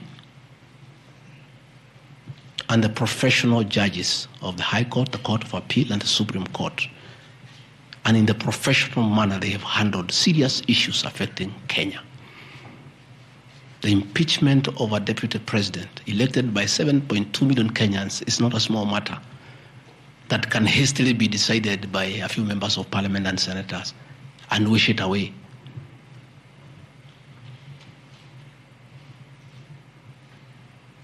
I'll submit myself to independent institutions to get justice. And I'm sure, I have no doubt in my mind that I'll get justice.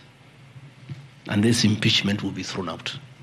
And I'll carry out my duties as deputy president. That is why anybody sending feelers to me to resign is a joker. And I found a few people using my friends to come and sweet talk to me. Please, my friends, I don't want to become enemies with you. When you are given such silly messages, don't bring them to me. I have no intention. I cannot resign. I did not give myself this job. I was given by the people of Kenya. I've done nothing wrong against the people of Kenya whatsoever. I've worked hard. I've been very loyal to my boss, President William Ruto. I have worked hard every day.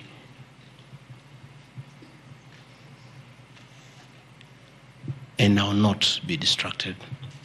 I think there's one issue I've forgotten, one ground. The issue of the shareholding, isn't it? Even you guys can remind.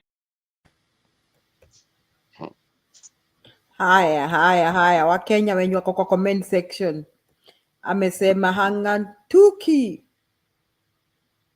Any coward, it's a coward. Coward.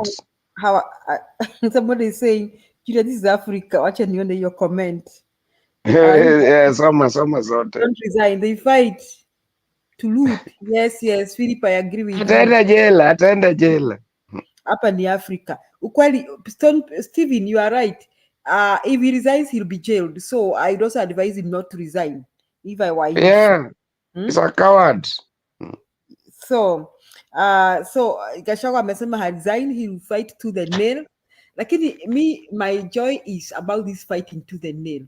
I think this will push him to tell us more about the bad things they have done against the people of Kenya. Yeye na Ruto atatuelezea mengi. Correct.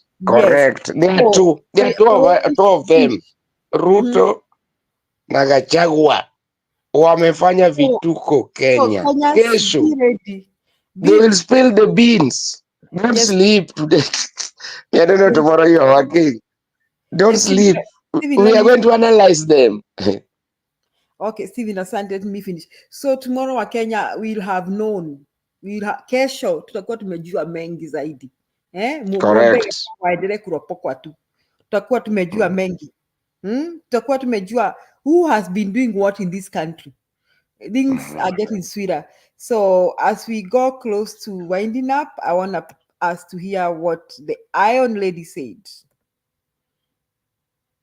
Kenya Party leader Martha Karua wants President William Ruto alongside his deputy Rigathi Gachagua to both resign even as the DP's impeachment motion proceedings resume on Tuesday at the National Assembly.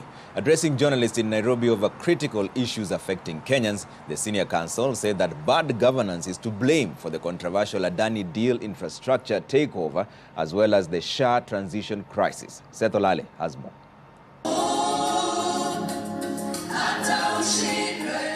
Resign, Mr. President.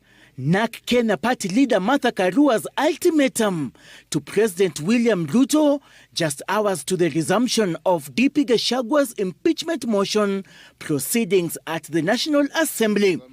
The presidency and entire government were impeached by Kenyans as far as we are concerned on the 25th of June this year, during the Gen Z protests. In terming DP Gachagua's impeachment motion a dereliction of duty by the entire presidency, the senior counsel likened the outcome of the two-day public participation exercise to a referendum vote on the performance of President William Ruto's administration. The exercise therefore arranged for the impeachment of the deputy president ironically turned into a reminder of the entire presidency and government that they stand impeached by Kenyans. In likening DP Gachagua's impeachment to power games within the presidency, Karua cautioned Kenyans to remain vigilant on critical issues affecting them, such as violation of human rights through abductions and killings, health management transition crisis through SHIF, and the controversial Adani deal infrastructure takeover, which she said amounts to economic sabotage. There is information that for maternity, mothers will only get payment of up to 10,000. Under Linda Mama, in public hospitals, women were accessing maternity services without paying. Unlike Wiper leader Kalonzo Musyoka and Eugene Wamalwa, who pledged to support and battle DP Gachagua's impeachment battle, the NAK Kenya leader says neither her or her party will be embroiled in the ruling party UDA leadership wrangles. Seth Olale, Citizen TV.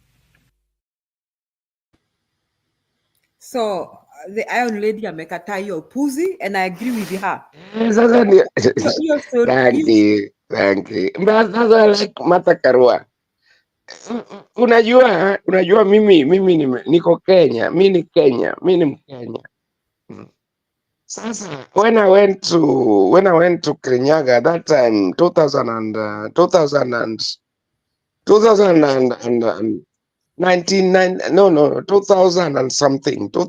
something. I realized that Martha Karua is a power in Kirinyaga. No wonder is a Iron Lady. That is where I saw the house of Muge. Muge is just next. Kirinyaga hapo. Look, and me, I don't like people like Kalonzo, who sit on the fence. Instead of saving Kenyans, these people were saying share.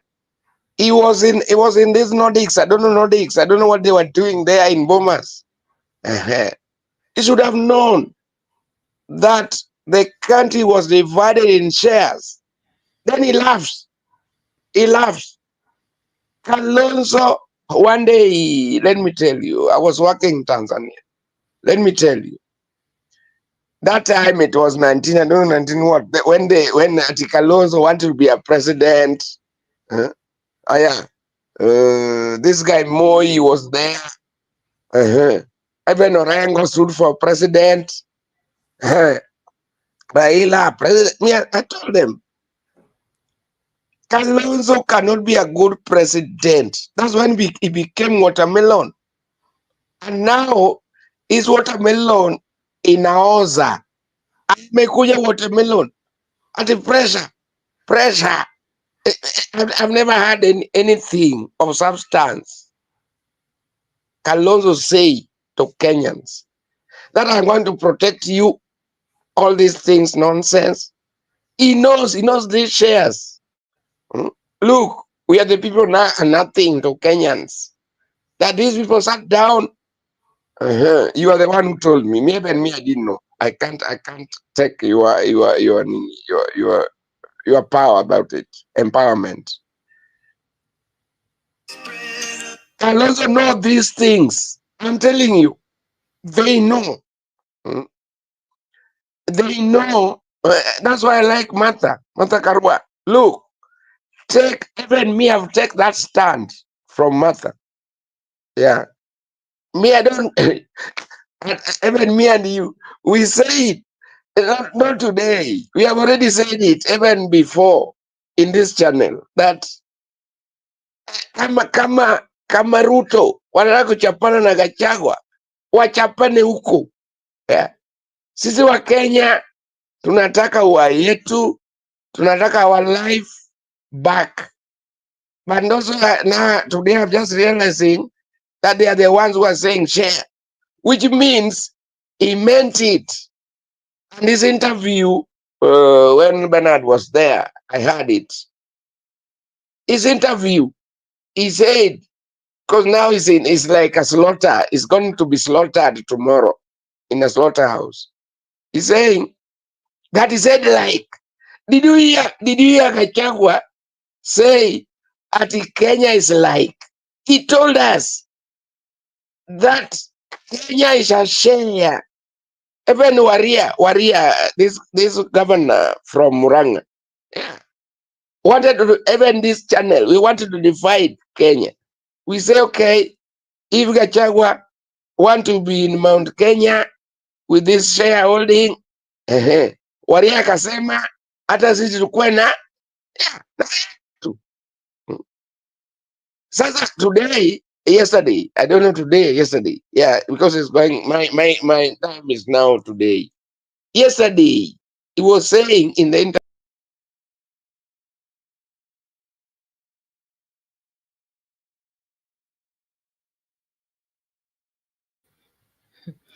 Poleni, nafikiri kama Steven amegongwa nje, sijui kama ni Gachagua. I want to acknowledge everybody who is watching us this evening and this morning. Asanteni sana. Na I acknowledge your comment, Press Joy. Yes, kama Rigiji ni mwanaume, afungue sava. Wewe walituimbia kura. Dan Dario. Yes, Kalonzo is naye is something else. Alirogwa na nani? Mara ako huku. Now he's supporting Gachagua. Seriously? That is really an embarrassment. So, fellow Kenyans, we are watching this show, this movie, Gachagua Ruto movie, as it goes on. I think more is to happen, and me, my take is Kufa Dereva, Kufa Makanga. Gachagua is a total man. Let him tell us what exactly has happened in this government. Let him tell us. Nani alikuwa watoto wetu.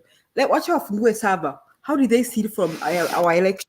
Okay, let him tell us all the things they have been doing against Kenyans. Okay, so if he's a total man tomorrow, the only way out for him here is kubomoa kabisa, kaende.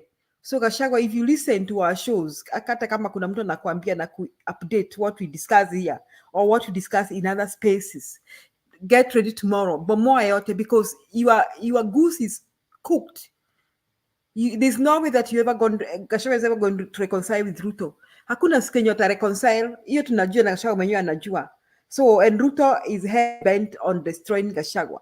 So, Gachagua, you dug your pit, okay? For you can't come out of it. So, the best thing, uvute Ruto, muingie huko ndani. Mwaga unga, mwaga ugali, mwaga boga, mwaga hata makaa. That will help Kenya. You'll be a blessing in this, guys.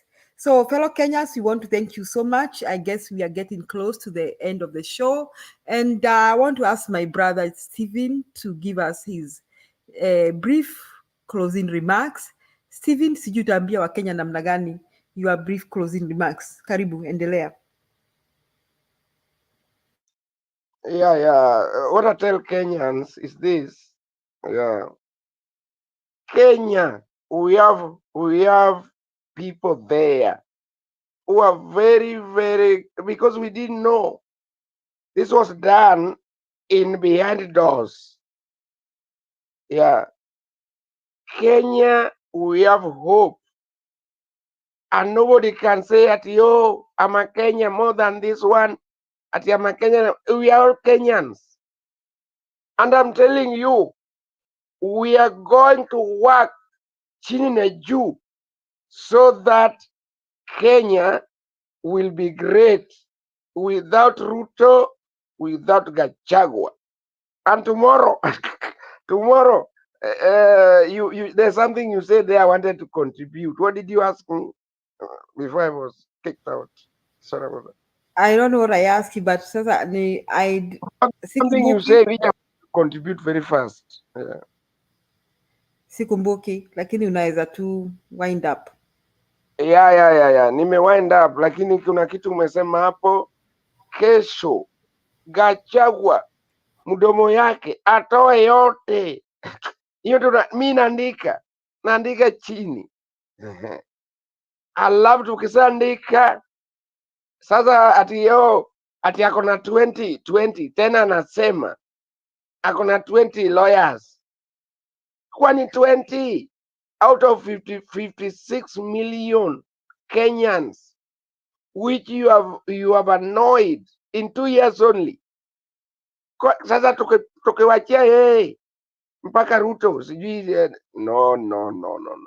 Yaani mimi niko tofauti na hiyo nini. Aende na kwenda. This is my last shot. Aende na kwenda. Alafu mwishowe tutakujia Ruto. Thank you. Yeah. Ruto, that's a con man. Yeah, that's guy we want him. Na nadhani tuna nini Ruto ndio tunataka. Wajana hizi shad shows. Ruto. Thank you, Julie. Thank you. God bless you. God bless you. Inshallah. Thank you so much, Stephen. Ashley, karibu. We are winding up. You could give us your views as well as your closing remarks. Thank you, Julie. And what did you say the name of the guy, Stephen? Yes, Stephen. Yeah. I'm sorry I came about at the end. I was listening to another YouTube video, but I came in because of something that Stephen was saying, and also I had it on X with a guy called Western, where they were saying that yes, they know all these leaders or politicians are crooks, but since they've given us the opportunity to take out Gachagua, we should go with it. And he was very mad about Gachagua talking about the shareholding. I want us to be truthful. In order to save our country, we have to start talking truthfully. Yes, Gachagua said that, but even those who have not said that practice that shareholding. Like now, when Gachagua was reading how the MOU, it was about shareholding. When you ask Raila, he was given 7 positions in this broad-based government. He took 4, and the reason they differed with the other Azimio principles is because he only gave them 3. What criteria was he using to feel like ODM deserved 4 and the others deserved only 3? It was shareholding because ODM brought more supporters. And then even in those 4 choices that he made of his experts, how did he come around to arriving at those 4 as experts? Did he conduct interviews? How did he arrive at them? Again, shareholding. So in America, we have something we call, you cannot discriminate. If you're going to hold one person to a certain standard, then you have to hold the rest. So if they want to hold Gachagua to that, which is bad, by the way, then they have to hold these other leaders. If they go to court and our court works, one thing, just like Jesus said, let the first person with no sin throw the first stone, not any sin. If you're not practicing shareholding, you throw the first stone. Let us see who will throw the first stone. Because this government has been formed on the basis of shareholding. So we have a rotten government. And that is why the people are speaking loud and clear and saying we need them all gone. We cannot help them to remove just Gachagua. There is a reason they want him out. And let me tell you, we are digging ourselves further into the trenches because they will put someone who will not expose their secrets. They are removing him because he's exposing. Even if you listen today, they said he talked about the secrets he should have kept quiet about. They want to put someone who will not let you as the citizen know what is going on, and you want to help them. How foolish. Ruto said wajinga wameisha Kenya, hawajaisha. They bring us a narrative, and every time, and we all should already know, even during the public participation, watu walikuwa nawaambia, you only bring us things that benefit you. Even this expulsion is for their benefit, not for you. They don't want Gachagua because he's exposing what they are planning, because his mouth is not disciplined. He's not exposing it because he wants to tell us. Hajui kuweka siri. Sasa wanataka kuweka a deputy, ataweka siri from us. And then we want to help them. Let me tell you the best thing that can happen. They either go, all of them, or Gachagua stays, especially kama sahi wamekosana. Yeye ndio atakuwa akitoboa siri. Kwa hivyo atakuwa akitusaidia sisi kama wananchi by him being there. If we remove him, they will put someone there who we will not know what is going on. And that is what we want. Like what, seriously?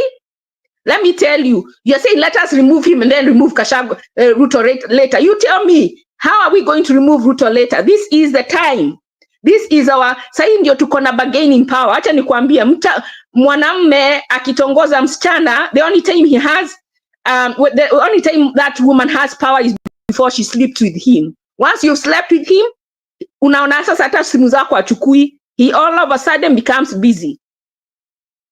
Where we have Ruto right now, or the government, or those people who want to do something, this is the time to get that deal that we want. You either take out Gachagua and Ruto and dissolve parliament, or you keep him and stay, all of you, because you're all rotten.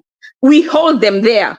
That is the only way the benefit, we the people benefit. Lakini leo kwa X, huyu Western, nilianza kumsikiza, na nikimsikiza sana, he was of whatever opinion he was, because he is supporting someone else. Na hiyo ni mtu wetu. Did you hear all the properties that Gachagua has? Mimi, tuseme mimi ni mkikuye nienda kumsupport, na watu wa, my relatives wanalala hungry. They can't prosper. Even they have potential, lakini there is no, wakiona, you know, there is something we should put in Kenya called insider dealing. Mother Stewart went to jail for insider trading. You cannot work somewhere, then you learn that there is a weakness, and then use that weakness to benefit yourself. Whereas as a president, as a government official, you know where there is weakness in the economy. The reason Kenya is not growing, and I know I'm shouting, the more I become angry, the more I feel myself. That's not how I talk. But I'm just saying, the more we see, the reason our country has no growth is because instead, when they see the opportunity for growth, instead of using it to benefit the people, they benefit themselves. Ata hapa JKIA, when they saw there is a problem in JKIA, instead of them fixing it, they think, how can I benefit? They are still rich. Lakini sasa what we are trying to get is oligarchs. Na sisi ndio tunawasaidia kupata these oligarchs. Us, who was beating that boy in Morala, Ni watu, poor people, probably they had not even had breakfast. And who are they doing it for? Because Raila shook hands with Ruto. You get the portfolio of Raila. You get Raila's portfolio. And has he given, after we almost 1 hour was saying how, since Raila shook hands with Ruto, anampigia simu achukui. Why? Sasa hana haja na yeye tena. Until Ruto maybe misbehaves, then he will go looking for them. And they will come, he puts them on and off like a switch. When will we stop? When will we refuse to be used? Why can't we use this opportunity? Kwani how stupid? Yani what is between? Yes, actually people are smart, but how comes when our leaders, why do they have to come and tell us? Why can't we think for ourselves? Mtu akikuletea ati nataka ufanye, you give a counter. You counter. Why don't we counter? And then they say, now our viongozi, they all need to go to an interview. They need to be asked. Because it seems our members of parliament, they don't understand that we cannot all go to parliament. So we put them there, not to think for us, to speak for us, what we have told them. And what the majority of people told them is that we want an impeachment motion on Ruto. We need to see that in parliament. We send them there to represent us, not to think for us, not to get laws for us, to go and do what we want. So they come to the ground, we tell them what we want, we have chosen them to take that message to parliament. And it seems they don't get it. And they are not stupid, they get it, but since they are dealing with either fools or people who have agreed to be, we put them there, we get them out. If we can't get them out through the process of election, we go directly to court. We subpoena, we do everything we can. Last and not least, in this marriage, or this, let us not call it a marriage, it's a contract. Before we do any other, I heard Morala saying today that the president needs to appoint his own deputy. The reason it shouldn't be like that is because when they're both on one ticket, it protects so that we don't have anarchy. It's important for us not to have anarchy. Like he said, he cannot support the president when the president is going out of law. And when the president goes out of law, he should be the first to be impeached. And because even Gachagua has shown that he would maybe do that or do more, they should go together. That's where the going together comes. And even those members of parliament have shown time and again that they do not understand their roles and their responsibilities. So even they should go. So if they cannot table those motions, we need to go directly to court and ask the court to intervene. Pray that the court intervenes and dissolves parliament. And we impeach them directly through court. We collect signatures in every constituency and take them to court. And then if we can't go to court, we go all the way up. Palestinian today is fighting. They have taken it to the NU. NU has refused to act, but they are fighting. You do everything and anything you can do, then you leave it to God. But we can't leave it to God before trying everything. Because we are so lazy, we say tunaachia Mungu. Kwa nini uachiangi Mungu akuvalishe asubuhi? You stay naked until God comes and dresses you. Why are we staying naked until God comes and dresses our nation? Because we are lazy, because we don't want to do the heavy lifting. Kwa nini uachiangi Mungu nakula? Si ukae hungry ugoje Mungu akuja kupikie. Let us be real. Okay, last. When you have a contract, in a contract, there is an offer, there is acceptance, there is awareness, there is consideration, there is capacity, and there is legality. If this motion to impeach goes through, and he chooses another person to deputize him, then the legal argument must be, did we make this consideration with, did he intend from the beginning to deceive us by misrepresentation into getting into an agreement with him for him to be president. Whether we say Gachagua was elected or nominated, he nominated Gachagua to be his running mate. But because Gachagua was as the running mate, they said they won the election. So if he chooses somebody else, how can we be sure that the same outcome, he would have had the same outcome with that other person? Would this still be a valid contract by replacing after the fact? You see, like when Biden stepped down and put his deputy in, the people were in agreement. There was no turmoil. There was no, they weren't, I can't find the word, but everybody was in agreement of that replacement. But in this case, the people congruent. Yeah, please give us a real yes, they were in agreement. They were in one accord, and they elected Ruto and Gachagua. So yes, you take Gachagua out, you put somebody else. Haven't you deceived those people who elected Ruto because Gachagua was there?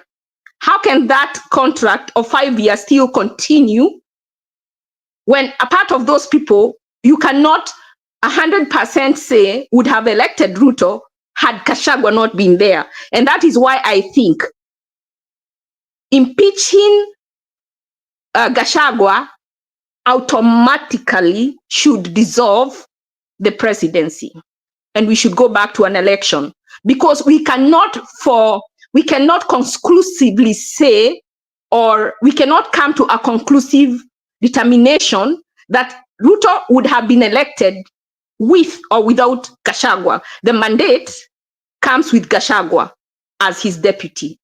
Once Gachagua is taken out of the equation, as long as the people have not the representatives, because the representatives are refusing to represent their people. The good thing they did, they went out to public participation. They're saying, yes, it's only Mount Kenya. How much did Mount Kenya bring into Ruto winning? Even if we just say it's Mount Kenya only. If it was a big percentage and he would not have been president without them, then his mandate cannot continue if he takes them out of the equation. That's all I have to say. Wow, Ashley, I didn't see that kind of thinking that kuna watu wanachangia Gachagua waende wakigojea mtu wetu achaguliwe. There we go. Kenyans, we are back to where we are, mtu yetu.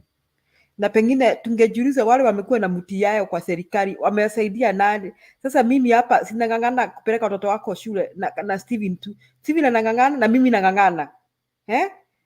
Mimi nimekuwa kwetu, tumekuwa na president mara ngapi? Mara sijui 3, na bado ninang'ang'ana. I'm still, and even if I may not say literally my own children, I'm still worried about kin that cannot take their children to school or to the hospital.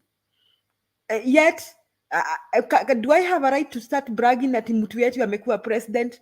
Don't I look foolish if I will start bragging like that? Hata saizi Gachagua anasema maneno ya shareholder. Wouldn't I look so stupid saying mtu yetu amekuwa deputy president? Kwa sababu just as much as the way Steven is struggling to help his kin back home, I'm also struggling to do so. Hakuna mtu mwenye ako na advantage. Sasa kama kuna watu hapa wanang'ang'ana ati Gachagua aende ati sababu mtu yao awekwe, I don't know, we go back to the same mediocrity that is hurting Kenya. That is really, I didn't see that angle, and now I see it. But my take is, yes, Ashley. So, let me finish. I didn't finish. Misrepresentation, I was just looking this information. A false statement of material fact made by one party which affects the other party's decision in agreeing to the contract.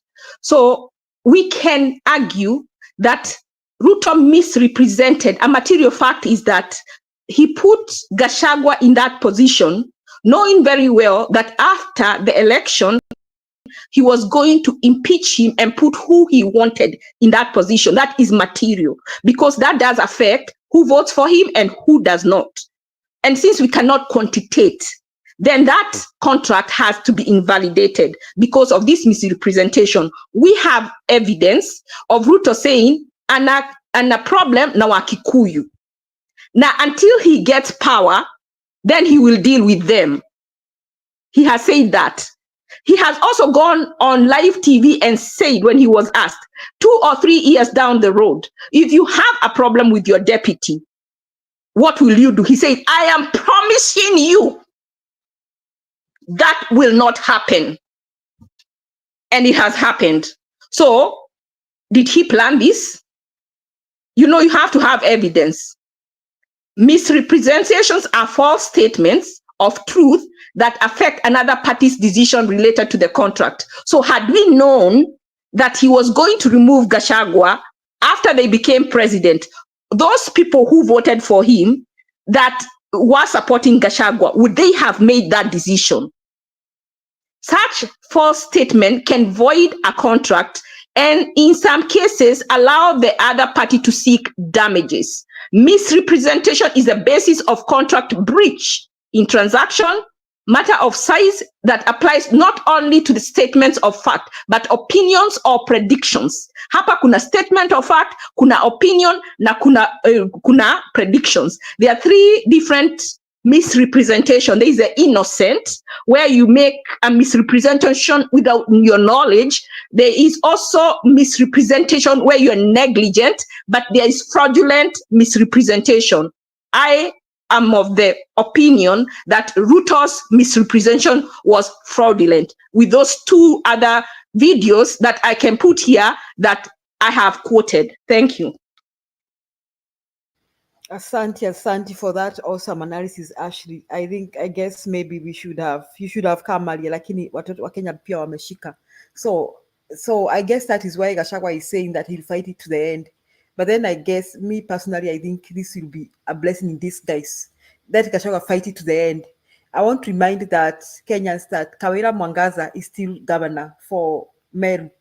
If you see, akina public walimu-impeach. Public participation, muli-impeach Kawira Mwangaza. Now Kawira Mwangaza is still the governor. So this thing will drag on and drag on. Then, and pray that what Kimani Ichung'wah said doesn't come to happen. You know, if I remind you about the Bible, Job said that what he feared most came to find him. And Kimani Ichung'wah said that lazima waharakishe hii kitu kwa sababu waliambiwa kwamba March kuna half mast flag. Sasa hata hii sababu ya kuharakisha kitu, pengine kuna ile sababu wanaharakisha hii kitu. As much as I don't like Gachagua, but I'm thinking that this impeachment motion will be a blessing in disguise for Kenya, because I'm really wondering whether Ruto will survive this one. I'm really wondering. Ni kama ile ya Haman na Mordecai. Unachimbia mtu shimo, hata yeye unaanguka hiyo shimo. It may just end up that way, and I guess Kenyans may celebrate after that. So, fellow Kenyans, this is becoming so interesting. And because we were still winding up, but I see public participation, we are getting some really fruitful discussion as we tukikaribia ule muda unaitwa wa lala salama. Karibu public participation. Asante na wasalimu nyote, Stephen Ojwang, Julie na Ashley na wale wenye wako kwa comment section. Yeah, so niliona hiyo press statement yenye ilikuwa ilikuwa over 2 hours. And then I was like, what was the point of him having a presser na kesho atakuwa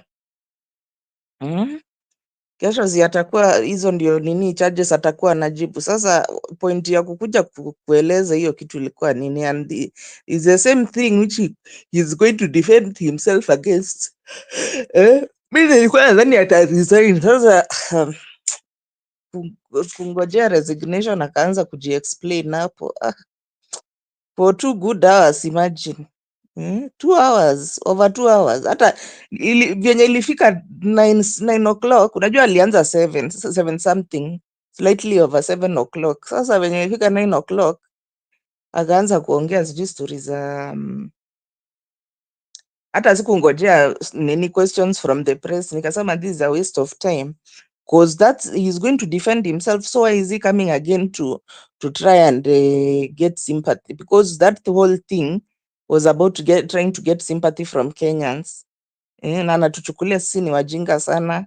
Anaanza kusema ati ile siku alikuwa anasema ati Kenya iko na shareholders, what he meant, you know, it's just like the way Zakayo alikuwa alidanganya watu ati atawapea gas ya 300 and then when he was asked where is the gas akasema he was not saying the gas, he was saying the mutungi.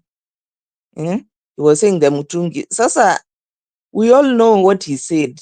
Even if Kenyans we have short memory, we know what he said. He said Kenya is for shareholders, wale wenye walipiga kura for the one on the seat is who Kenya belongs to.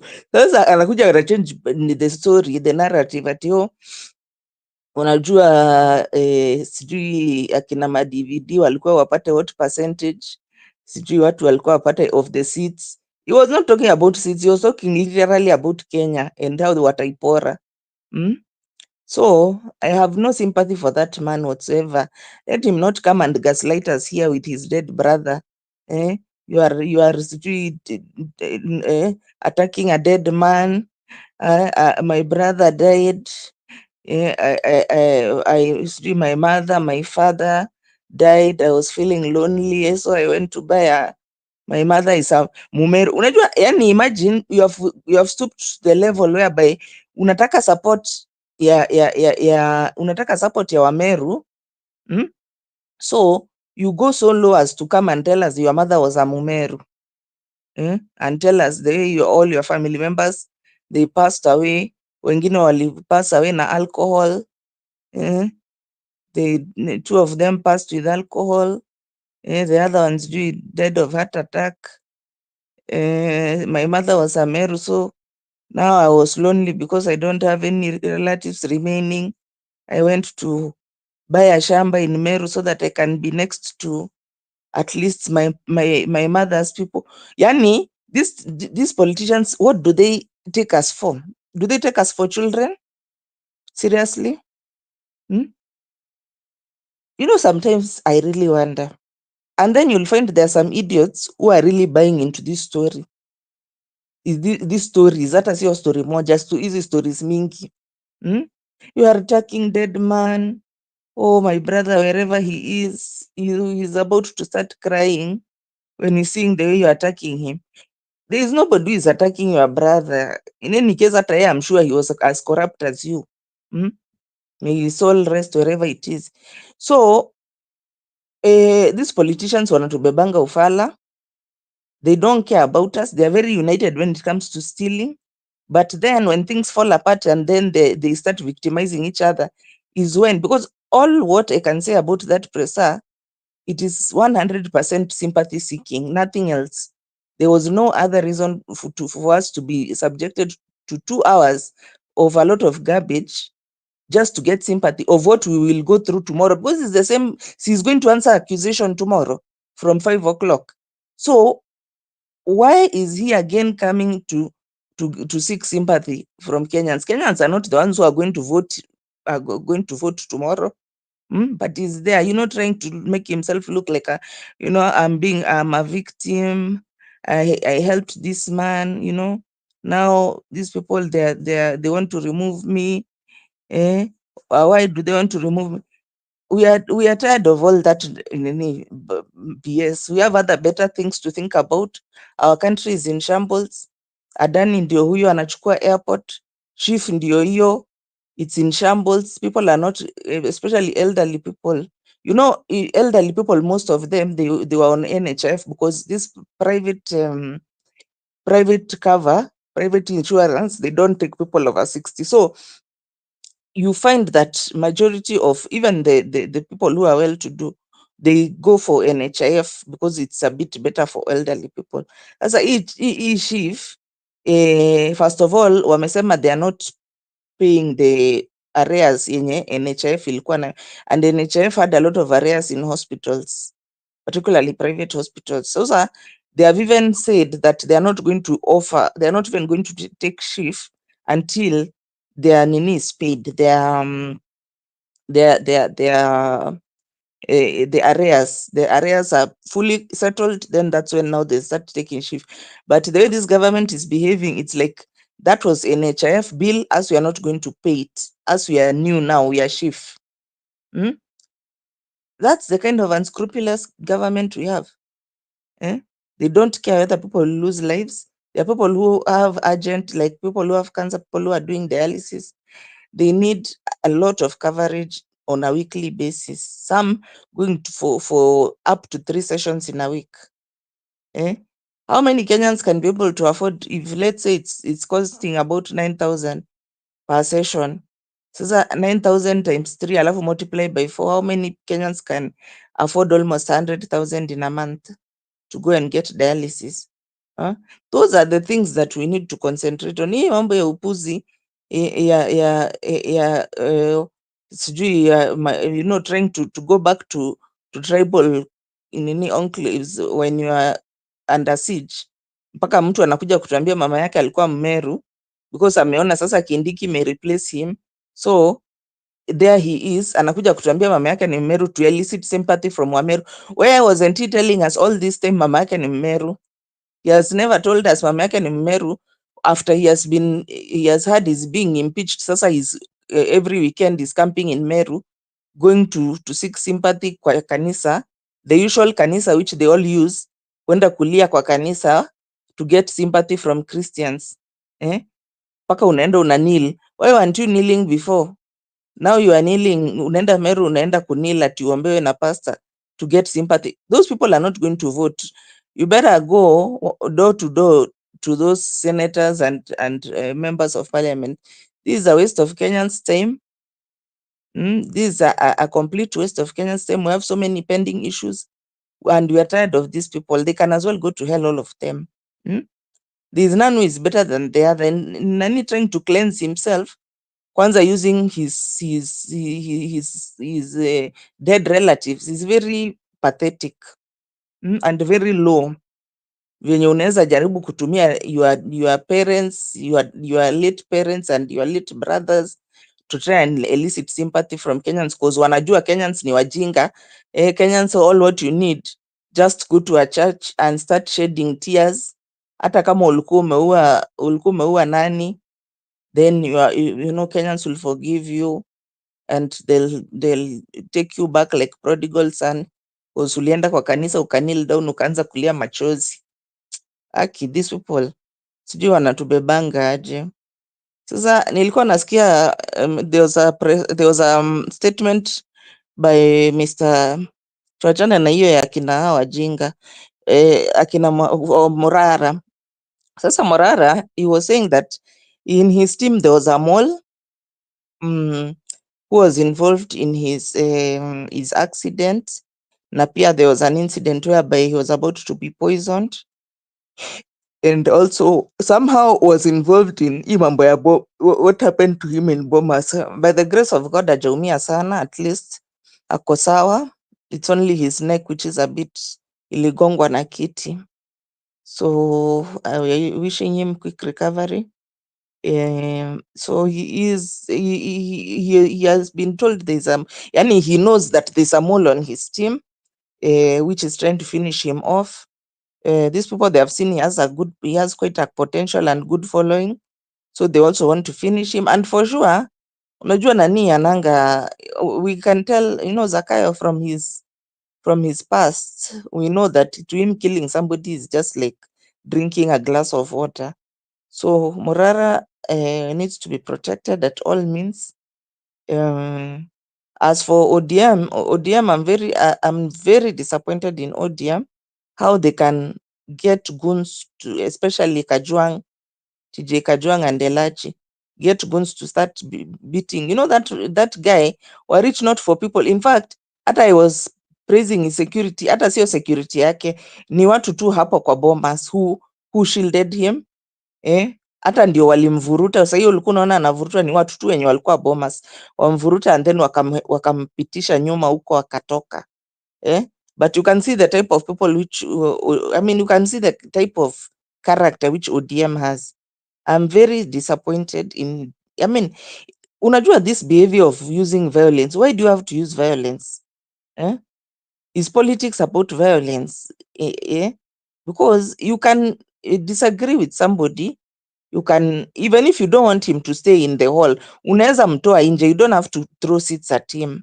You can eject him forcefully, but not injuring him.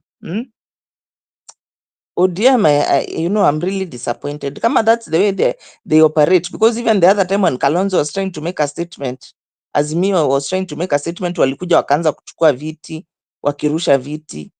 Nominations ya ODM is just full of violence. We cannot condone these kinds of people. Me, even I used to be a member of ODM. I unsubscribed ile siku yenye Raila alienda kucooperate na Ruto. Na Raila, he has totally spoiled his good reputation which he has built over the years. He has spoiled his reputation. Sahi hana jina tena. Because he's a traitor. He has betrayed the country for his personal good and the good of his ODM people, of which it's going nowhere. Haitasaidia hii nchi. Even them when they go in, don't think Joho ati kuna kitu atasaidia ama Kambadi. Wanaenda tu hapo kuiba. And it's very unfortunate, but it's good. We have seen the reality of the kind of people we have in politics. They are corrupt, all of them. And they are together. The only time when they are not together is when they are fighting. Like now, when they are fighting for resources. Ama one wants to oust the other, kama hii ya Gachagua. Now that time they are divided. But when it comes to stealing from us, they collaborate very well. Anyway, that's all for now. Back to you. Asante sana, thank you so much. That was also in detailed. So I guess Kenyans, we need to know who is who right now. Lakini mimi kwa hayo yote ningesema kwamba naamini that everything happens for good. Hii story ya Gachagua na Ruto will definitely come out as a blessing in disguise for Kenyans.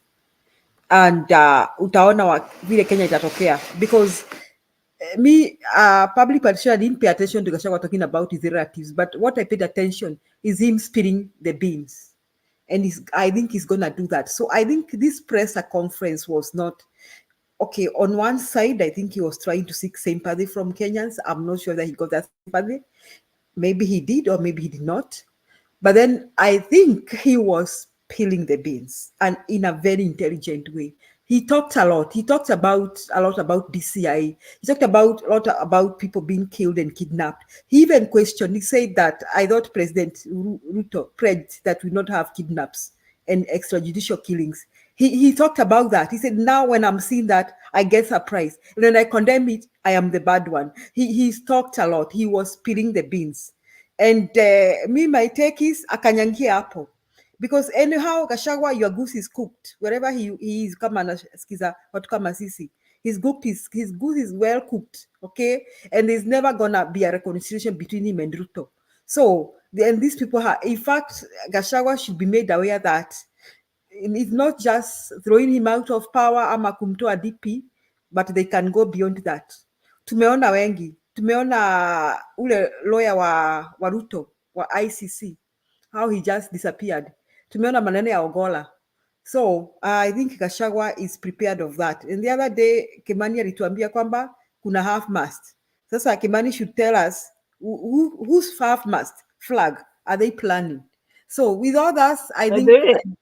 By the way, Julie, you know, there's a pastor alisema that presidency ya Ruto inaisha April 2025. Kuna pastor mwenye niliona amesema hiyo kitu, so sijui how is the coincidence that alisema by April 2025 nani hata kuwa na sasa huyu mwingine anakuja anasema March. Yes, they said March, and Farah Malim said ati Ruto apewe protection.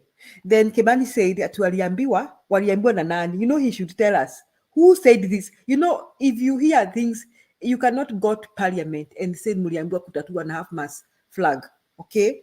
and you are a public official and you are telling Kenyans that is what mliambiwa. So what I would like to tell Gachagua should listen carefully and very carefully, and he should be very, if this impeachment, by the way, I want to say this impeachment is just a sham thing between a conflict between Ruto and Gachagua. Anybody trying to tell us here at Ruto ameshtuka akaona Gachagua is so corrupt, amtoe, that's a big lie. Ama Ruto ameshtuka akaona Gachagua is doing a wrong thing, that is also another big lie. It's just a deal gone sour, okay? Period. And this impeachment has nothing to help Kenyans in any way. It is just a fight that somebody is trying to prove I'm the bull of Sugoi, and you're the bull of Madeira. Hiyo ndio tu iko, hata kama hata mother alisema. So the thing is, they are rushing it for reasons better known to them. Na nyinyi watu mnaona Ruto hajaeka IBC, hakuna IBC. All of us should ask ourselves why. So me my take, kama ni mbaya, okay? Gachagua kama ni mbaya, kaende. Kesho, you talked about DCI and the killings and the kidnaps. Kesho useme, Gachagua even said kwamba akona videos. Gachagua even said alisema akona video. Alisema akona videos za kuonyesha. He has videos to play. He said he has a lot of evidence. He has video clips to play. Now, does that mean he has video clips to play about those who even planned the killings? So Gachagua should know that there is a point of no return right now. There is a point, it's called a point of no return. So kesho, be the whole world that these people you see here crucifying me, planned 1, 2, 3, okay? These people did 1, 2, 3. I have evidence to that effect. He should tell us. Should even tell us how they stole elections. Mnakumbuka kuri ya Kiropokwa vile walikuwa naiba uchaguzi. Sasa hii si Kiropokwa. Atuambie kila kitu. Yes, somebody said I would love to see. Yes, Gachagua said akona videos. Akonazo. So he said he has videos to show. So he should, and he, as he was saying that, he should know this. Everybody, the whole country was watching him say. Na sisi wengine wetu tulisikia ati anasema maneno ya mama yake. Ruto na mwenye timu yake walisikia hiyo maneno ya video na hizo siri anataka kutoa. Yes, Ruto and team read between the lines very much. I'm not thinking they are dumb. They are dummies. And they know what Gachagua meant. Kwetu wakikutu tunasema hakuna mwizi na mtu wa kuchungulia. I don't know how to I'm trying to direct translate.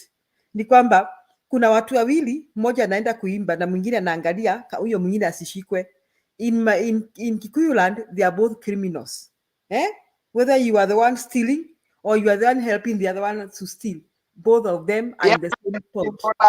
Yeah. 2 of you go home. Yeah, yes, because you are thieves. So on that note, I see Grace ameingia. We were still trying to wind up. I think tupatie Grace nafasi, and then I think we shall just close each one of us with 1 minute.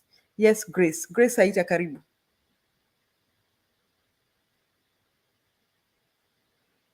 Grace Saita. Julia, thank you. Want to greet all of you. And I overslept. It's almost 5 here, 5:04. So I overslept today. I wanted to come in earlier, but right. The lady who has given an analysis, Shally, she's called Ashley. I think that is bright what she has enlightened us on. But Julia, as things are standing right now, you see, Gachagua's goose are cooked, whether he has a right standing or whatever. He is already on his way out. And I also watched the presser, and at one point I just got annoyed and I just closed that TV because I didn't see. I was waiting for his resignation as well. Nilipoona hafanyi chochote, nikafunga, nikasema niwache ku waste my time. I started doing my other things. Reason is this is something they had already. She mentioned something which really touched my heart, because I don't know where were all these Murema people. He had said that this lady talked of saying not everybody, yani Wakikuyu hawamjui na watakuja kumjua. Okay? Now there was a clip.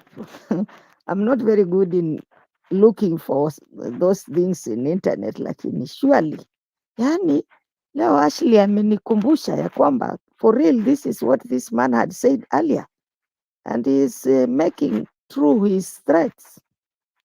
Oh my God.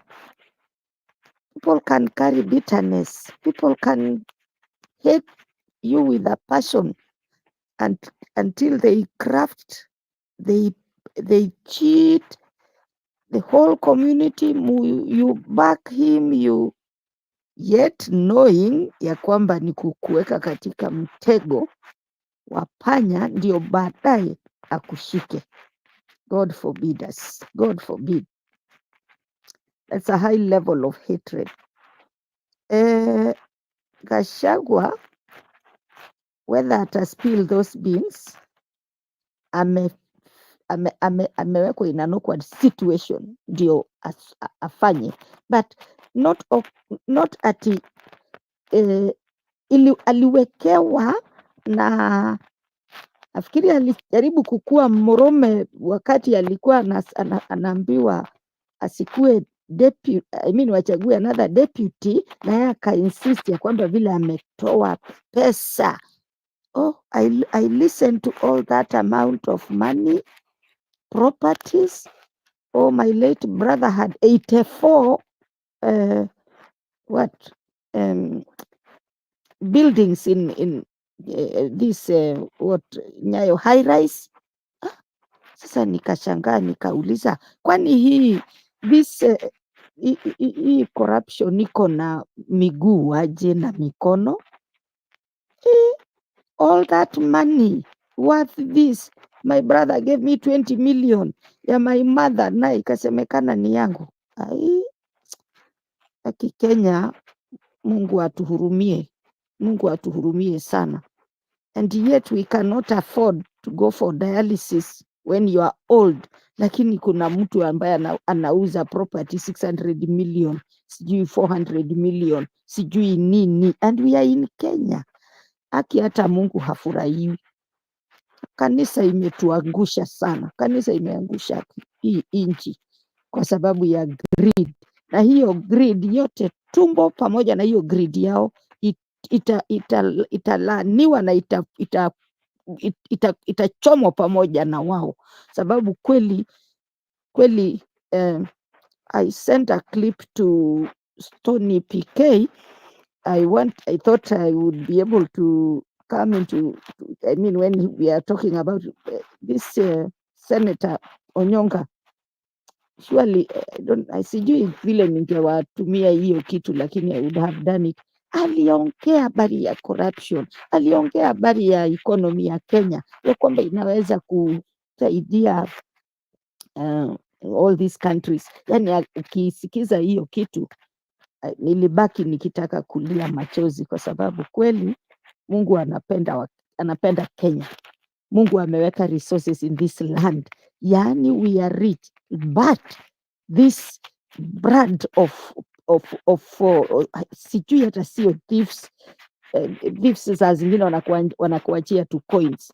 These people have left us totally impoverished. Yani tumekuwa, oh my Jesus, tumeporwa mpaka sijui lini. Mungu, mpaka watatutoa ngozi, mtakuwa skinned. Ikiwa mtu mmoja anaweza kuongea habari ya mamilioni na mamilioni na mamilioni, oh, ni my brother hivi, my brother hii, nikamuuliza, what did we have to do with his dead brother? We all have our dead brothers, we have our dead parents. Hawakutuacha na vitu ya aina hii. Ni nini hii? Seriously?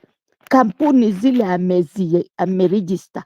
Oh, this company nimeregister, it was not working, it is not doing any business. Why register in the first place? Shame, shame, shame.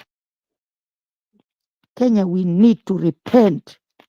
Oh, sijui Mungu atatusamehe ama ni aje, kwa sababu surely kama hakuna education, kama hakuna hospitali, kama hakuna chakula, mpaka chakula itself ile ya kukula, yet one person anatuzungumzia for those 2 good hours kutuambia mamilioni na mamilioni na mamilioni, ile yote anafikiria. Hapana. Wamefika pahali kumbe when Satan anakuconfuse, anakuchanganya, unakuja unaturopokea, unatutapikia everything. It is so hard. Na sijui, but God is bringing us deliverance. May the Lord bring deliverance. My prayer ni Mungu asaidie hii inji, kwa sababu kwa kweli no wonder wazungu hawataki kutoka. No wonder kina Bill Gates wanataka tu kukuja. Nilisikia juzi Kindiki akisema sijui somewhere in Marsabit there are fields of gold, and therefore ati kuna insecurity sana. Wana impoverize watu wa Marsabit so much, hawawezi hata kupata maji ya kukunywa because hiyo fields inakuwa mined at night na kuchukuliwa. How did Kindiki know that ya kwamba kuna hiyo gold in Marsabit? Haki, sijui nani atatukomboa kweli. Mungu atusaidie kabisa, kwa sababu we are doomed, whether we go left, whether we go where, na hii inji. Lakini one thing wajue ya kwamba Kenya belongs to God. Hii inji si yao, hata South Africa gold hawajaimaliza. Kwa hivyo hata hawatamaliza the wealth and all that is in this nation, hawatachukua. It is true. How do you wake up to put our ODM when you look at their net worth, kwenda kusaidia kupora? Shame on them. I will stop at there, Julia, because I came late. Thank you. Asante. Grace, I feel you. Tunaomba Mungu tu hii saga iwatoe wote, utusaidie. We will tell God, Lord, thank you. So I think we have come to the end of the show. We will not admit more people. So I would request that we take each 1 minute to give we had started to giving our closing remarks with Stephen, until we added more people. It's okay. It is a good thing to hear what people are saying. So nataka kukaribisha Stephen, 1 minute, your closing remarks. Now your real closing remarks now. Najua ulikuwa umeongea. Yeah, thank you, Julie. Thank you, Ashley. Thank you, Grace. Thank you, participation. What I'm going to say, Kenya is rich.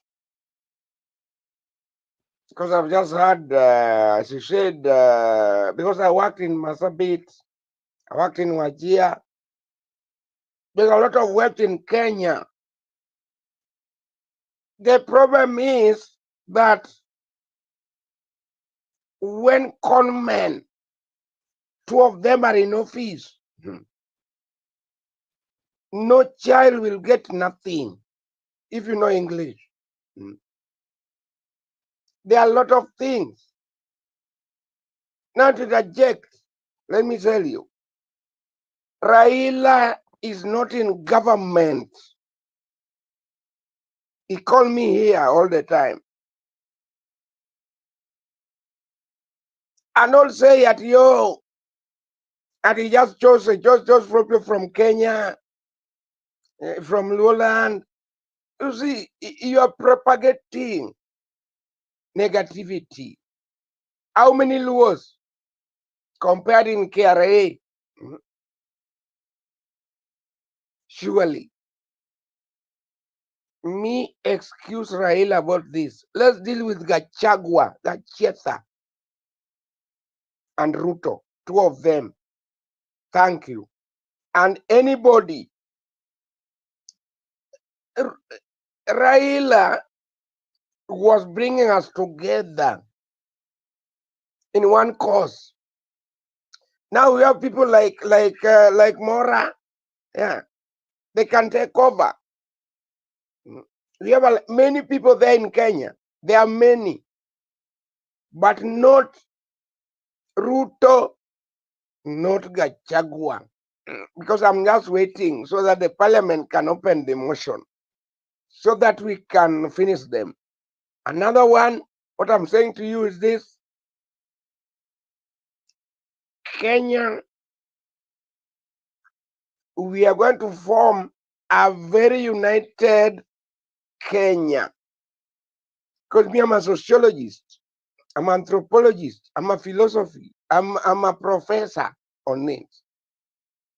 Shake this thing, shake Kenya. Then Kenya will have a boiling pot. Don't tell us your mom, your children, your dad, do what? Let them fight each other. That's what we want. Me, I wanted Ruto only. As a conman. Thank you. Go home. Asante, Steve. Public participation. Yes, thank you. What I can say in closing, we have a lot of problems in this country. Right now, our elderly people are not able to get life-saving treatment because SHIF has been absolutely denied, has been rejected by hospitals. Hospitals are not offering any service if you come with SHIF, particularly private hospitals. We have Adani still, which is coming to take over our airport for 30 years. We have a lot of mining which is going on all over the place under the watch of a very corrupt government. We have our students who have not been able to enter into university because they have not gotten the funding because of this new methodology they are using of banding. So we don't want to, occupy our minds with a lot of garbage, which is not helping us as wananchi. Yeah, we don't want to start being told that, oh, my mother is Meru, because now you have been caught doing whatever, or you have cosaned with your boss. Now things are falling apart. You come back to tribal cocoon. And to make matters worse, because you know the person who is going to replace you is a Meru, so now you try to show us even you are half Meru. I don't know what do these people take us for. They take us like we are retarded or what? We are tired of being misused. We are tired of being sympathetic to people who don't give a damn about us. I didn't hear Gachagua in any of his rambling, talking anything about the issue that are affecting Mwananchi. Yeah. The only thing he talked about was just extrajudicial killing, but he has not said anything about SHIF, which is very important to us right now, because people are going to die without that treatment. Kenyans are going to die. But he's only thinking about how he can arouse tribal sentiments from us who are in the Mount Kenya. And now he knows Mount Kenya is divided east and west, so he's trying to show us I'm in both so that we stand behind him.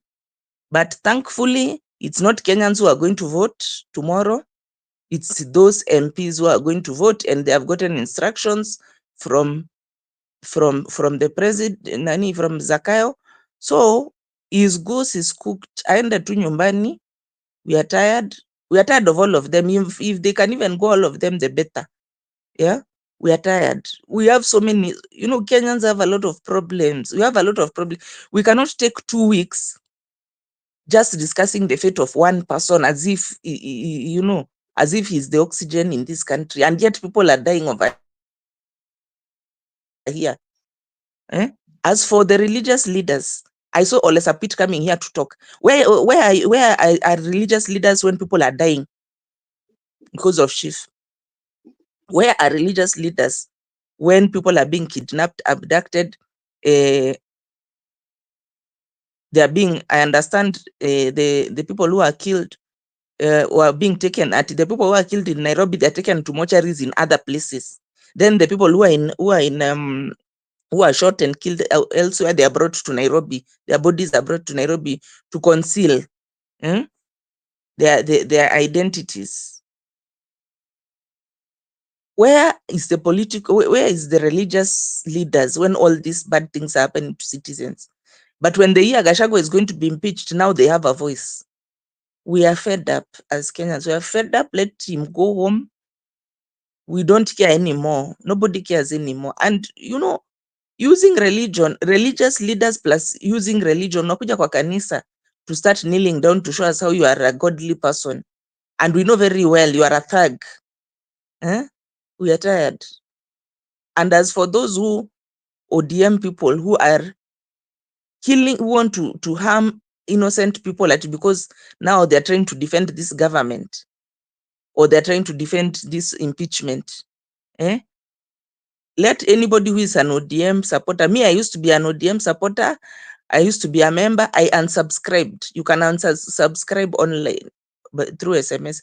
I unsubscribed because I cannot be party to anybody who is collaborating with Ruto. That is not a good person. That is not a person who has any morals. I don't care what he did before.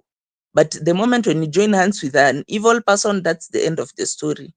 And this man is evil beyond recognition. Thank you.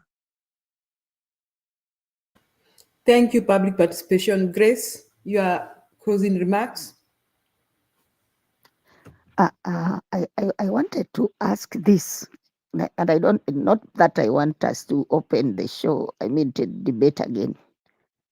Surely, public participation, Julia, Ashley, and the gentleman who just spoke before public participation, let me ask, are we saying ya kwamba hii maneno ya Adani Airport, Adani Ketraco, the issue of the power, Adani what? Adani Chief, because I hear he's still in that one.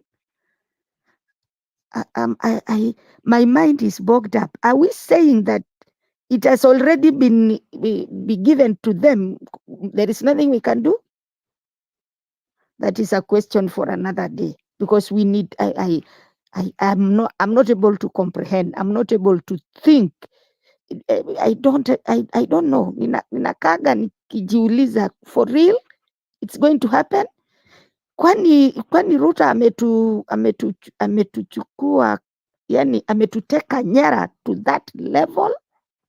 Hey, okay, maybe tomorrow or any other day mtu anaweza kunijibu, kwa sababu mi refuse, in my mind refuse ya kwamba yani atachukua hiyo airport that yes, ako katika hii Ketraco thing, ile Wandai alikuwa anatuambia it's a good thing, then ako katika this shao shift ambaye we are struggling, we are people, you know, you mean ni ukweli?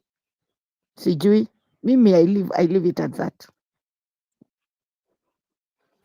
Asante Grace, asante Grace. Actually, sikuona hizo video. I didn't see the videos you are talking about. I'm just in the message right now. What videos were you talking about? I'll check your WhatsApp. Oh, siko kwa hiyo group. I sent to your number. Oh, you sent my number? Okay. Yeah. Let me see. Okay, give your closing remark. I look at them. Sorry, Ashley. Julia. Yes. Please send me your number. Okay. Public participation. I know you asked a question, and life is a game, and there are many players If you don't play the game with them, they'll play you. So we need to master the rules of the game of life until we can play it better than our politicians.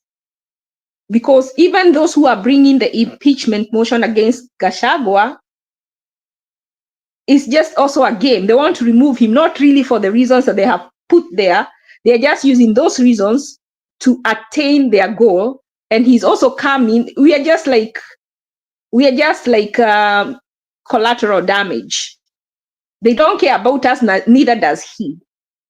It is us. Somebody asked, what will we do? Ni sisi tutajikomboa wenyewe. So the moment we stop taking sides and defending them and unite, that is the time our redemption will come. As long as we keep taking tribal sides, na unaona vile watoto wao wako na portfolio kubwa, uende ujiulize watoto wako ama familia yenu, portfolio yenu inatoshanaje while you protect them. You see the problem with them, when they see opportunity, they don't think of how to grow our country. They think of how to grow themselves, self-interest. And that is why politicians and their immediate family should not be allowed to do such kind of business, because then there is a conflict of interest. They are not able to grow the country, yet they really know how to grow themselves extensively. I didn't want to get into that. So I'm just going to do a quote. It says, "Is the pen mightier than the sword?" I suppose it depends on how sharp the pen is and the strength of the warrior wielding it. The pen isn't mightier than the sword. Pens do not win battles, nor swords write poetry.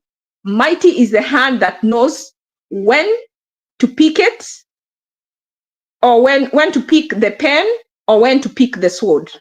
Let me tell you, we keep saying, let's go for demonstration.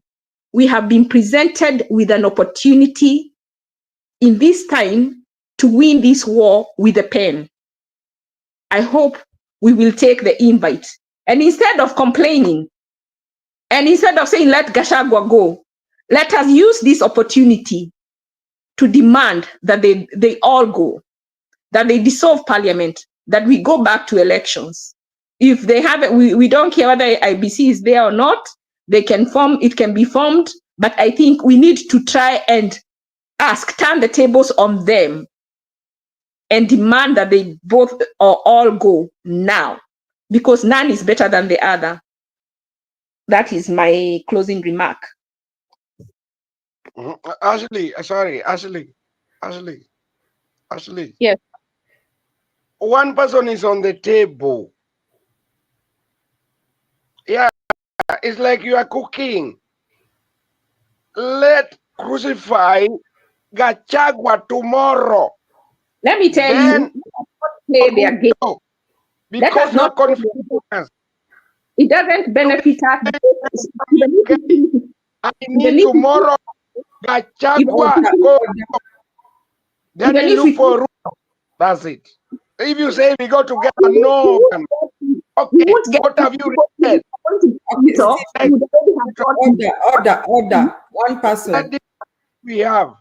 Please, don't confuse me. Sorry about that. What I'm saying, if we were able to get Ruto, we've already have got him. I'm saying they brought themselves to us. Let us try and turn the tables on them with this opportunity that rarely happens, that they have presented to us.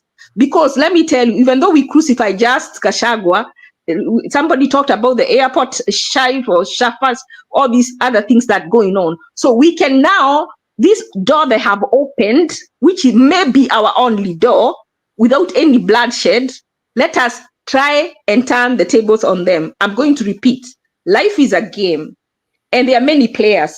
If you don't play with them, they'll play with you. We just need to master the rules of the game until we can play it better than them. So we don't just need to be told what to do or what to say. We can also come and counter whatever they are saying and say, that they need to both go, and we need to dissolve parliament. It is time to have a fresh election. Thank you. I will end by saying, I'm so sorry. Life is a game. Let's play it. All right. Life is a game. Let's play it. I'm not able to download that. Come on. I mean, actually, you have a YouTube copy of that. That would help me. I can go to my laptop and get it from YouTube. But then the song, I may not play the song because of YouTube violations. Now, thank you so much, everyone, for that deliberation. And we've discussed a lot. Before I acknowledge the people in the comment section, my take is, I think we'll be short-sighted just saying Gachagua and have to toy Ruto. I am. You can forgive. You may. I may ask you to bear with me when I say that you will be short-sighted, very much. Ati kusema tutoe Gachagua alafu tutoe Ruto. Tutoe Gachagua namna Ruto namna gani? I think, fellow Kenyans, if you really want Ruto to go and you mean it, you should pray that Gachagua brings forth such a crisis. That is what I'm talking about. Grace, when I was saying that Gachagua should spill the beans, spilling the bean is not to benefit himself, to benefit Kenya. He should spill the beans so that he causes such a crisis. Yenye Ruto hata hakutarajia. That is what I'm thinking. Anyhow, his goose is cooked. Hakuna vile they will reconcile with Ruto. So right now, fellow Kenyans, if you really want Ruto to go, let nobody sit here hoping Mutia atachaguliwa. In fact, let me say this. Nimesikia lineup inaanzia Waiguru. I think Kindiki is somewhere number 3. Hata nimesikia latest nimesikia Raila is being proposed. Sijui kama mmesikia hiyo proposing Raila to be the next deputy president. Yes. Yes. Mmesikia hiyo lineup. So this thing, thinking that Gachagua will be dethroned and this person takes over, I think it's just a hoax and may never materialized. But now, let me say this: you people who would have thought that barely 3 years would be discussing the impeachment of Gachagua?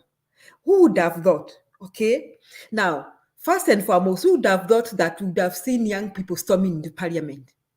Okay, when we began maandamano ati tumeambiwa uchaguzi, maandamano Monday, maandamano Thursday. Mnakumbuka maandamano ya Martha na kina Raila? That thing just went and died and just died, just like that. Okay? And then Raila came up with this bipartisan talk, sijui nini. Na watu wengi wa Azimio wakaudhika sana. Wakaudhika na hizo decisions ya bipartisan na NADCO.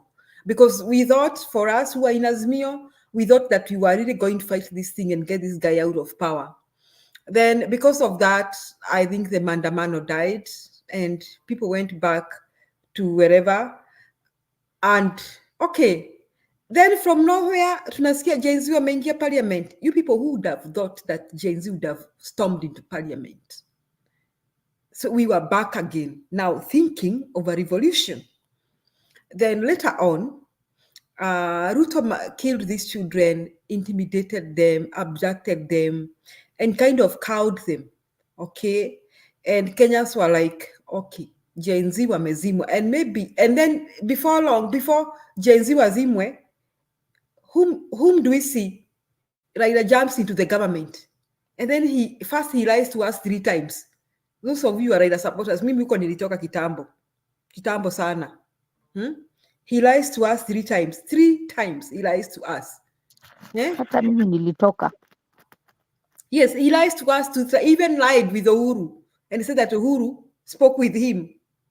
And then the last thing, akasema kwamba mimi niliona huyu jamaa aliniomba msaada, nikaona mimi nipatie experts. Can you see that betrayal? So as Gen Z fought, Raila poured cold water on that revolution. So I think after that, Kenyans were like, I guess we are done. You know that level of discouragement. Who would have thought that these people would begin fighting each other to this level? I mean, I'm watching things and I'm like, Wakenya maombi yao inafika. Hii ni maombi ya Wakenya imefika. Now, who would have thought we'd be discussing the impeachment of Deputy President Gachagua? Mwenye, unakumbuka Ruto, there's a clip that somebody sent me, and I wish I could play it. Ruto saying at yeye hawezi kusana na DP wake, hawezi, that one cannot happen. Ruto himself saying that. Saizi tunaongelea nini? Tunaongelea watu wanaenda kuachana mbaya mbovu. So what I'm saying this, Kenyans, stop looking at Gachagua ametolewa. Listen, if Gachagua atolewe kesho na Kindiki awekwe, we go back to status quo. And you will start saying watu wa mlima tena. You continue saying that. Watu wa mlima wanatukalia, wanatakula pesa yetu, wanakataa watoto waende shule. And if Gachagua is removed tomorrow, and Raila is put, Raila has shown to you what matters is him, his belly, his wife and children. Hata watu, people from the lake, don't think that Raila will start paying the school fees of your children and taking them to the hospital. If you want to know the truth, ask the people from the mountain who have had 3 presidents. Three ama ni wangapi? Yes, watatu. And 1 deputy president. No, several deputy presidents. Ask the people from the mountain whether they are struggling to take their children to school and to the hospital, just like you. So you'll go back to square one. So I will tell you here without fear of contradiction that stop wasting your time saying, atuacha Gachagua atolewe kwanza. Your prayer should be like mine, kiumane. Kiumane mbaya mbovu kesho. Should be like that. Let Gachagua tell us who killed our children. Let him go haywire, rogue kabisa. Na hata tuambie waliiba kura namna gani. Let him even tell us how many votes Ruto had, the real ones. Sisi za Chebukati. Aongee yote, aseme yote kesho. Na aseme watu wananisirubisha. They are worse than Judas. Let me tell you what they have done. I'm telling you, if Gachagua takes that direction, by the end of this week, I think Kenya itakuwa pengine. I'm telling you, Kenya will be another side now.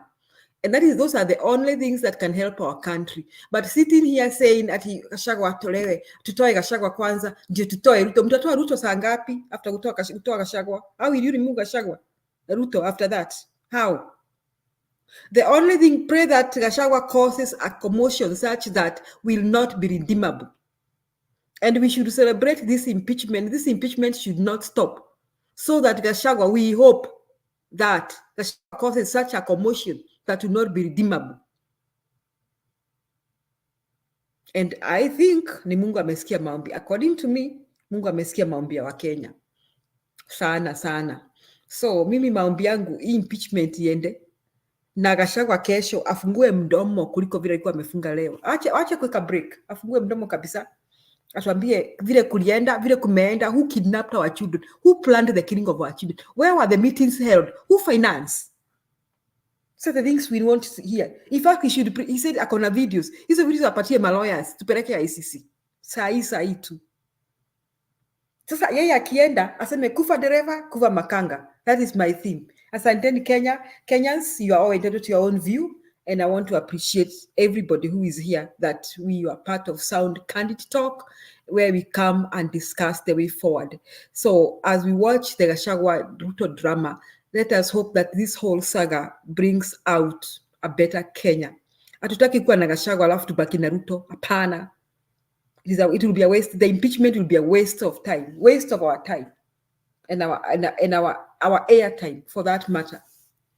So I want to appreciate you in the comment section that Press Joy, James Motiso, Danny Dario, I think that is Danny Dairas, amebadilisha jina, Guy Sarah, Matuma Kadetre umetoroka, sijui kwa nini kama Gachagua alikuweka uoga ama kuliendaje. AJBM, I want to appreciate Freedom. I want to appreciate Dark Scars. Wow, wonderful. Tuko na majina. Anne, I think Anne was there. I saw her earlier. Eric Owen, I want to appreciate